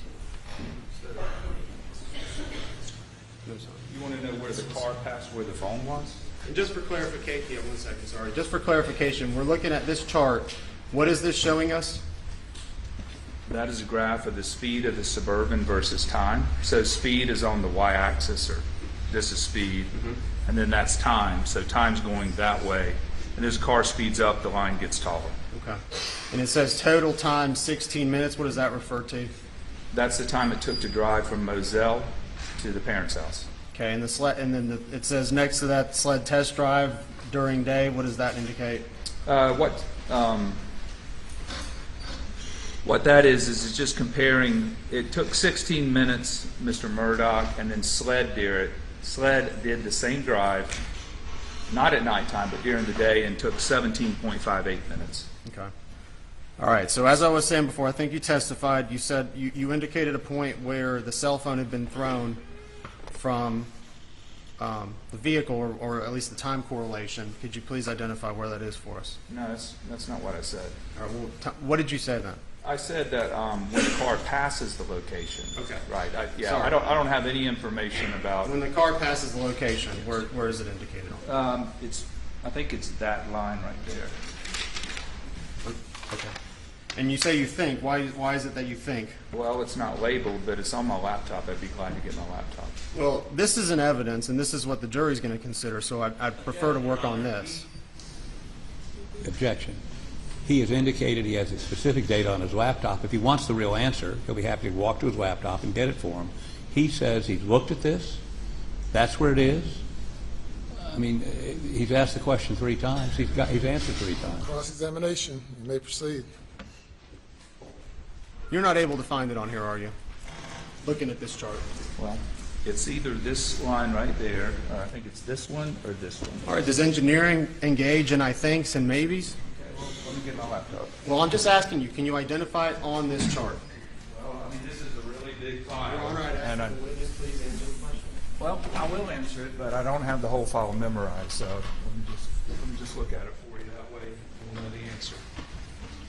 Can you point it out on this chart without reviewing whatever you're about to review on your laptop? No. Okay. Can you identify 912 on this chart without reviewing anything you're about to review on your laptop?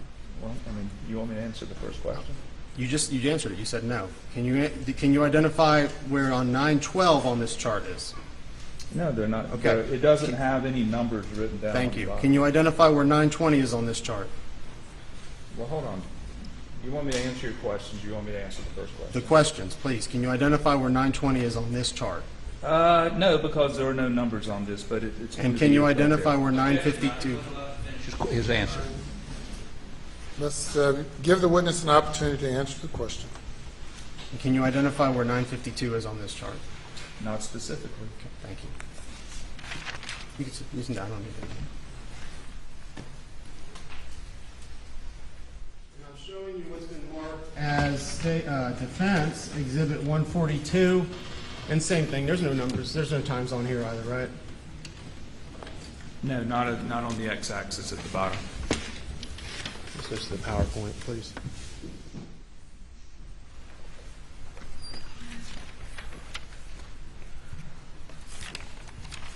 All right, you gave an opinion on objects being thrown, ejected, traveling at what was posited to you as 45 miles an hour. Do you remember that? Yes. Opinion? What are some variables, and you're an engineer with math background, what are some variables you would need to know before determining the distance, trajectory, and speed of an object? Like is the hypothetical if somebody threw a phone out of a window?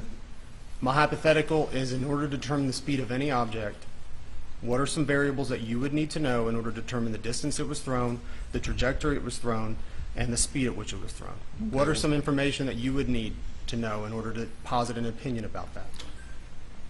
Well, there would be a lot of variables, but the main ones would be, and I think I understand your question, but let's say you find an object on the side of the road, and you want to know how fast, let's just assume that somebody throws something out of a car that's driving down the road.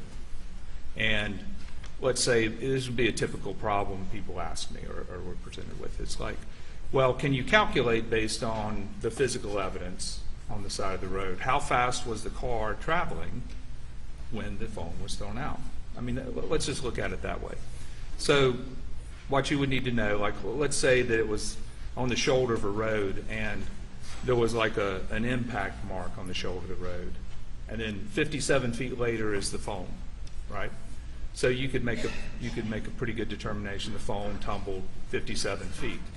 Well, a tumbling object decelerates at about a half a G, and that's 11 miles per hour per second. So over 57 feet, you could back calculate it. You're going to come up with something probably like 30 miles per hour, right? The variables would be the condition of the shoulder, obviously the speed that it's thrown out, right? Energy, right? Right, because for instance, if you're driving down the road, you could throw it forward, you could throw it backwards. So you may want to add the speed or subtract the speed from the velocity of the vehicle. And I'm going to let you keep going, but just To answer the question, interrupted again. Were you through answering that question? I think so. I think that's probably All right, next question. all right. About the strength, I think you said strength of the throw. Is that what you were talking about when we last cut? well, Variables. right, because if you just drop the foam from the car, it has zero initial velocity relative to the car, but the car has relative velocity to the road. So, for instance, it's going to have a different trajectory if you throw it straight down out your window than it would be if you throw it up in the air or throw it sideways. Those are all what's called initial conditions. And so, but, if you had information, let's say you had a witness in the passenger seat that said, well, he tossed it straight out of the window, then you could calculate it that way. But you would need more information. So, to know specifically this type of problem, you would need to know a lot of different information to get if you said, how fast is this car going based on how far that foam tumbled down the street? Yeah, you would need to know some more information. So you'd need to know the energy thrown, the energy at which the object was thrown, correct? Yes, or the speed. Would you need to know the mass of the object that was thrown? No. That wouldn't matter? No. Would you need to know the wind resistance, if any? Yes. Would you need to know the wind speed, if any? It depends on the problem, but that might be a factor. And absent any of those variables, really can't tell anything about an object that was thrown. Is that fair to say? Well, it depends on the question that's asked. If you were asking me the question, how fast were the car going, then yes, you would need all those variables unless you wanted a wide range of answers. But if you ask me, if you toss a phone at near highway speed or close to highway speed, will it tumble? It's a completely different question. There's no variables there. That's just fact. Okay. And while this may be obvious, I'm going to show you what's been marked, or what's been entered into evidence as State's Exhibit 230. I'm sorry, I keep doing that to you.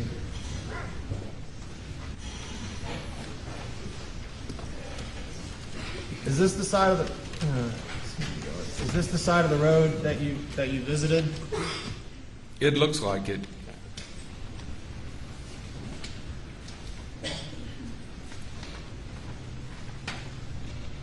Does that look like it also? States, sorry, I'm showing you States 231. Yes, I know there's woods on the east side and there's an open field on the west side.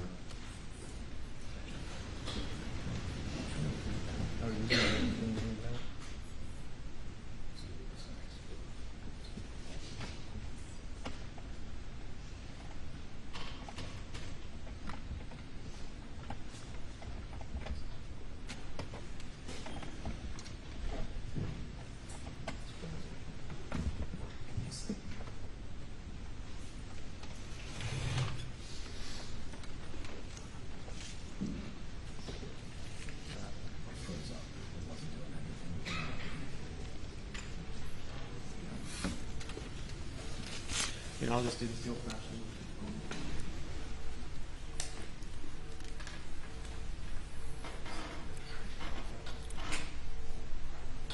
And does that look like a shot from the side of the road that you visited on Moselle? Yes. Okay. And what are we seeing here in the background? What are we seeing? Well, in the background, there's the field that's over on the west side of the, All right, in front of the field, what is that? that's the roadway, Okay, and in front of that road, right in front of the road on the picture, the green stuff? grass shoulder. All right, and then near, at the bottom of the screen, what are we seeing? It's like vegetation, leaves, sticks.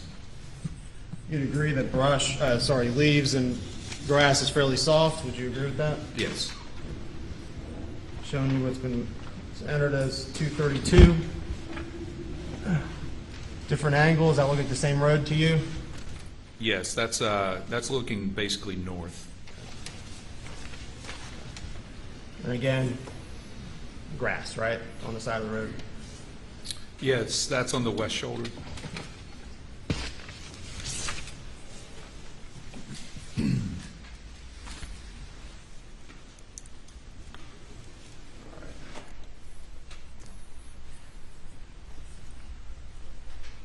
All right.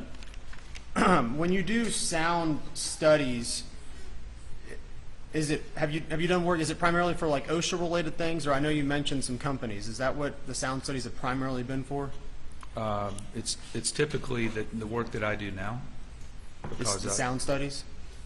Yes, the acoustics measurements that I do typically would be related to train whistles, train horns, emergency vehicles, backup alarms where, say, somebody gets backed over with a truck, audibility of backup alarms. I've had audibility of warning alarms inside of a factory, like, could a worker hear the alarm and then get out of an area that was dangerous? So it's usually emergency signals is typical. I have worked on a criminal case where it wasn't a gunshot, it was a woman screaming. And could a particular, they call them ear witnesses instead of eyewitnesses, but could a particular ear witness hear a woman screaming at a distance? And so, and would that be for workplace considerations? There was some accident at work and it maybe relates to OSHA? no, this was a murder case. Oh, So the other things you mentioned previously, sorry. no, the other ones, typically are going to be civil litigation, where, you might have a dump truck manufacturer getting sued for not having an audible alarm that's, loud enough, or just plain, or sometimes what happens in a car accident, but like a back-over accident, they're saying that the person that got run over should have heard the truck coming and got out of the way, right? So people argue back and forth about who could hear and not hear, like a backup alarm.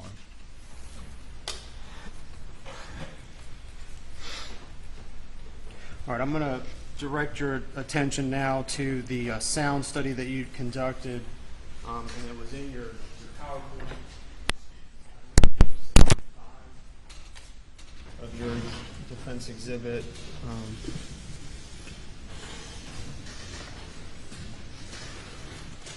Referring to defense exhibit 140, and I guess digitally 143.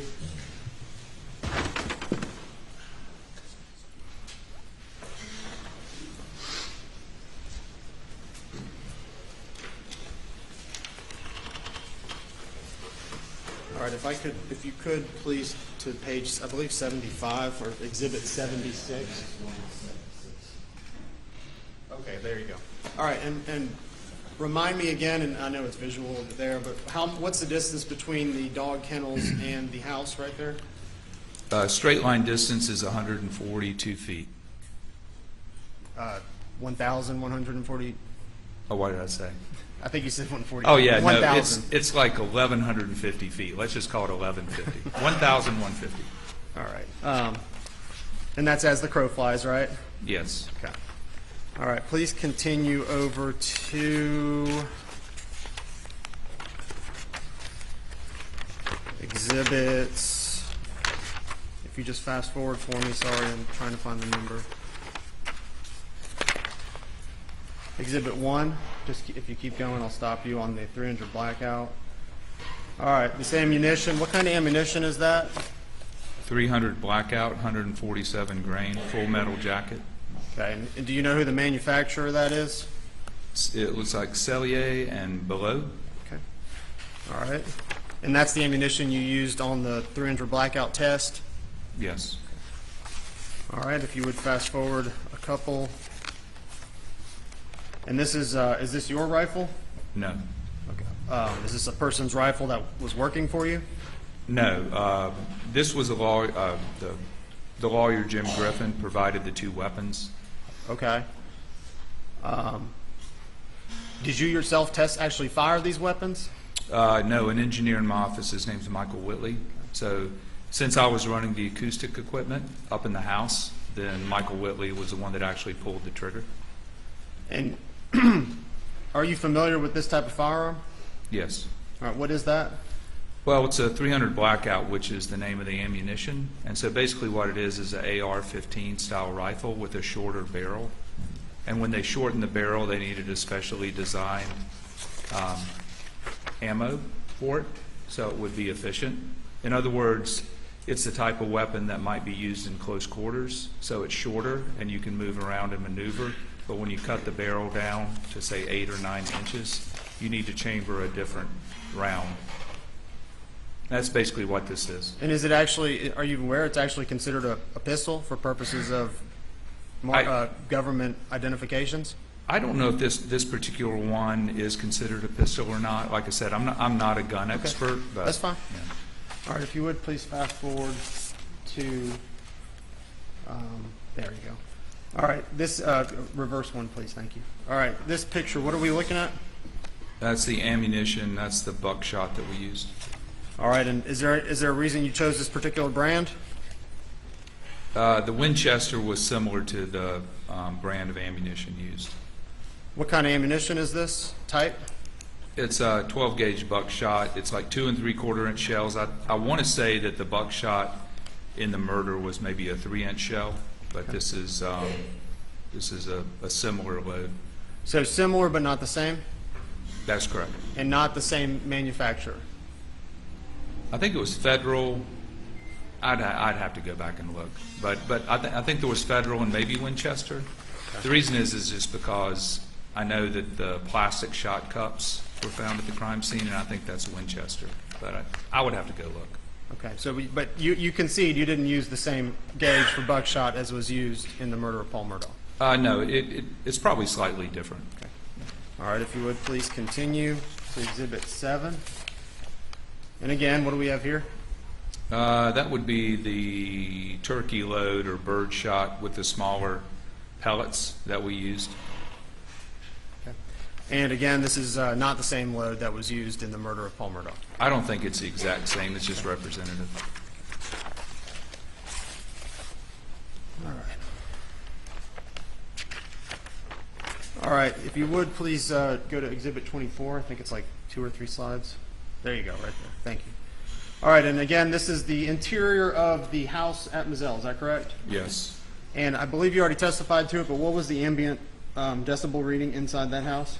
35 decibels. Pretty much steady state. And is that, well, I guess we heard an audio clip, right? Yes. That we played for the jury. Does the ability to hear something, is it affected by the ambient noise? Yes, in that's a room? right. Yes. Did you do a test on what the ambient noise is in this courtroom? No, I can do it right now if you want me to. Did you do it before?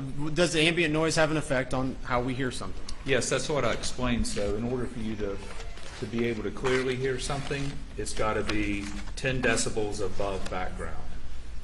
And we've if heard it's 10 decibels below background, you're not going to be able to hear it. And when you're in between, it depends on if you're listening for it.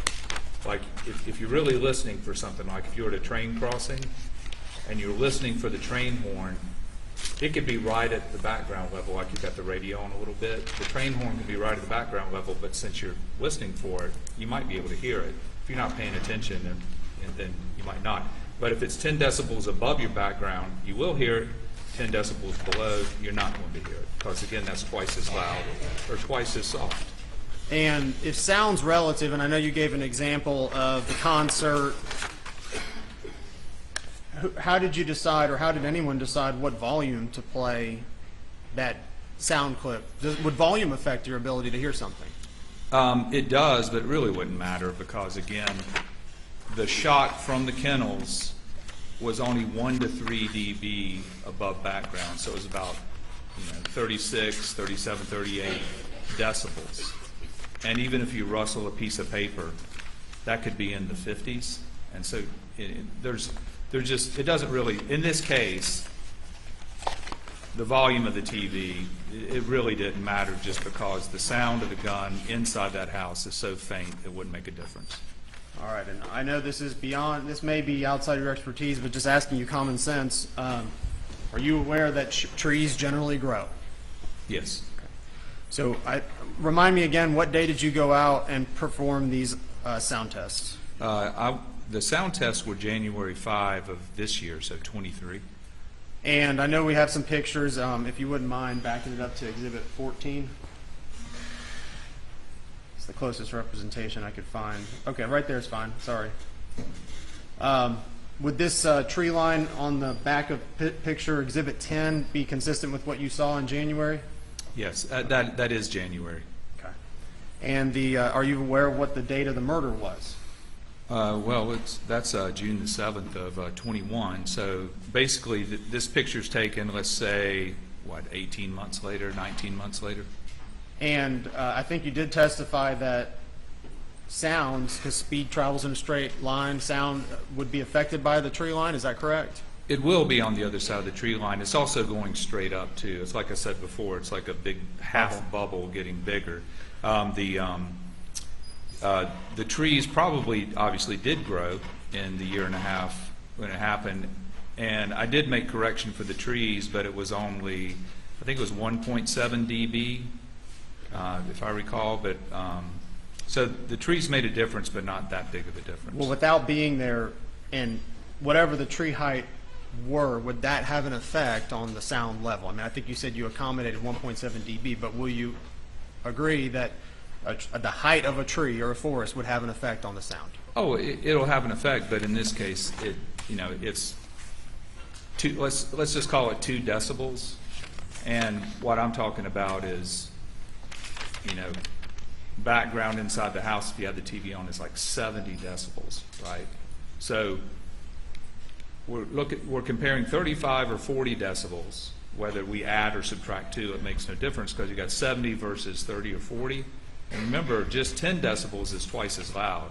So 70 decibels is many, many times louder. So I went through the process of making sure that the numbers were correct, but minor variables such as wind, humidity, wind speed, the trees, all of those, even if you factored all of those in, it really doesn't make a difference just because the gunshot inside the house was so faint that you're just not going to hear it. All right, sir, if you wouldn't mind turning to Exhibit 25, please. It would be toward the end, forward.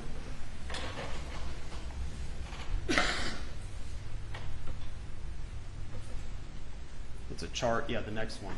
Next one, if you wouldn't mind, this chart. Okay.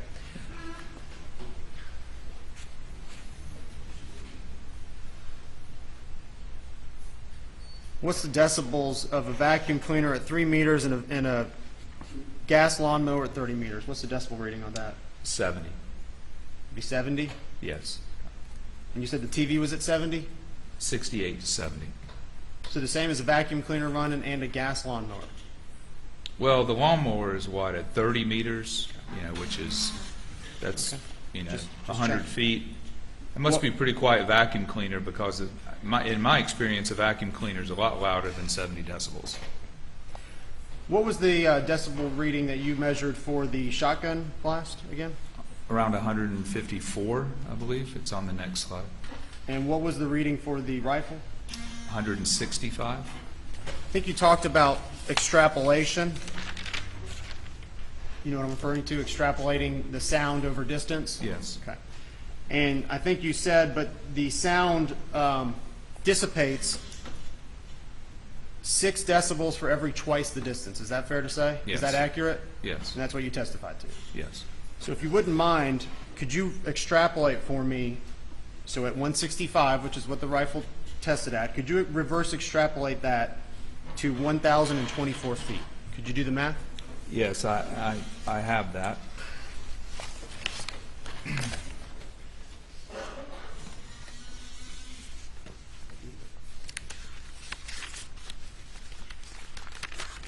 Well, it's actually a slide, but I've got the chart, if you give me a second.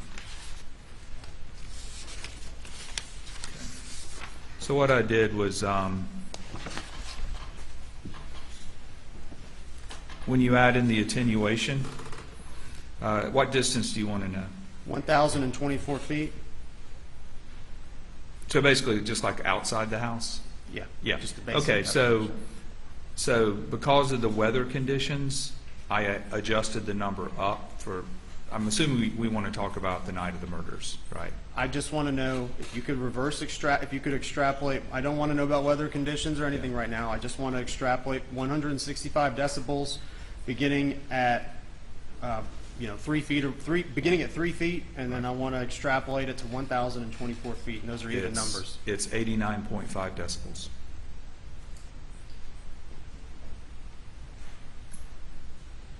Could you repeat that, please? Yes, 89.5 decibels. Let's just say you're just right outside the house. Wait, what are you saying? Right outside the house? Yes. Inside the house, it's in my other report. Inside the house, it was maybe 35 to 38 decibels inside the house.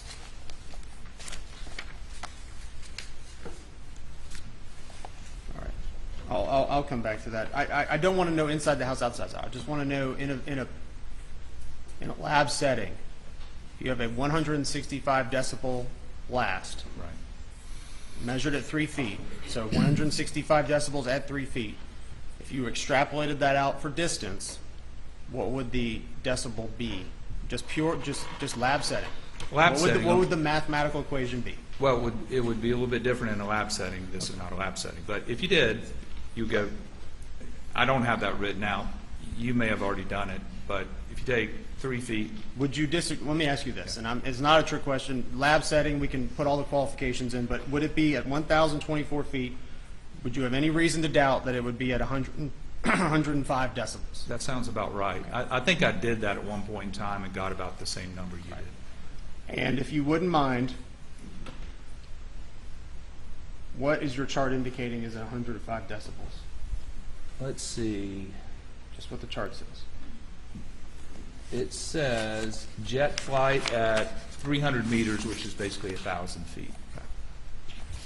Thank you. Would you agree that a cat's meowing or a cat is fairly low on the decibel meter? Yes. Certainly if a cat was outside and you're inside, fairly low, hard to hear. Would that be fair to say? Yeah, unless the window's open.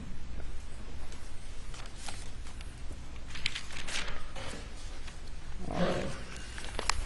I'm going to reverse and now go to, if you wouldn't mind, starting at page or exhibit 57. Does it go backwards?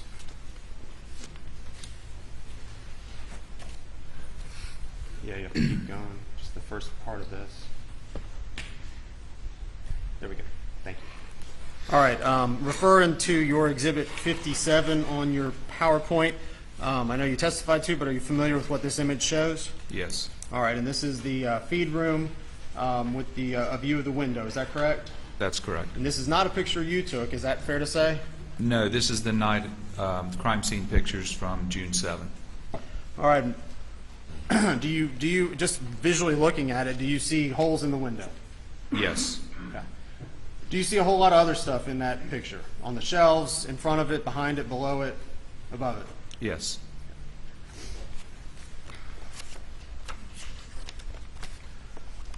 All right. If you wouldn't, please continue on to the next slides. I'm going to go to your exhibit 45. It's going the other way, towards the end of it. Right there. Or 44 is fine. All right, so I think you testified that you kind of visually looked through the hole in the window and kind of aligned your eye with the tree outside. Is that kind of how it went? No. you said you, correct me if I'm wrong, I mean, you can tell me in a second, but didn't you say you lowered your head to where you perceived a chest wound would be and looked out the window and tried to align it with that defect? Yes. Okay. So the only thing I missed was lowering your head, right? Right, You lowered and I yourself didn't down. do it at the window. I did it in the middle of the room. Now, we've already established you have no training, experience, or expertise in shotguns. Is that correct? Well, maybe you need to explain a little bit more. Well, what do you have any formal training, formal expertise, formal education in how shotguns work, how shotgun projectiles work, and what they do after leaving the end of that barrel? Do you have any formal training, expertise, certifications, anything? Well, not formal training, but I've done a lot of study, and I've also tested shotguns, and I've fired many shotguns before. I understand what happens to the pellets, and this particular pellet is one of the pellets that would have passed through Paul. All right. What's the spread of a shotgun pellet exiting a shotgun barrel? What's the spread every 1 inch? Well, it's going to vary based on the choke and the ammunition, but for this one, it's pretty clear that the spread is about the size of a window because the muzzle of the shotgun was maybe, let's call it 3 feet inside the door. It's a 10-foot long room. So at 7 feet, the spread of these pellets after passing through a person, the spread of them is probably, that window maybe 26 inches wide. So that's going to be the spread. Obviously, there can be some deflection of the pellets as they pass through the body of the victim. Would that be a variable? Sure. Okay. So do you know the spread of a shotgun every yard, how much it spreads, the cone? Do you know how much it spreads per yard? What kind of choke? Any choke, any gauge? I don't Do know. you know? I don't know the number off Okay, the top of my you head. don't know. Do you even know it, not even off the top of your head, without looking it up? I would have to look it up. Okay. And do you know the range of fire for 10 feet, what that spread is? In centimeters, do you know? Or inches? Well, either. I don't have this committed to memory. I would look it up. Is that even something you've ever known, or is that something you would have to look up? Like I said before, I have tested such things before, and Not I've asking certainly for what you read tested. literature. But again, it's not something that I have committed to memory. Again, this, if you wanted to know something like that, if that was helpful in this particular case, then what you would do is then you would go to the literature and find those answers. But I don't have that memorized. Well, aren't you rendering an opinion by drawing a line, by saying somehow that exited the shotgun? I mean, we saw the pictures with you standing there with your shotgun up, and we see this line. Are you not giving an opinion of its exit? I'm giving an opinion that a pellet from that shotgun followed that line and struck the tree. And yet you don't even know the cone and the rate of expansion of a shotgun. How can you give that opinion? You don't need to know that. Okay. So because what you have here, you got a hole in the window, and we have a slide for it. There's a hole in the window. There is a impact mark on the tree. That pellet traveled a straight distance between those 2 points, and 2 points forms a line. You don't need to know the spread. I mean, that's actually what happened. Was a pellet came out of that gun, it passed through the victim, it went through a hole in the window, and it hit the tree. How do you know then? How do you know it passed through the victim? How do you know that? Well, it has 9 pellets in the shotgun. Paul had 1 pellet in his shoulder. Sled recovered 7. I recovered 9. So I recovered the last pellet. All right, so how do you know that? How do you know that? What are you basing that on? What you just testified to, what are you basing that on? Well, when I looked at the sled records, they found 7 pellets, or that went through his body. They didn't find all the pellets, but he had 8 entrance wounds. He had 7 exit wounds. They found 1 pellet in his body, so that's 8. But we know the manufacturer puts 9. When I went to the crime scene in October 19 of 2021, the 9th buckshot pellet was in the window frame. How do you know that was the 9th buckshot pellet that went to? Did you analyze it? Well, Did you analyze it? I didn't analyze it, Okay. but Are you assuming? Objection, Your Honor. Not allowing him to answer the question. He said, I didn't analyze it, but, and then he interrupted him. I didn't hear the but. Go ahead. Oh, so the window got shot, right? Most of the pellets went through the window. Some of the pellets went through the little white parts of the window. There was one pellet that SLED didn't recover, and the reason is it was under kind of the lip. You know how where you pick up on a window, there's a thing where you put your fingers? It was under that, but still there. So you have a pattern of buckshot pellets like this big, and so you got 9 holes basically, or 8, because there's one pellet left in the victim, right? So How many? 9 minus the 1, so you have 8. There are 8 holes in that window. In my world, that's a very high probability that those are the pellets that came from the buckshot that injured Paul Murdaugh. 2 slides forward. 2 slides forward. What's this big thing here at the bottom? That big opening. Exhibit 47.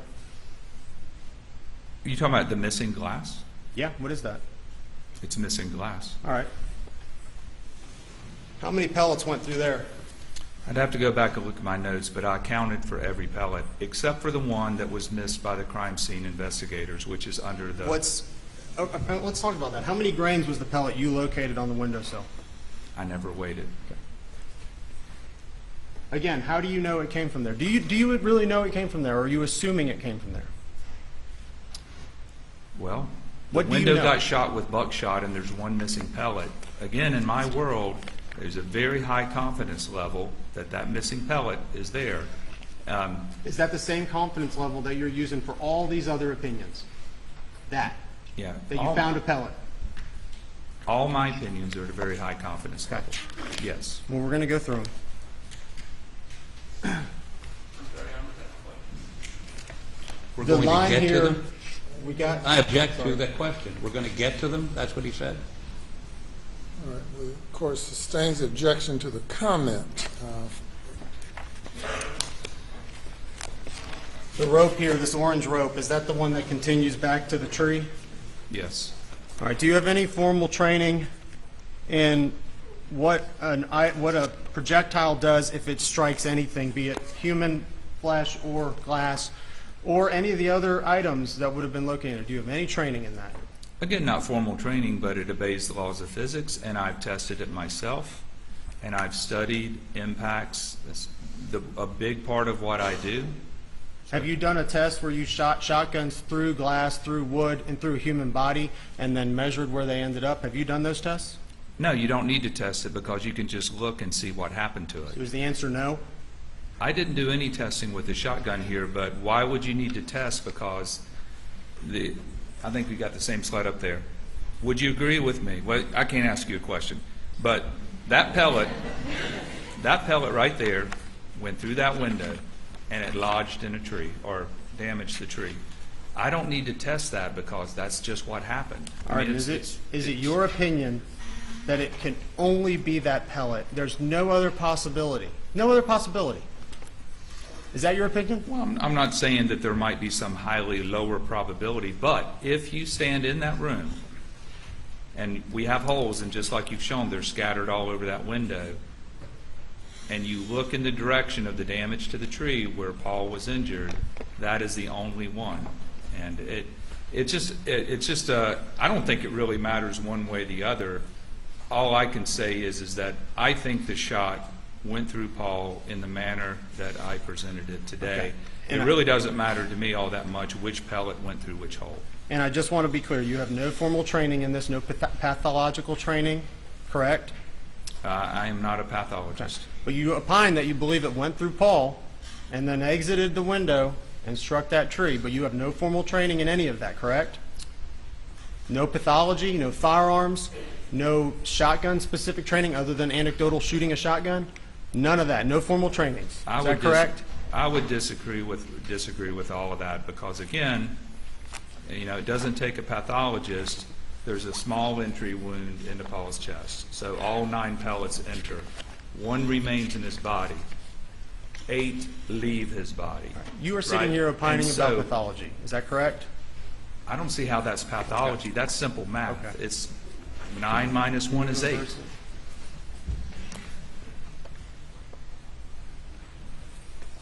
Exhibit, I don't know what page this is, Exhibit 81 or 80?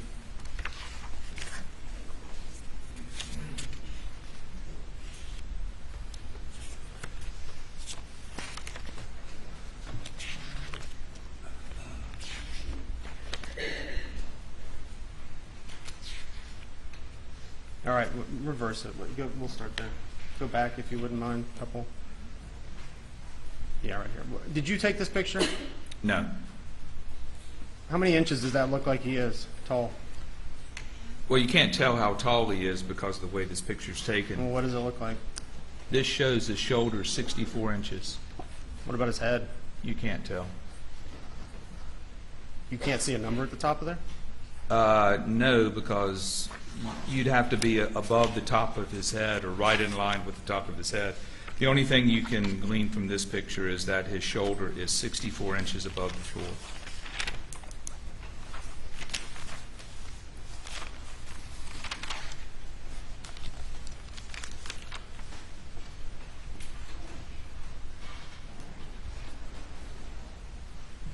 All right, I'm going to ask you about use of Faro. Are you the one who actually operates the Faro equipment? I do, but in this particular time, somebody else did. And did your equipment, has it been calibrated recently? Yes, we calibrate every year. Every what, sorry? Every year. Did you actually operate it this night? No, I believe Michael Or this Whitley, day, whatever it is. who is a biomedical engineer in my office, I believe he was the one that day that was doing the scanning.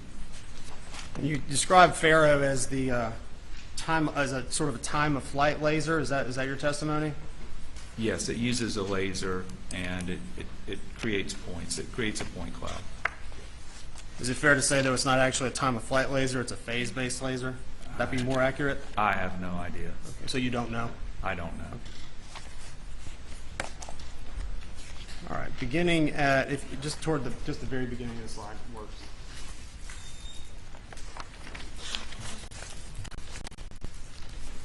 No, the first slide, just the beginning of the presentation, the defense exhibit. Yeah, like slide 1.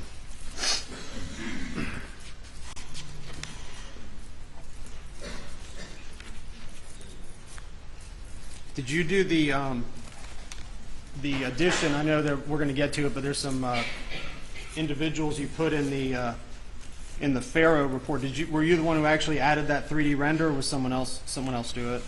No, I had several engineers help me on this project.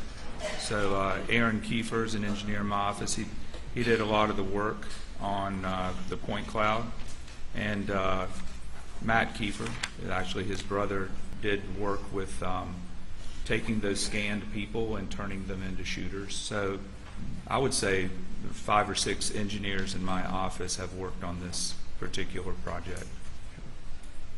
All right. What we're seeing here is a quail, what's called the quail pen. Is that your understanding? Yes. And again, this is not your picture. This was the one taken from the night of the incident. This is a crime scene picture the night of the murders. Okay. And next exhibit, please, Exhibit 63. Would this be a close-up of that? Yes.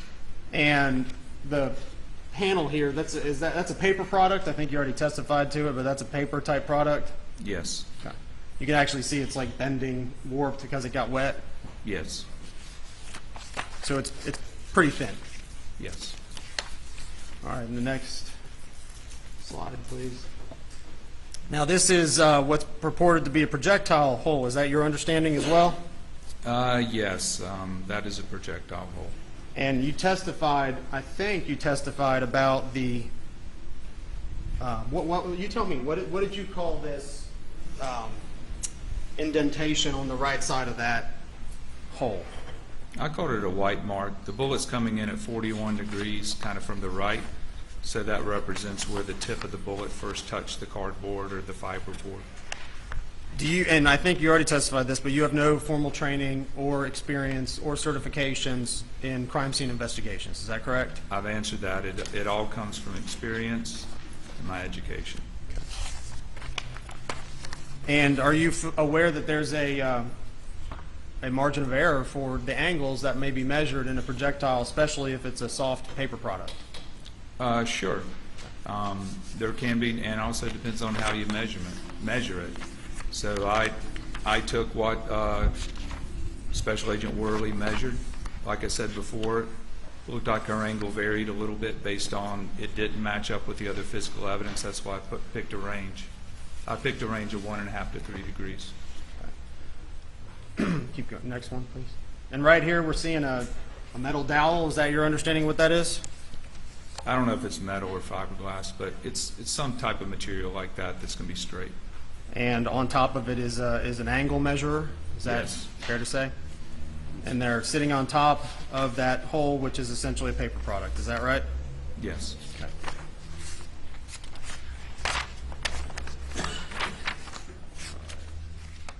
And no projectile was actually recovered from this direction of shot. Is that correct? Is that your understanding? That is my understanding.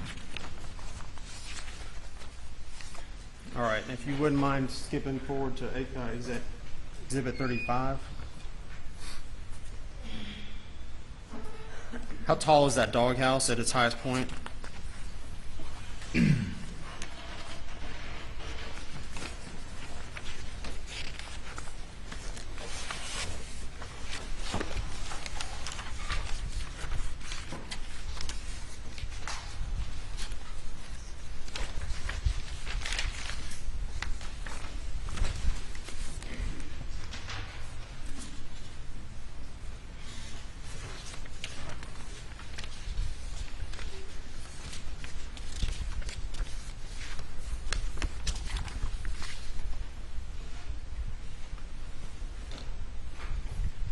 Probably going to be about 4 feet tall.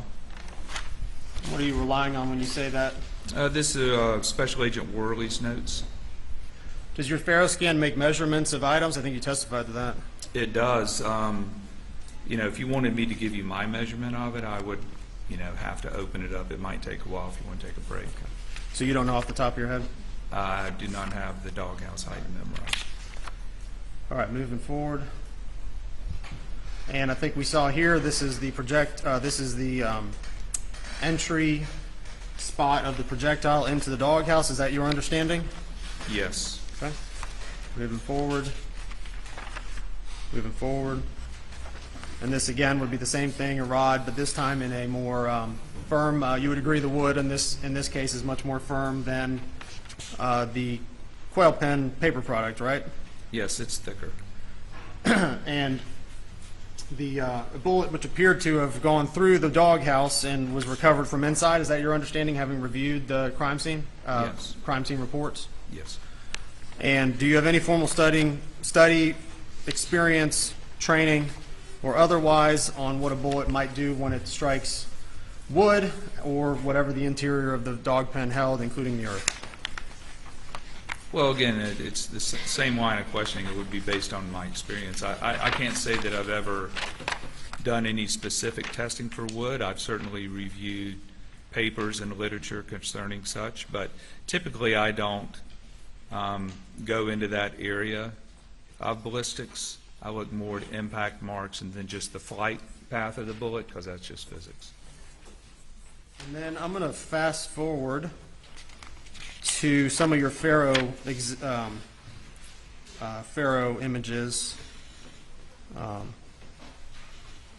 If you wouldn't mind, scoot forward a little bit more.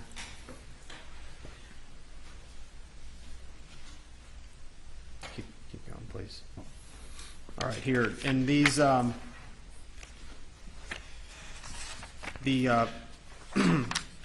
the body that's laying there covered in a sheet, that was added after the fact. That's not part of the ferroscan, is that right? That is correct. That was added as well as the evidence markers. All right. And I know the markers we see on this picture is just representative. Those are the placards, and is this the one where you tried to merge kind of what the placards were with the FaroScan? Yes. And the little circular X's, is that the computer-assisted drawing that you made based on the measurements performed by Special Agent Worley? That's correct. All right. Okay. All right, if you would mind scoot forward to where we start with these green lines. There you go. All right, and we're looking at exhibit, it doesn't even say, but exhibit with the two lines spread out. Is that the representative of the two different angles that were noted on the quail pen? Yes. So do you know which one's which one's the 1 degree and which one's the 3?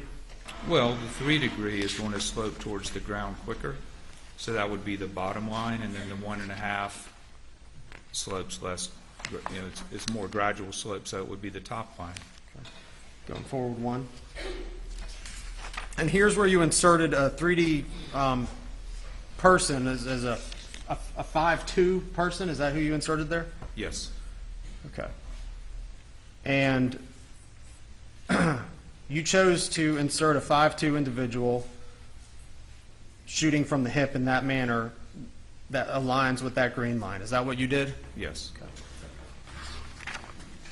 And nowhere on here is any other individual on that green line. Is that correct? You didn't put any other images here. You only chose to put a 5'2" individual slinging a gun on his hip. Well, that's what matches. If the person was any taller, then they would have to be towards the quail pen. If they were any shorter, then they would be behind the shooter. Or the shooter would be in a different posture.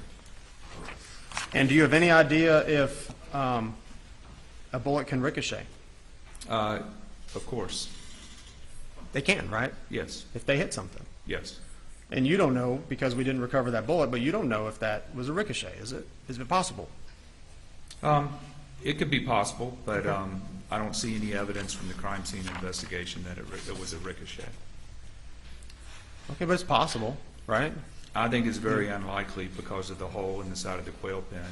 Usually when a bullet ricochets, it'll get upset, so the hole in the quail pen should have been bigger. So the shooter, according to your lines here, the shooter could have been anywhere on that line. Is that correct? Anywhere on that line? Yes. All right, if we keep going. This is just another one showing them same posture, just on different points of those lines. Is that accurate? Yes. So as long as that's done, and we'll not worry about the 5'2", 11-year-old, but if anyone's on that line, it could have been accurate, right? If that gun is anywhere on that line, according to you, it could have been accurate. Is that right? It could have been that shot. Yes. Anywhere. That's what I explained is that the line, by definition, establishes where the weapon is. Then the next step would be to figure out where the person is, or where the shooter is. I just want to be clear. Anywhere from this point all the way, I guess, until it hits it would eventually hit the ground, right? Correct. Anywhere until it hits the ground, somewhere back behind where the bodies are located. It's your testimony that that is consistent with what you're seeing. Yes. As long as that gun is on that line. Yes. So we can just remove the 11-year-olds from the equation. As long as that gun's on that line, it fits with what you're saying, your mathematics is saying, is lines up. Is that correct? That is correct. Okay.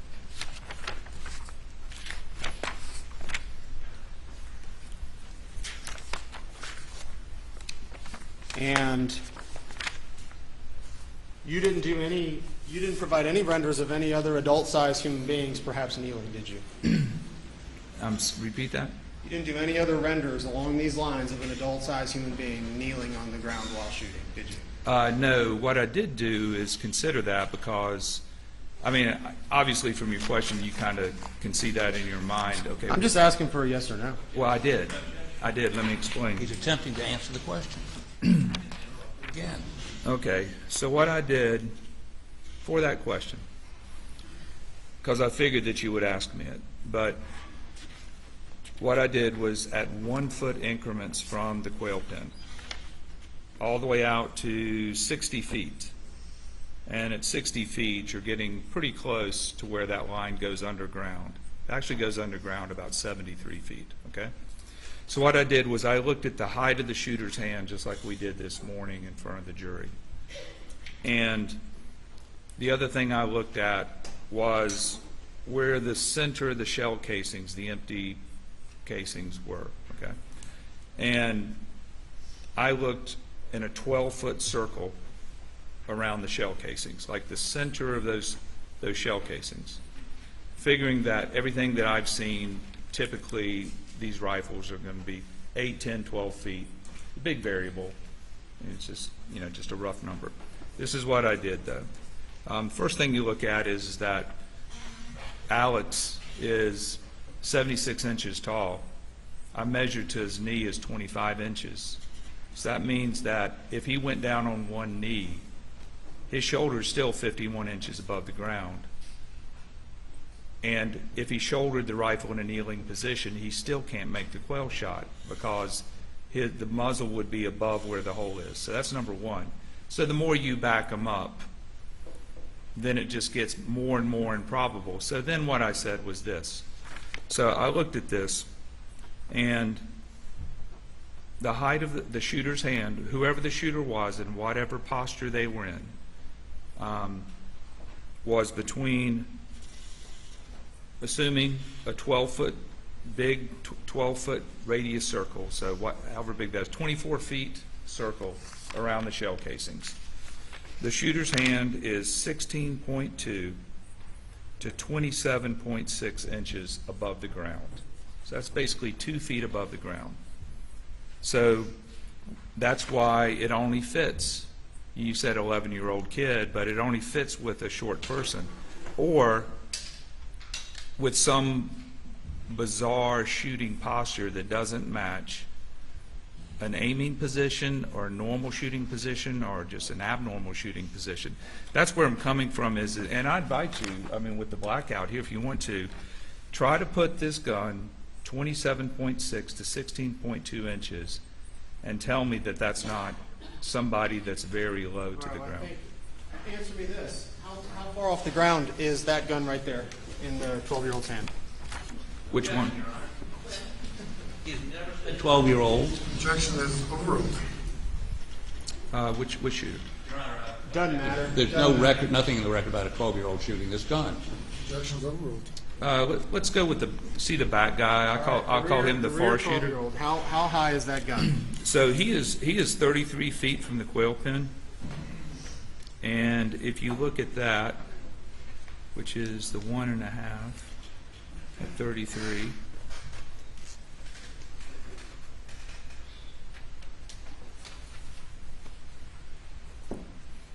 Yep, the bottom of his hand is gonna be like right there at that 28-inch mark. Where's the line located? Right there. The line where the barrel, according to you, is? At 33 feet, the muzzle. The muzzle. 33 feet for the rear shooter.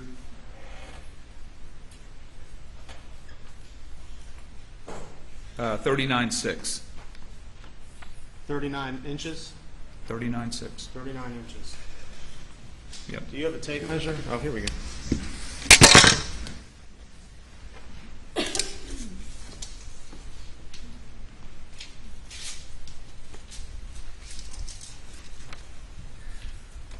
Inches right there? Yep. If we back it up 10 feet, what's the distance? What's the green line at? 10 feet back, so 40 feet.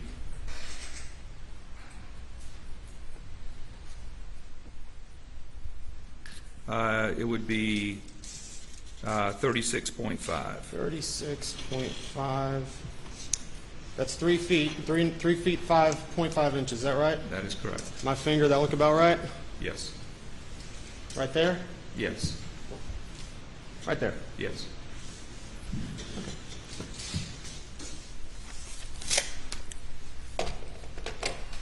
But we got this. We got your renders that you went with are these two, right? Yes. Okay.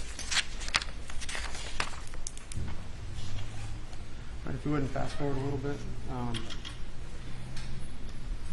Right here, okay. So now we got, what's the angle of this doghouse that you calculated? That's 14 degrees. All right, and the shooter, the little youth there, the youth is how far away from that?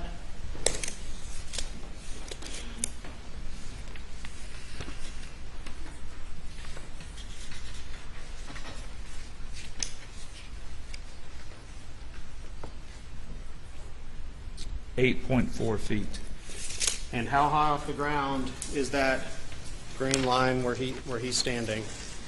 The little guy.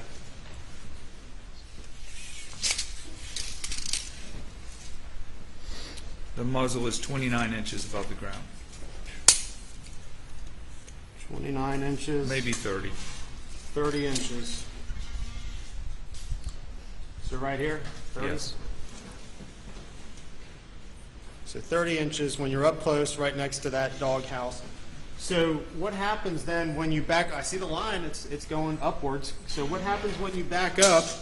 I mean, soon it's going to be over the little guy's head, right? Yes. Okay. But what happens if you're not such a little guy? If you back up, I don't know, let's back us up 5 feet. What happens?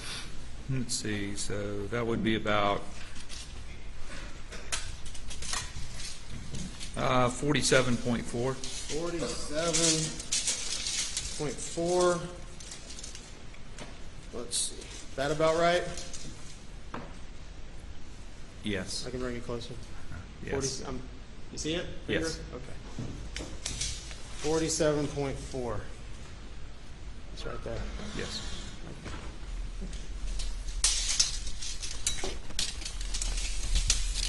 I'm glad we could demonstrate those heights to the jury. Thank you.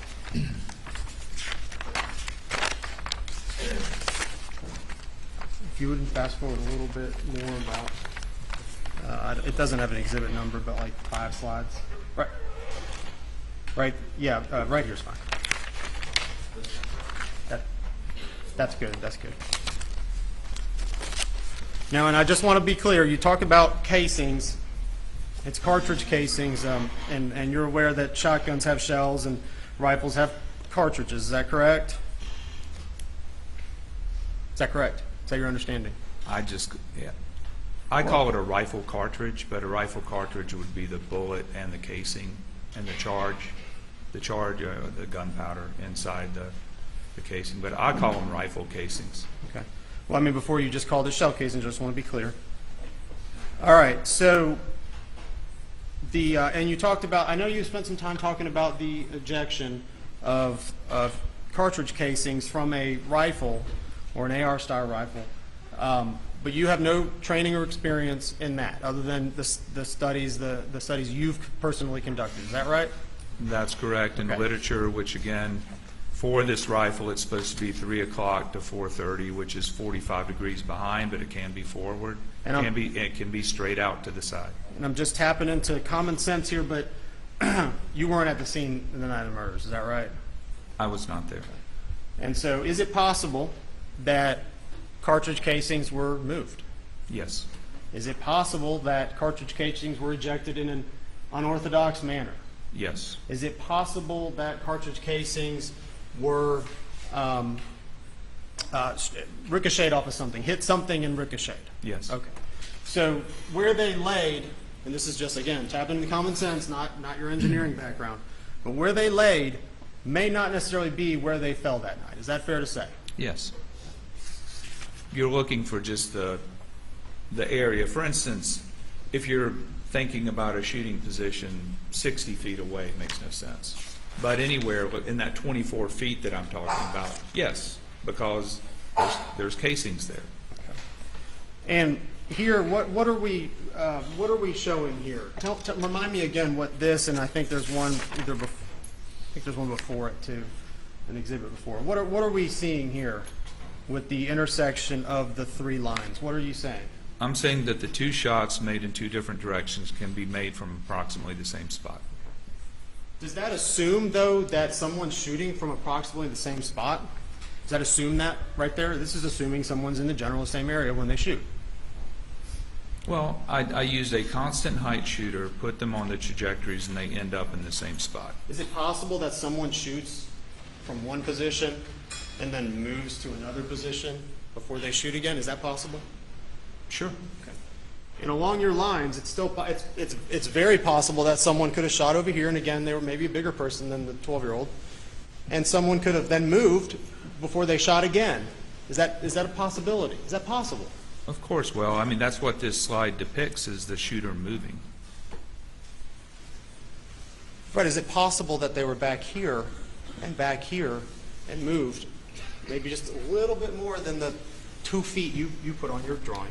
No, they would have to change their shooting posture. That's kind of the whole point is, it's like, for instance, if you want to, like your line of questioning, let's say that the shooter is laying down or on one knee, then stands up and shoots from the hip. I don't know if that's really consistent with a moving shooter, but it's my understanding from what people have determined and what I've heard in expert reports from the state is that they think the shooter was moving. So I was thinking that it doesn't have to be, but what's most likely is somebody is walking around shooting a gun. Okay. Again, you weren't there. You have no firearms training, is that right? Or certifications? Or crime scene training or certifications, is that right? I was not there. So this is your best guess. Is that what it is? No, that is not a guess. So it that couldn't is be- based, so- let me Go ahead. finish. That is based on all of the engineering principles, the physical evidence that was collected by both myself and Special Agent Worley. That is the physical evidence. Now, as you've done today, you can think about alternatives, and there very well can be alternatives. But you have to look at how likely the alternatives are. And that's what I'm doing here. There's always going to be variables. You can move things around, but I think as I've tried to get across today is that you draw a conclusion when you look at the evidence.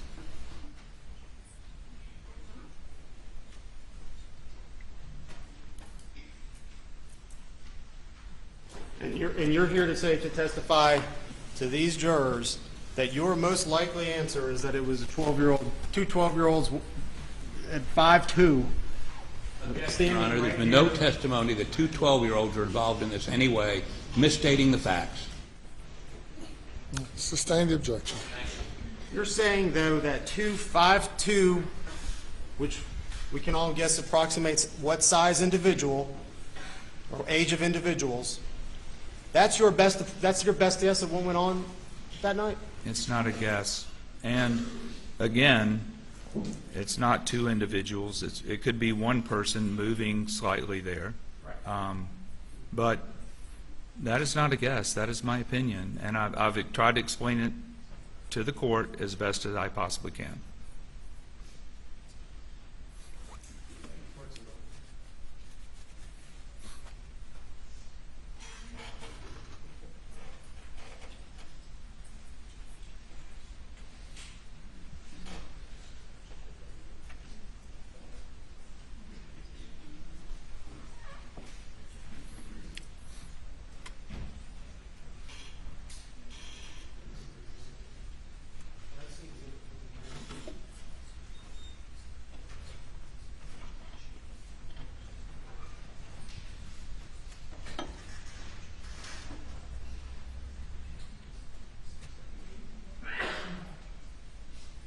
Just to be clear, I'm going to move to Exhibit 50, I believe it's 53, right there. Did this line account for the trajectory of the bullet either going through glass, other objects, or a human being? Well, as we've discussed before, I would not anticipate any deflection through the glass, but there could have been some deflection through the body. So what that would account for is that where I'm standing or where that string is could have moved a little bit going through the body, but I think everybody's agreed that the shotgun is inside the door, so that would limit how far you could move the shotgun side to side based on deflection due to contacting something solid inside the body. All right, so I didn't hear a yes or no. Did it account for the projectile traveling through a human body, glass, or any other objects that were then located in that room that night? Does it account for that? Yes or no? No, it doesn't account for it, but you could see, how that has to change or could change, because the amount that you could move the shotgun around from that position is limited by the opening in the doorway. And same thing for the green laser lines we saw earlier.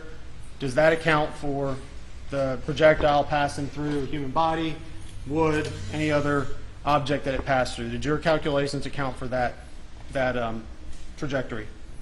Well, that path is a straight line path. It could have passed through a human body.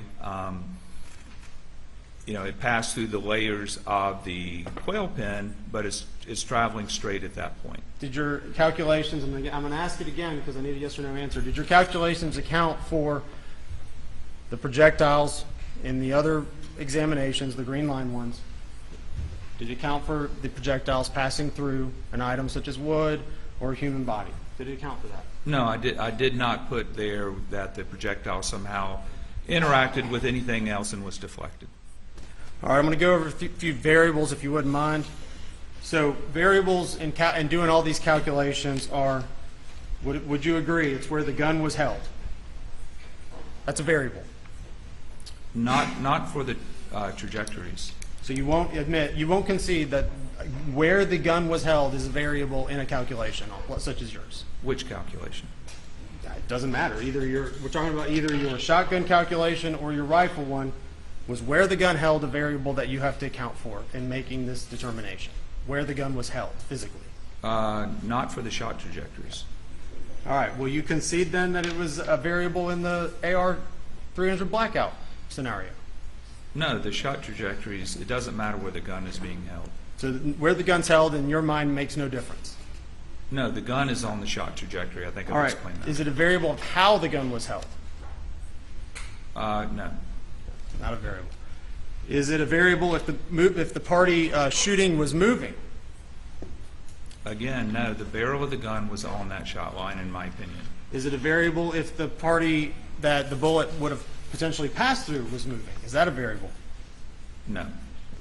Is it a variable to you if the party was jumping or ducking? Is that a variable to you? No. Is it a variable if the party was maybe turning side to side? Is that even a variable? Not for what I've done.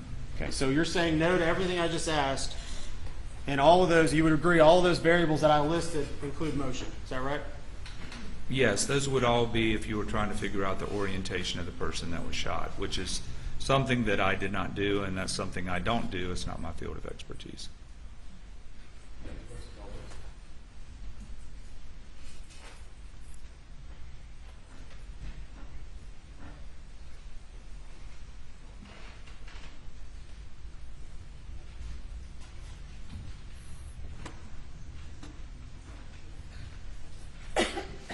Anything further?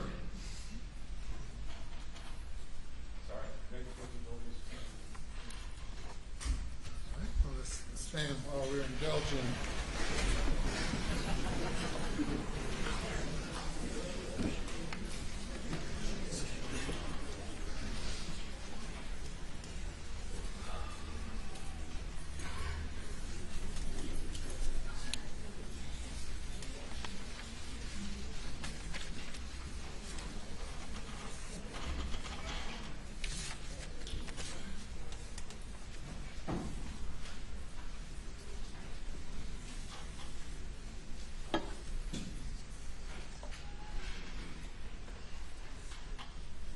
Okay.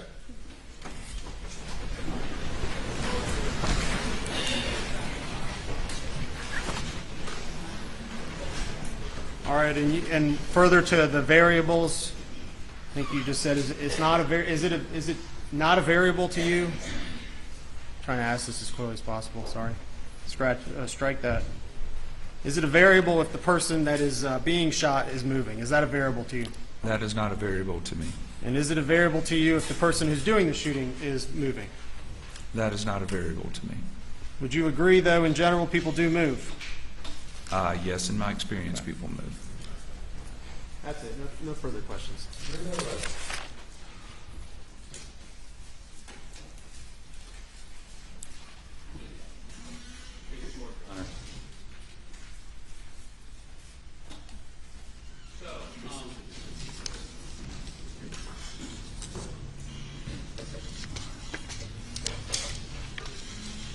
So much to straighten out.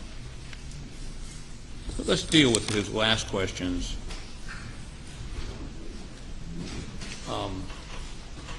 About the variables.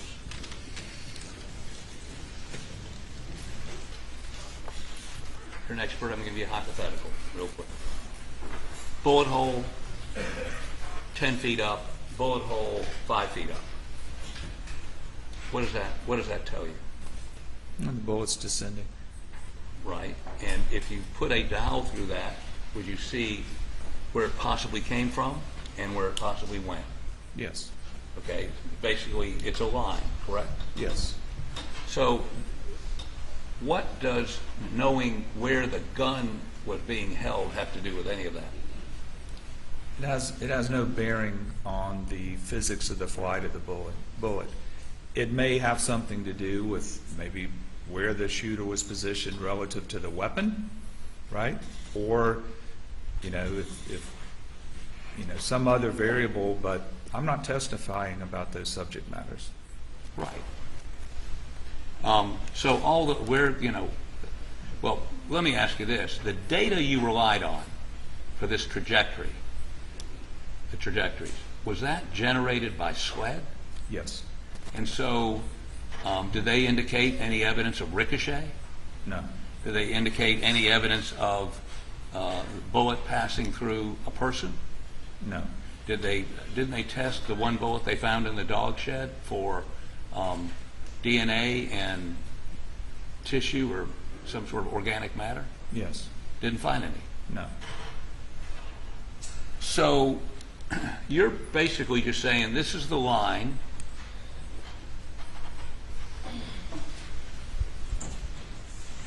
Based on the SLED, Agent Worley putting a dowel through and then figuring out the angles, correct? Yes. The two people you put here are based on the angle from the quail pen going down. It was an upward shot, correct? You cannot lead the witness, though I've heard no objections to it. I haven't heard any objections either, Your Honor. Well, the court is objecting. You cannot lead the witness. Trying to cut to the chase, I apologize.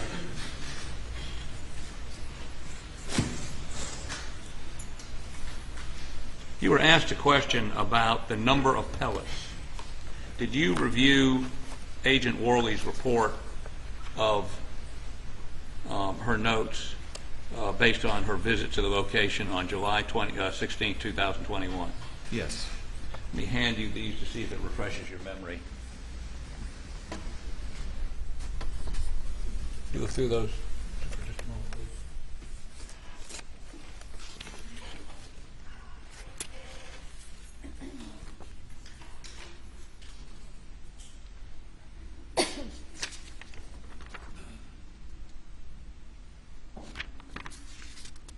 Okay. Let me see it, please. Ready. Any objection to putting this into evidence?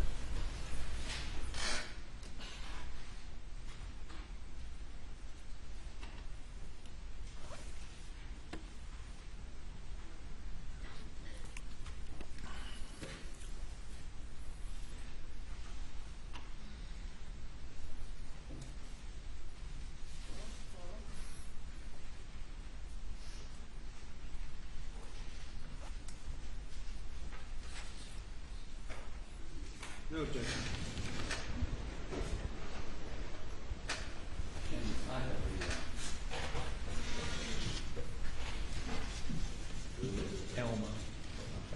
Offer this into evidence, Your Honor. Submitted without objection. Let's go page by page. This is the page one, and then we'll go through.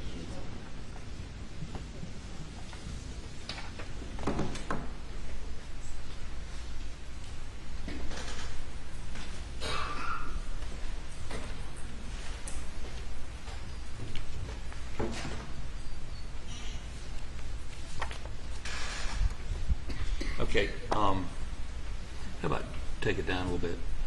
Oh, no, that's okay, that's fine, that's fine. So, what is being recorded in this document and by who? It's a SLED report, right? Yes, it's just a listing of the observations that Okay. Special Agent Worley was observing at the crime scene. Okay, so let's go down to the bottom of this page, okay? What's there, that shadow? What's that about? Okay. So tell me what that says. What does that mean? Those are the following bullet defects in feed room, the doghouse, the small animal cage, and the workshop were scaled, labeled, and photographed. Okay, so what is the defect A, B, C, D, and E? Those are 5 projectiles in the feed room window. And I think we previously heard those are buckshot pellets. Yes. You can't leave the witness. Okay. Go to the next page, please. So how many is that? 5. Okay, keep going. Top of the page, please. Okay, and so it can. What happens here? Defect F, G, and M. F and G are projectile entered the interior side of the window. Defect K is a possible defect in the exterior side of the window screen. And that accounts for how many pellets? You got 7. Okay, and how many pellets were there? 9. Okay.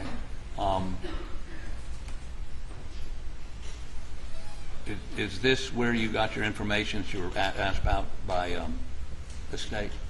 Yes, and I mean there was a report by Tom Bevel.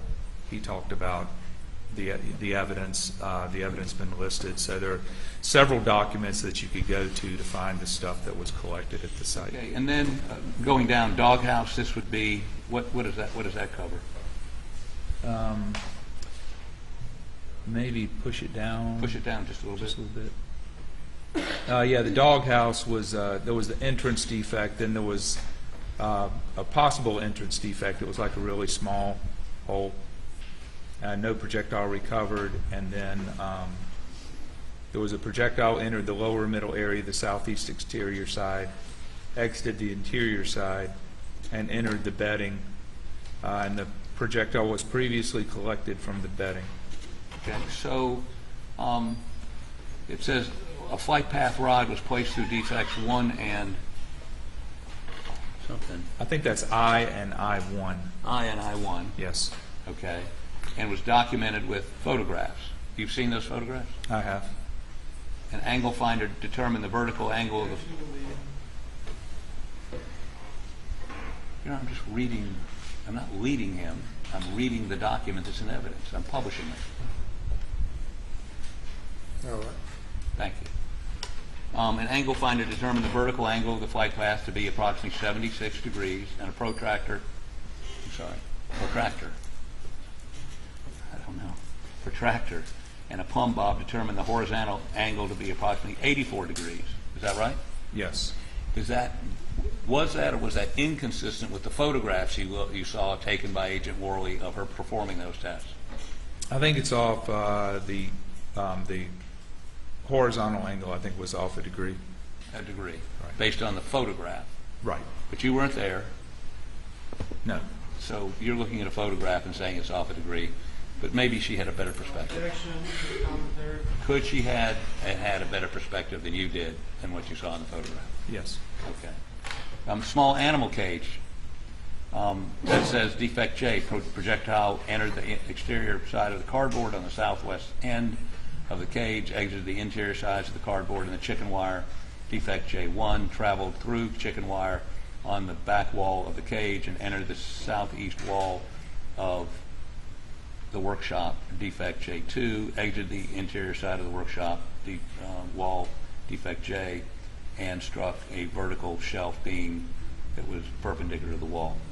A flight path rod was placed through defects J to J2, was documented with photographs. An angle finder determined the vertical angle of the flight path to be approximately 87 degrees and the horizontal approximately 41 degrees. And is that consistent with the photographs you saw? Yes, except for the one that's 3 degrees. Right, and that's then, 3 degrees. And then there was one with 1.5, and again for the reasons And that's I've why we stated. see the two paths. You do 1 at 1.5, 1 at 3. Now, in any of this, did you read anything about I'm not quite done yet. No, I'm done with that one. But about ricochet or any biologic material on anything or anything that indicated pass through a person or a wall or anything? Was there anything recorded by their agent that would indicate any of that? That was collected by their agents that would indicate any of that? No. Okay. Now, do you know what this is? This is Agent Worley's drawing of the window. Okay, and what does it indicate? It indicates the 7 buckshot pellets that passed through the window. Okay, how about let's see the other one.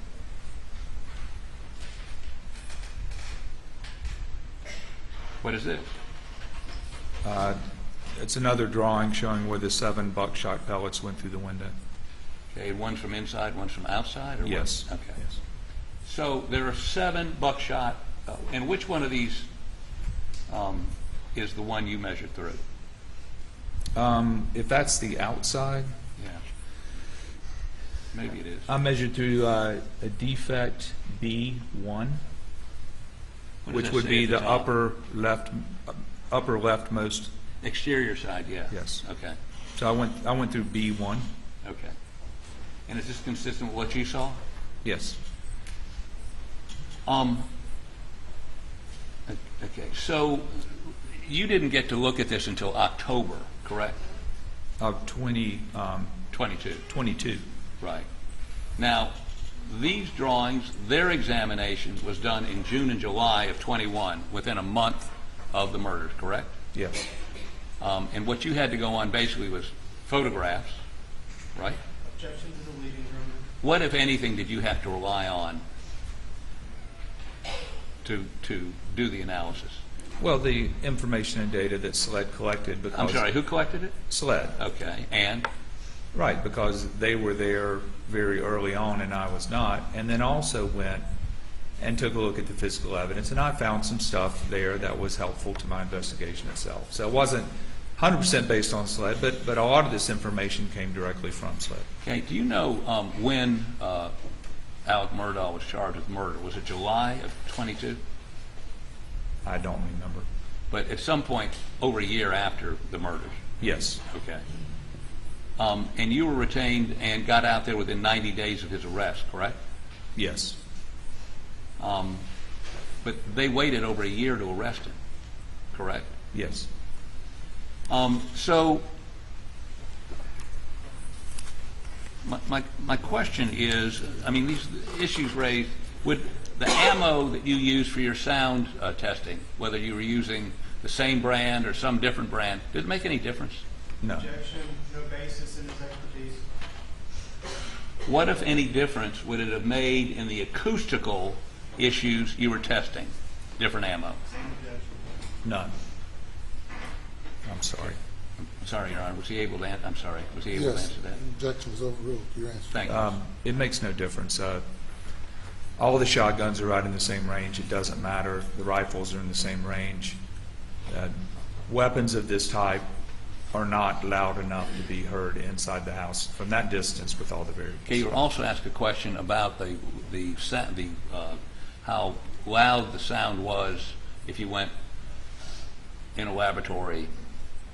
The length of the distance you said was between the kennels and the house, outside the house, and I think you said, was it 100 decibels?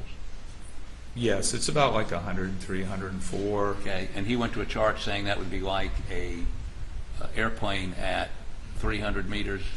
Yes. Would you be able to hear that inside the house? Depends on what's going on inside the house, but at that level, you would just. I don't want to. It's been a long day, but it depends on where the energy of the sound is in what's called octave bands and 1/3 octave bands.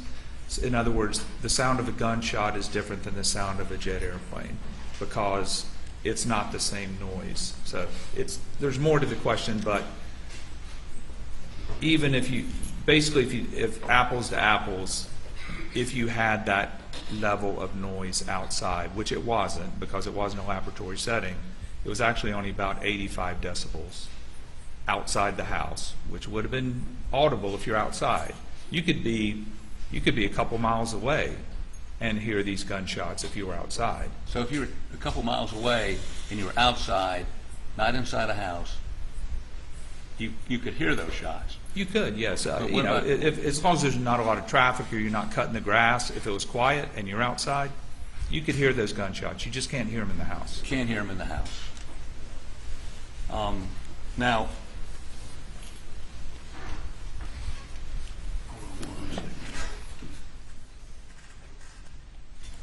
did you find any data any reports, anything you looked at for SWAD, that they did any of the trajectory calculations that you did?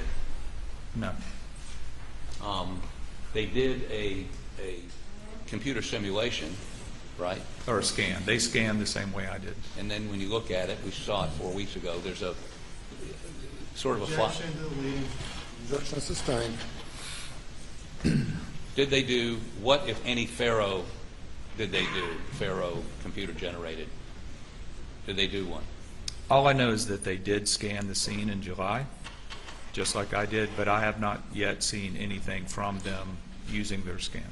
And did they, again, not again, but I want to make sure I understand this. They got the information, strike that. What if any trajectory computations did they do, SWED, the state, any FBI, anybody hired by these guys over here, do on trajectory? Did you see anything? No. So the first time anybody's done any trajectory calculations is you, and as you indicated, we were going through that PowerPoint last night trying to make sure it was understandable. But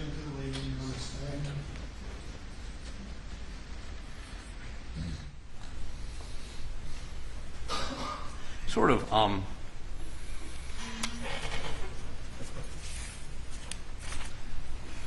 one last question. Was there anything to prevent SWAD, FBI, anybody from doing the same calculations you did? Well, just two last questions. That you did. Anything preventing them? Do they have any? What, if any, obstacles were there to SWED or FBI or one of these private people they hired doing the same thing you did? None. And let me get this straight. He kept talking about children 5'2". Young lady, stand up. That's a clerk in my office. She's 5'3". So, Objection is sustained. she's not a child. That's all I'm trying to point out. She's 22. Objections and commentary. Objections. Oh, that's recording on. Based on your calculations and based on the assumption that somebody would be holding a rifle either at their hip or at their shoulder in a way in which you could operate that weapon, what, if any, opinion do you have as to whether that person could be Alex Murdaugh shooting into that quail pen? It can't be. Thank you.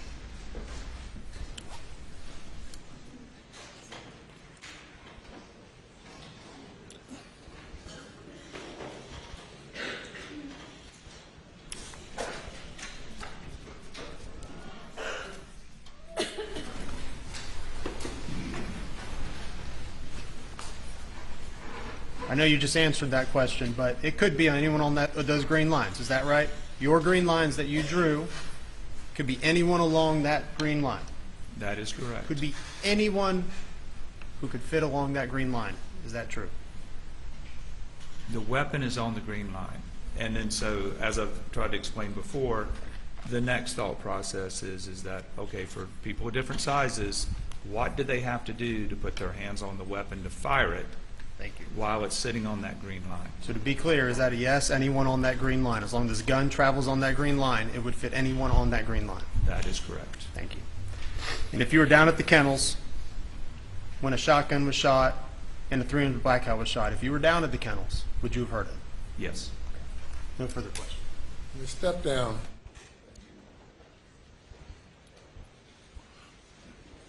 And ladies and gentlemen, that'll be it for this day. We'll resume at 9:30 tomorrow morning. Looking at it's almost 5:30 now. We'll resume at 9:30 tomorrow morning. Please do not discuss the case. Have a good evening. You just hold still while the jurors leave, since it's taking you a while to get up.